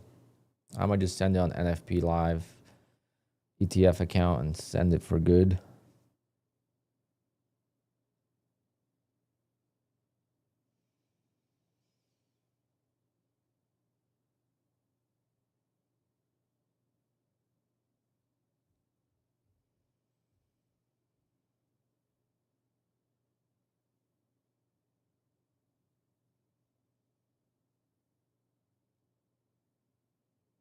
Been waiting over a week. Ooh.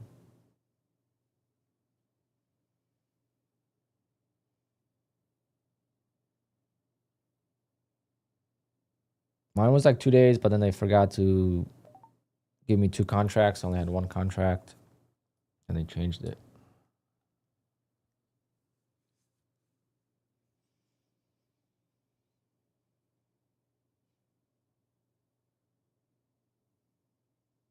Damn.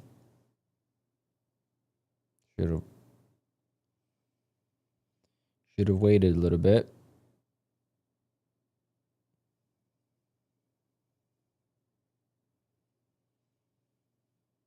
What a good short I had earlier.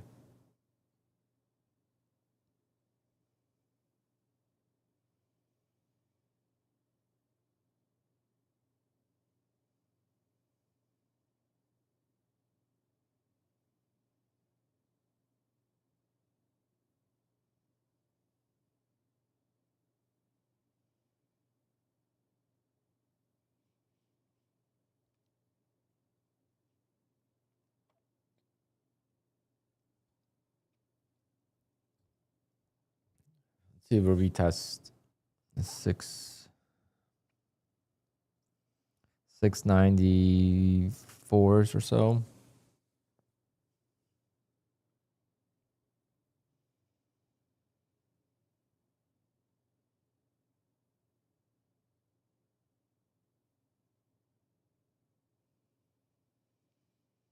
Yeah, that's what I've noticed. I mean, if it goes against you fast, it's gonna go against you fast too, though. But you have a lot more room for error for sure.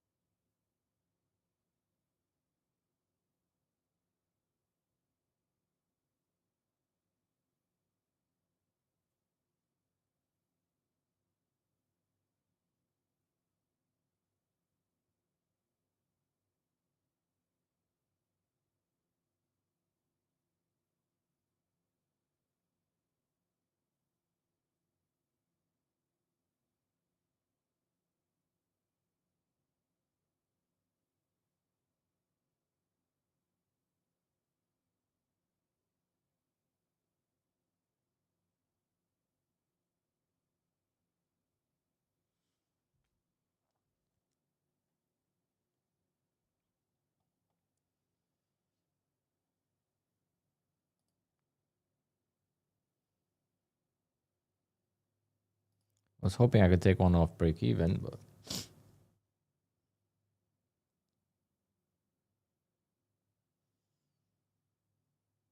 yeah, it's just a big range. Not even that big of a range. Just a range in general.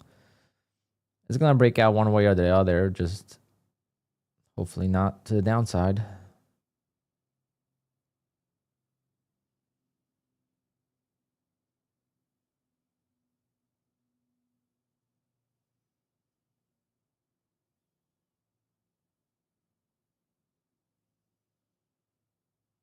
I gotta go soon because I gotta eat.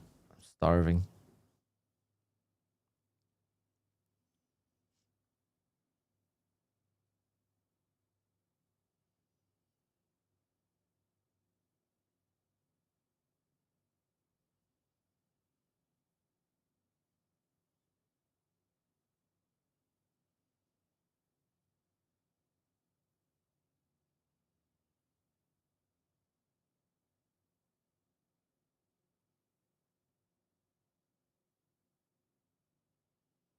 I know Relentless Trader. I know him really well.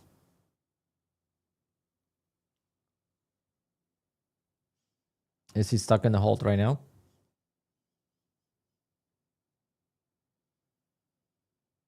Halts and stocks are such scam.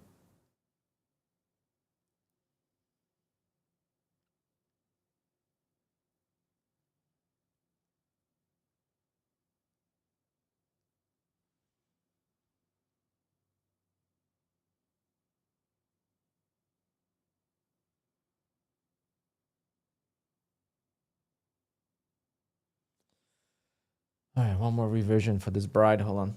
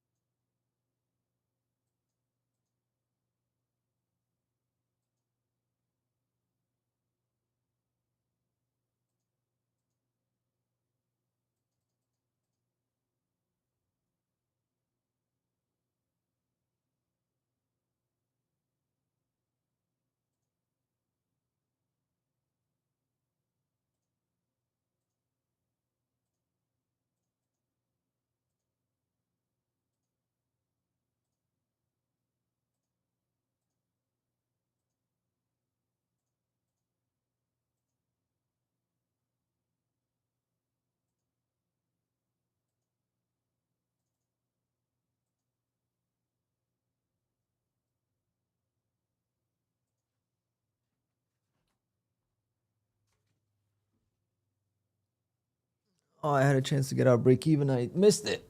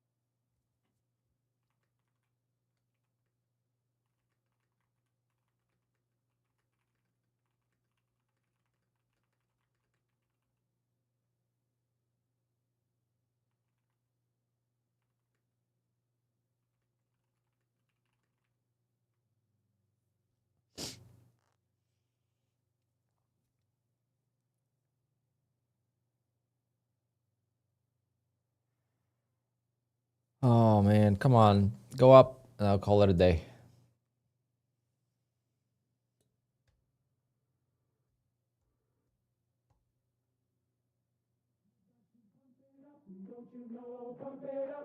You got to pump it up, don't you know? Pump it up. You got to pump it up, don't you know? Pump it up. You got to pump it up, don't you know? Pump it up. You got to pump it up, don't you know? Pump it up.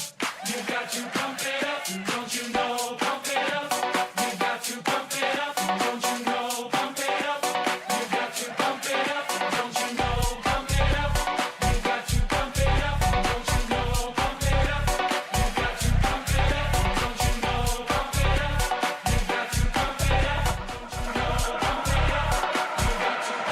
You got to pump it up, don't you know? Pump it up. You got to pump it up, don't you know? Pump it up. You got to pump it up, don't you know? Pump it up. You got to pump it up, don't you know? Pump it up. You got to pump it up, don't you know? Pump it up. You got to pump it up, don't you know? Pump it up. You got to pump it up.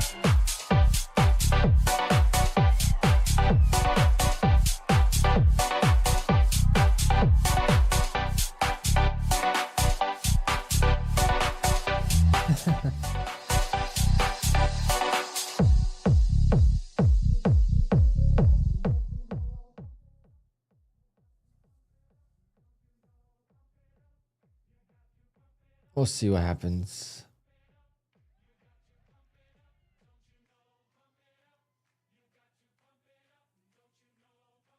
Should have stuck to the short side until we retest the lows.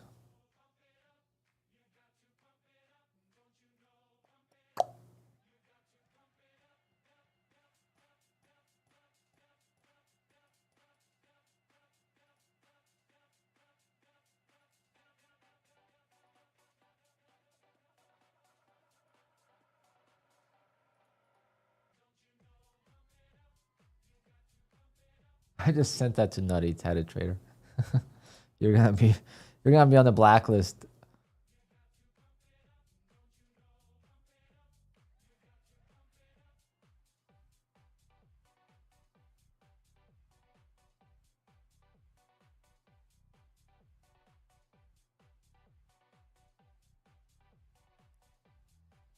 Close short. Nice.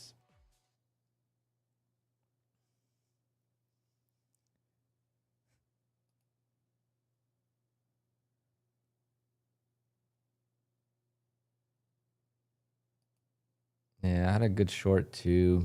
Should have stuck with it more.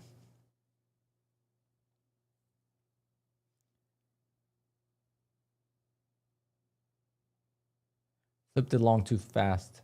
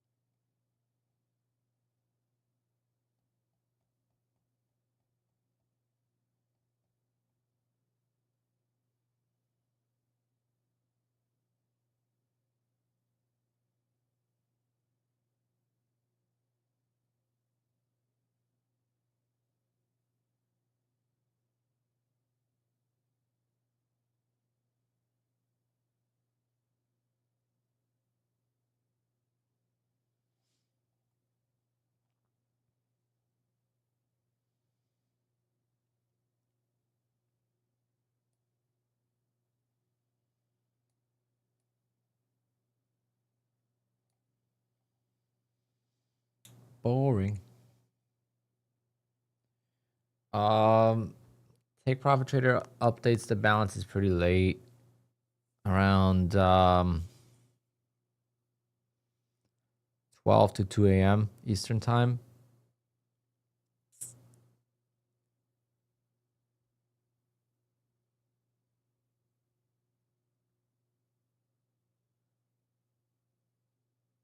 I am able to play golf again, so doing better.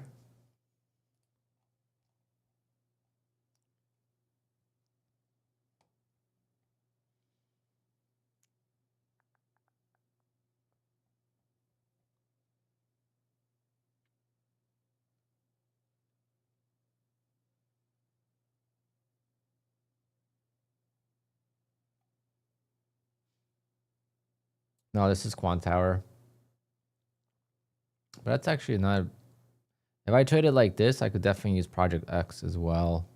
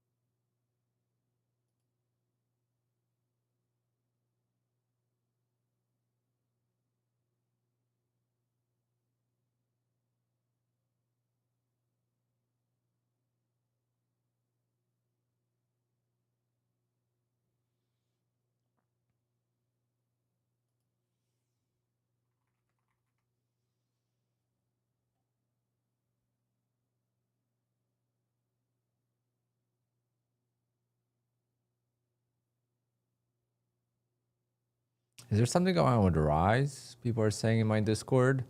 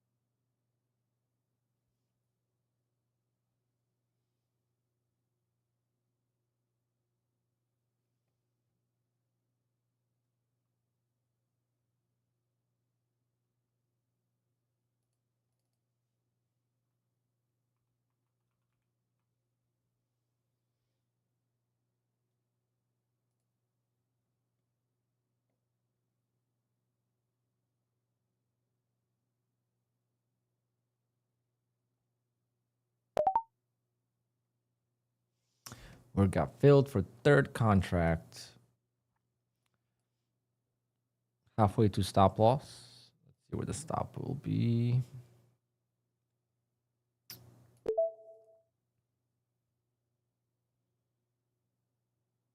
Yeah, should have stuck to the short side until now. I feel like now I could definitely start looking for longs.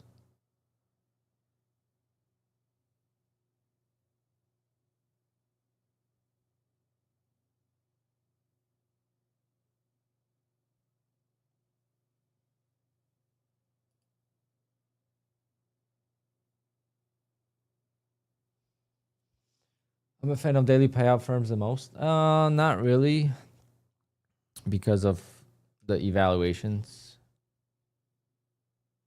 So I'm a fan, but not the most. I'm the fan of the 1 day to pass evals the most. That's number one priority. But I do love daily payouts. So I got to get back to take profit trader and then trade day. Blue sky and stuff will be later. Blue sky is confusing.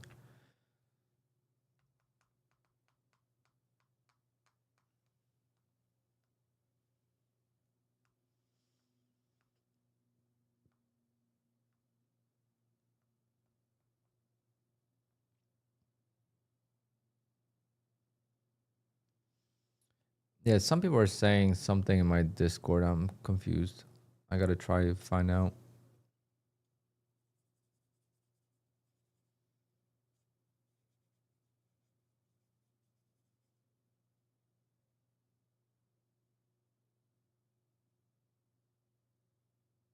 I'm surprised that one up trader is daily payouts.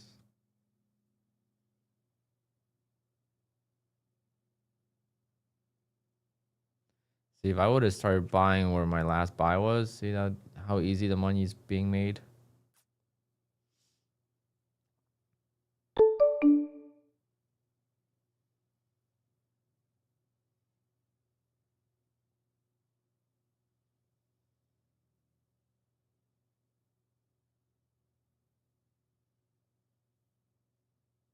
Yep, we're about to sell off here, I think.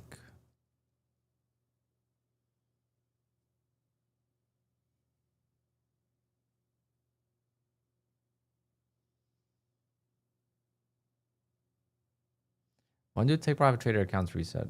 I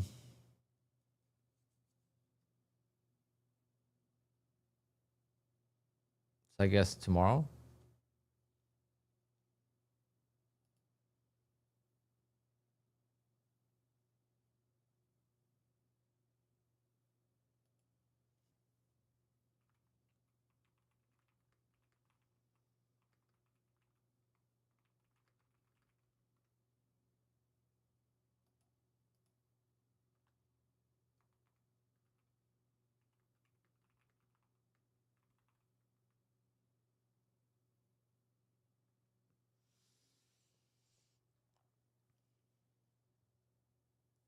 I've only had payouts with Phidias from the 25K accounts for the most part. So those have daily payout, so you could get a payout one day.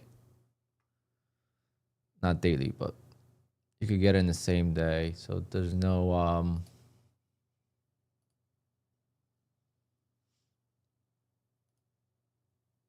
let me show you.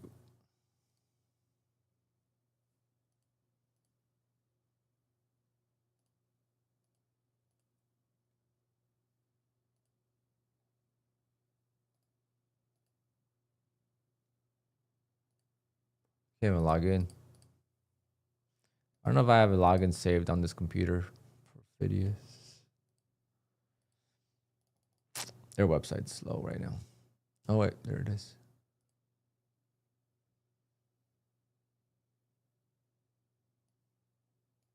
These are my payouts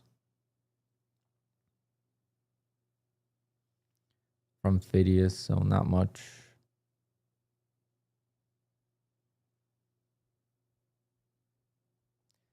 Not much at all.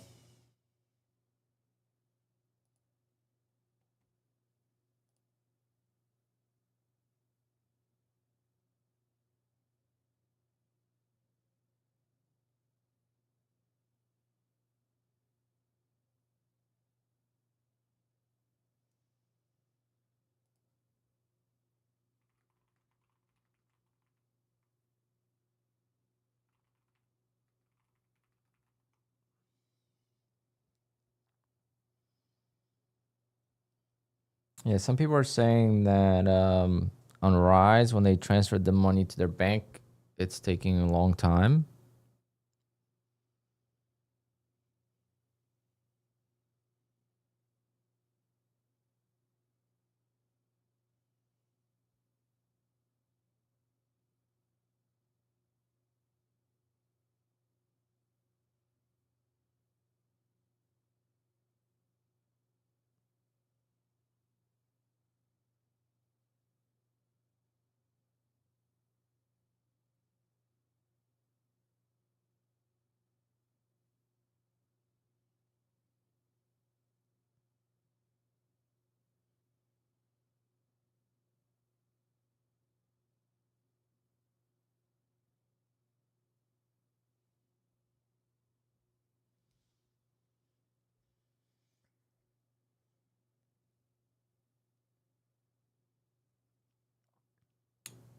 Yeah, I'm gonna watch some of it.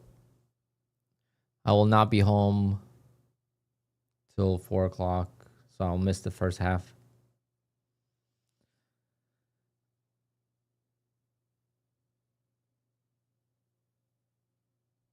Come on, let's get a bounce. I want to be done here. It's almost 2 o'clock. Wow.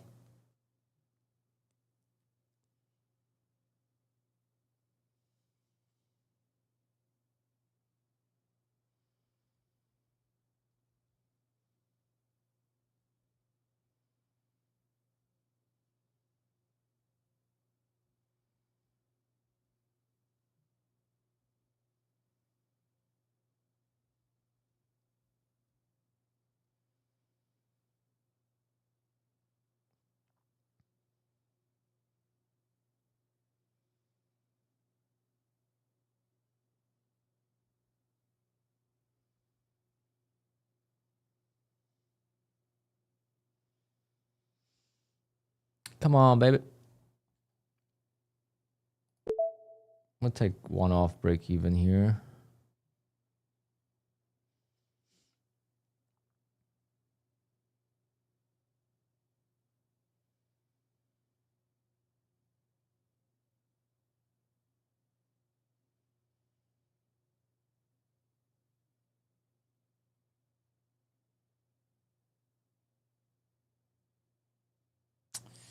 Damn it.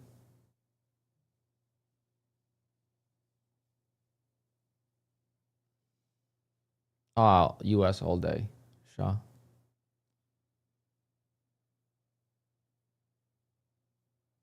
But one of my favorite golfers is Tommy Fleetwood.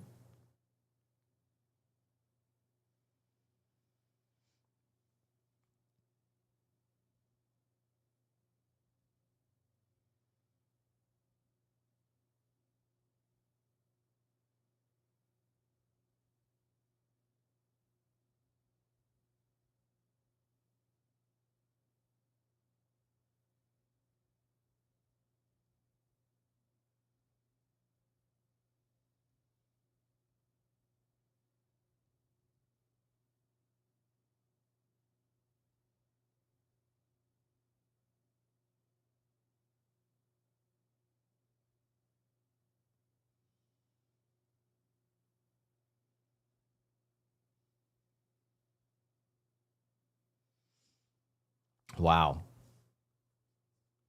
Wow, wow, wow. How did that not fill me, man? Come on.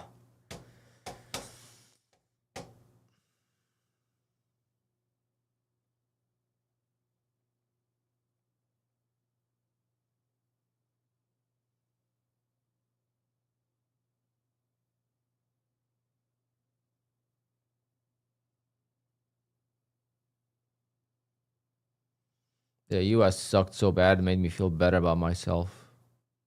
Jesus Christ, they couldn't putt for life. The amount of mishits too. But then Sunday, 1-on-1, they played really, really well. I was on a golf course watching, so.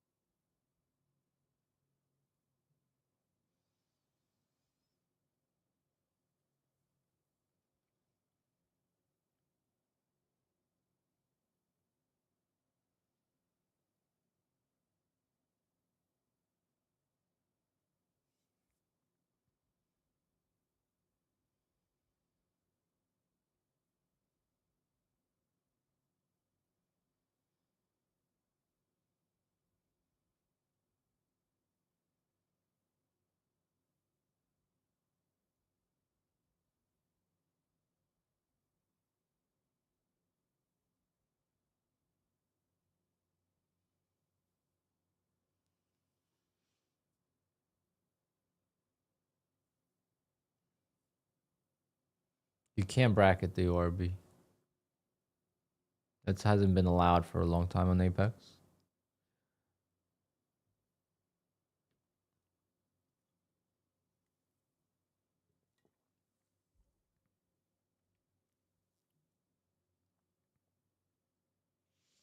Oh, I just want to get out of this trade already. Give me $100.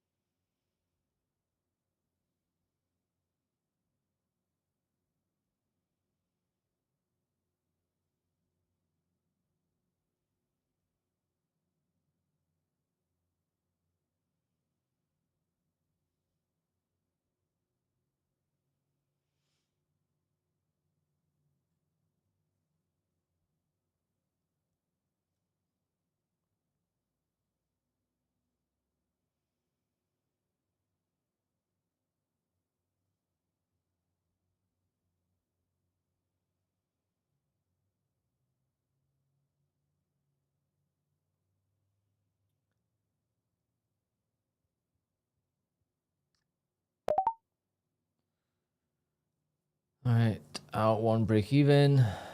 See if we could go like 702.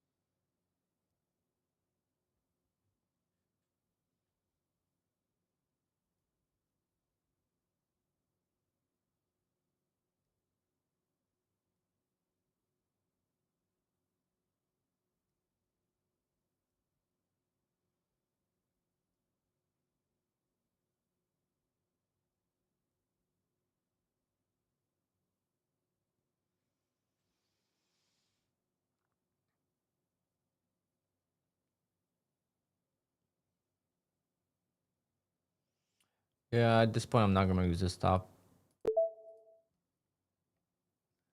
I only have 2 contracts now. I could scale in more.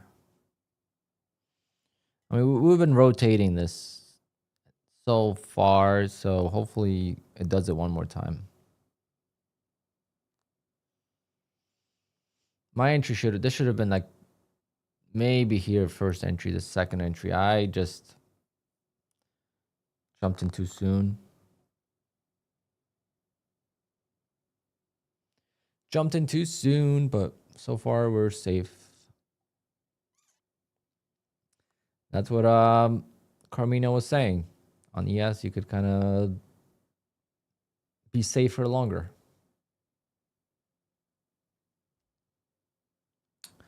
Later, Shaw.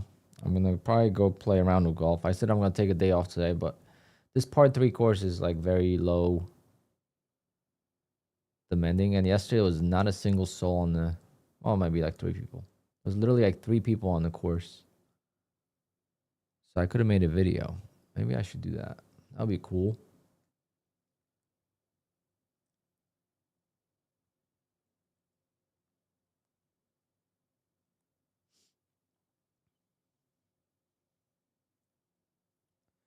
Yeah, all the green today is from ES. I even made back over $1,500 on the account that's negative 3,800. I was down like $5,500 on that.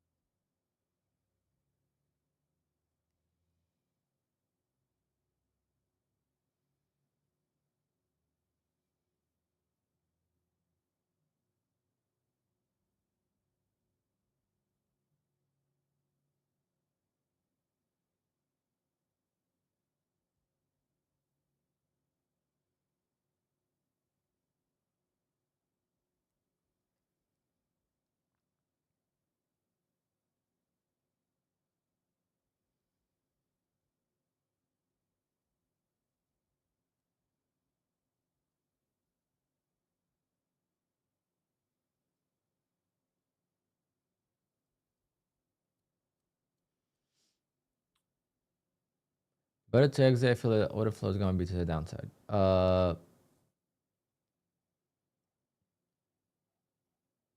would I listen to you when you said that here? You know, like, come on.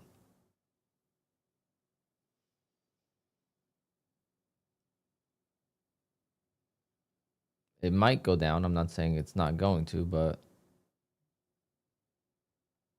we've been going up and down every single time. My entry just is not good because I started right here. If I would have started my entry right here and right here, I would have been golden right now. But I could see it go lower as well. That's why I'm trying to get out on the nearest pop. I'm not trying to hold it back to the rotation of, you know, back to the highs.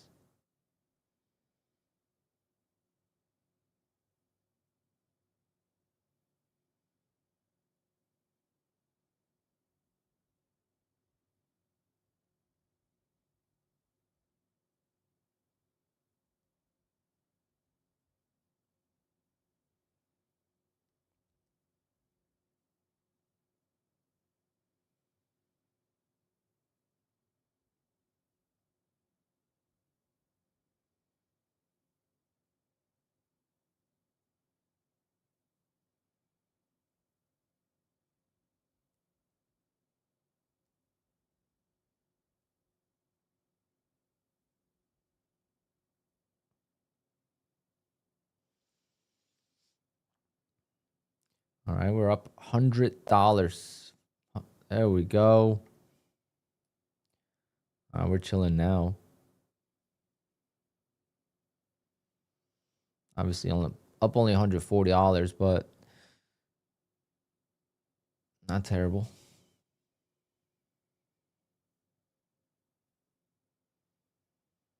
Now we got room to scale back in or let it work.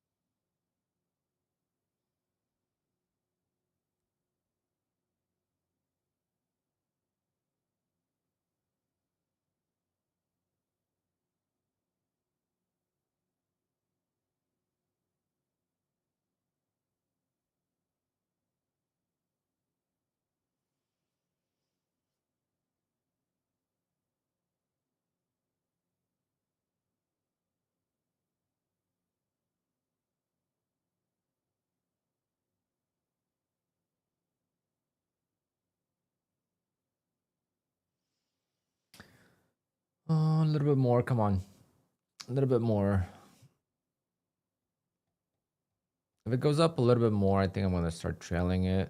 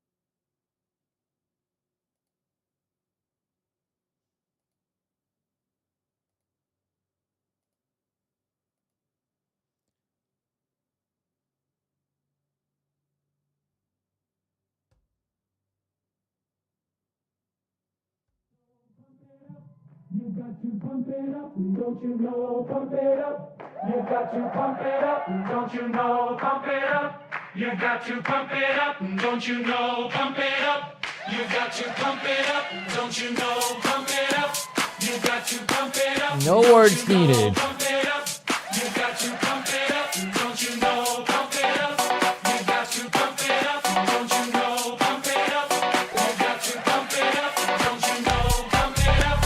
You got to pump it up, don't you know? Pump it up. You got to pump it up, don't you know? Pump it up. You got to pump it up, don't you know? Pump it up. You got to pump it up, don't you know? Pump it up. You got to pump it up, don't you know? Pump it up. You got to pump it up, don't you know? Pump it up. You got to pump it up, don't you know? Well, that was good. Very solid second half of the day. I gotta give it up for Carmino.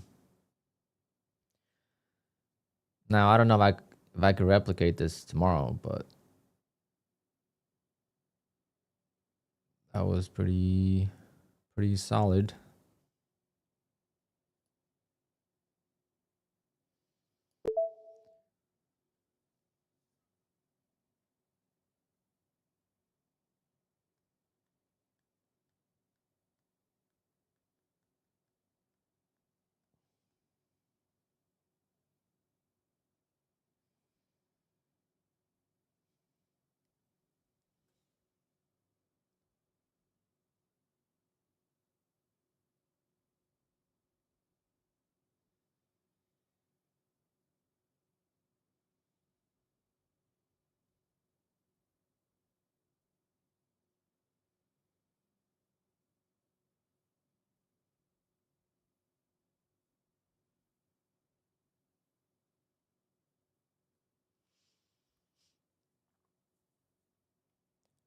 That's gonna be it for today.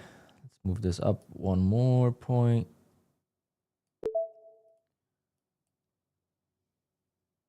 Come on, fill the target, make us feel good.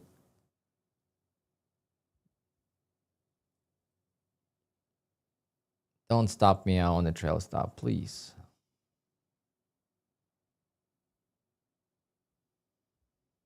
No.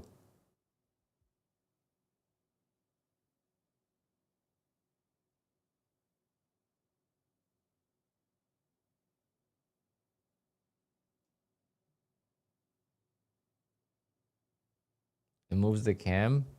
You mean shakes the cam?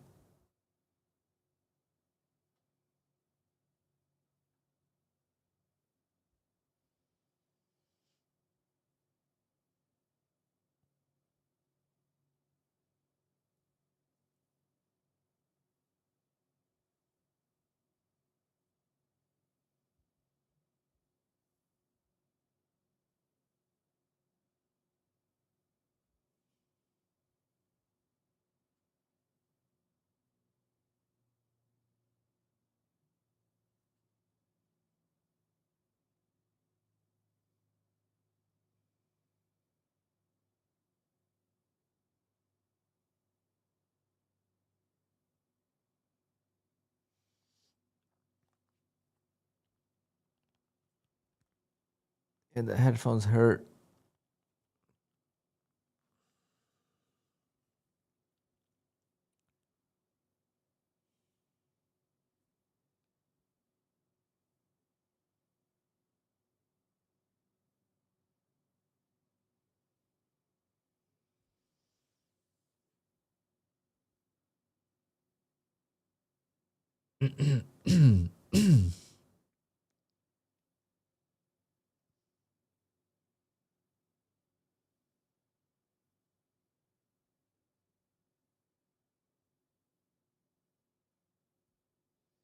I have the Sony's E1.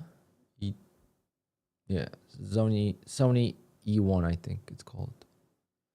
It's a full frame camera, not needed for streaming.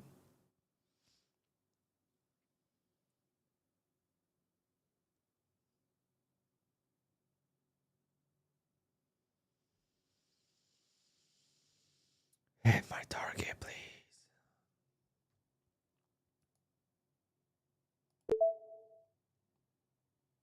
I'll even take a tick less. On fucking, oh wait, but supposed to unbelievable. What a bunch of bull. I hate trading so much. Oh my god, what a bunch of crap. That's $125 gone because of one tick.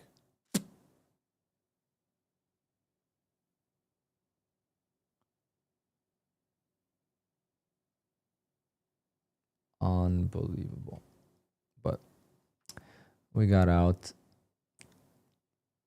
All right, guys. That's going to do it for me. 2 o'clock. I'll see you guys all tomorrow at 9 a.m. or so. We'll do it again. Thank you, Carmino, for the suggestion. Until ORB is... I'm still going to trade ORB tomorrow. Just not sure exactly how many accounts. But definitely going to be doing scalping for now. I'll still look at the 15-minute opening range trade tomorrow with NASDAQ, of course. But later, guys. Don't forget, last day of Apex, $85 activation today.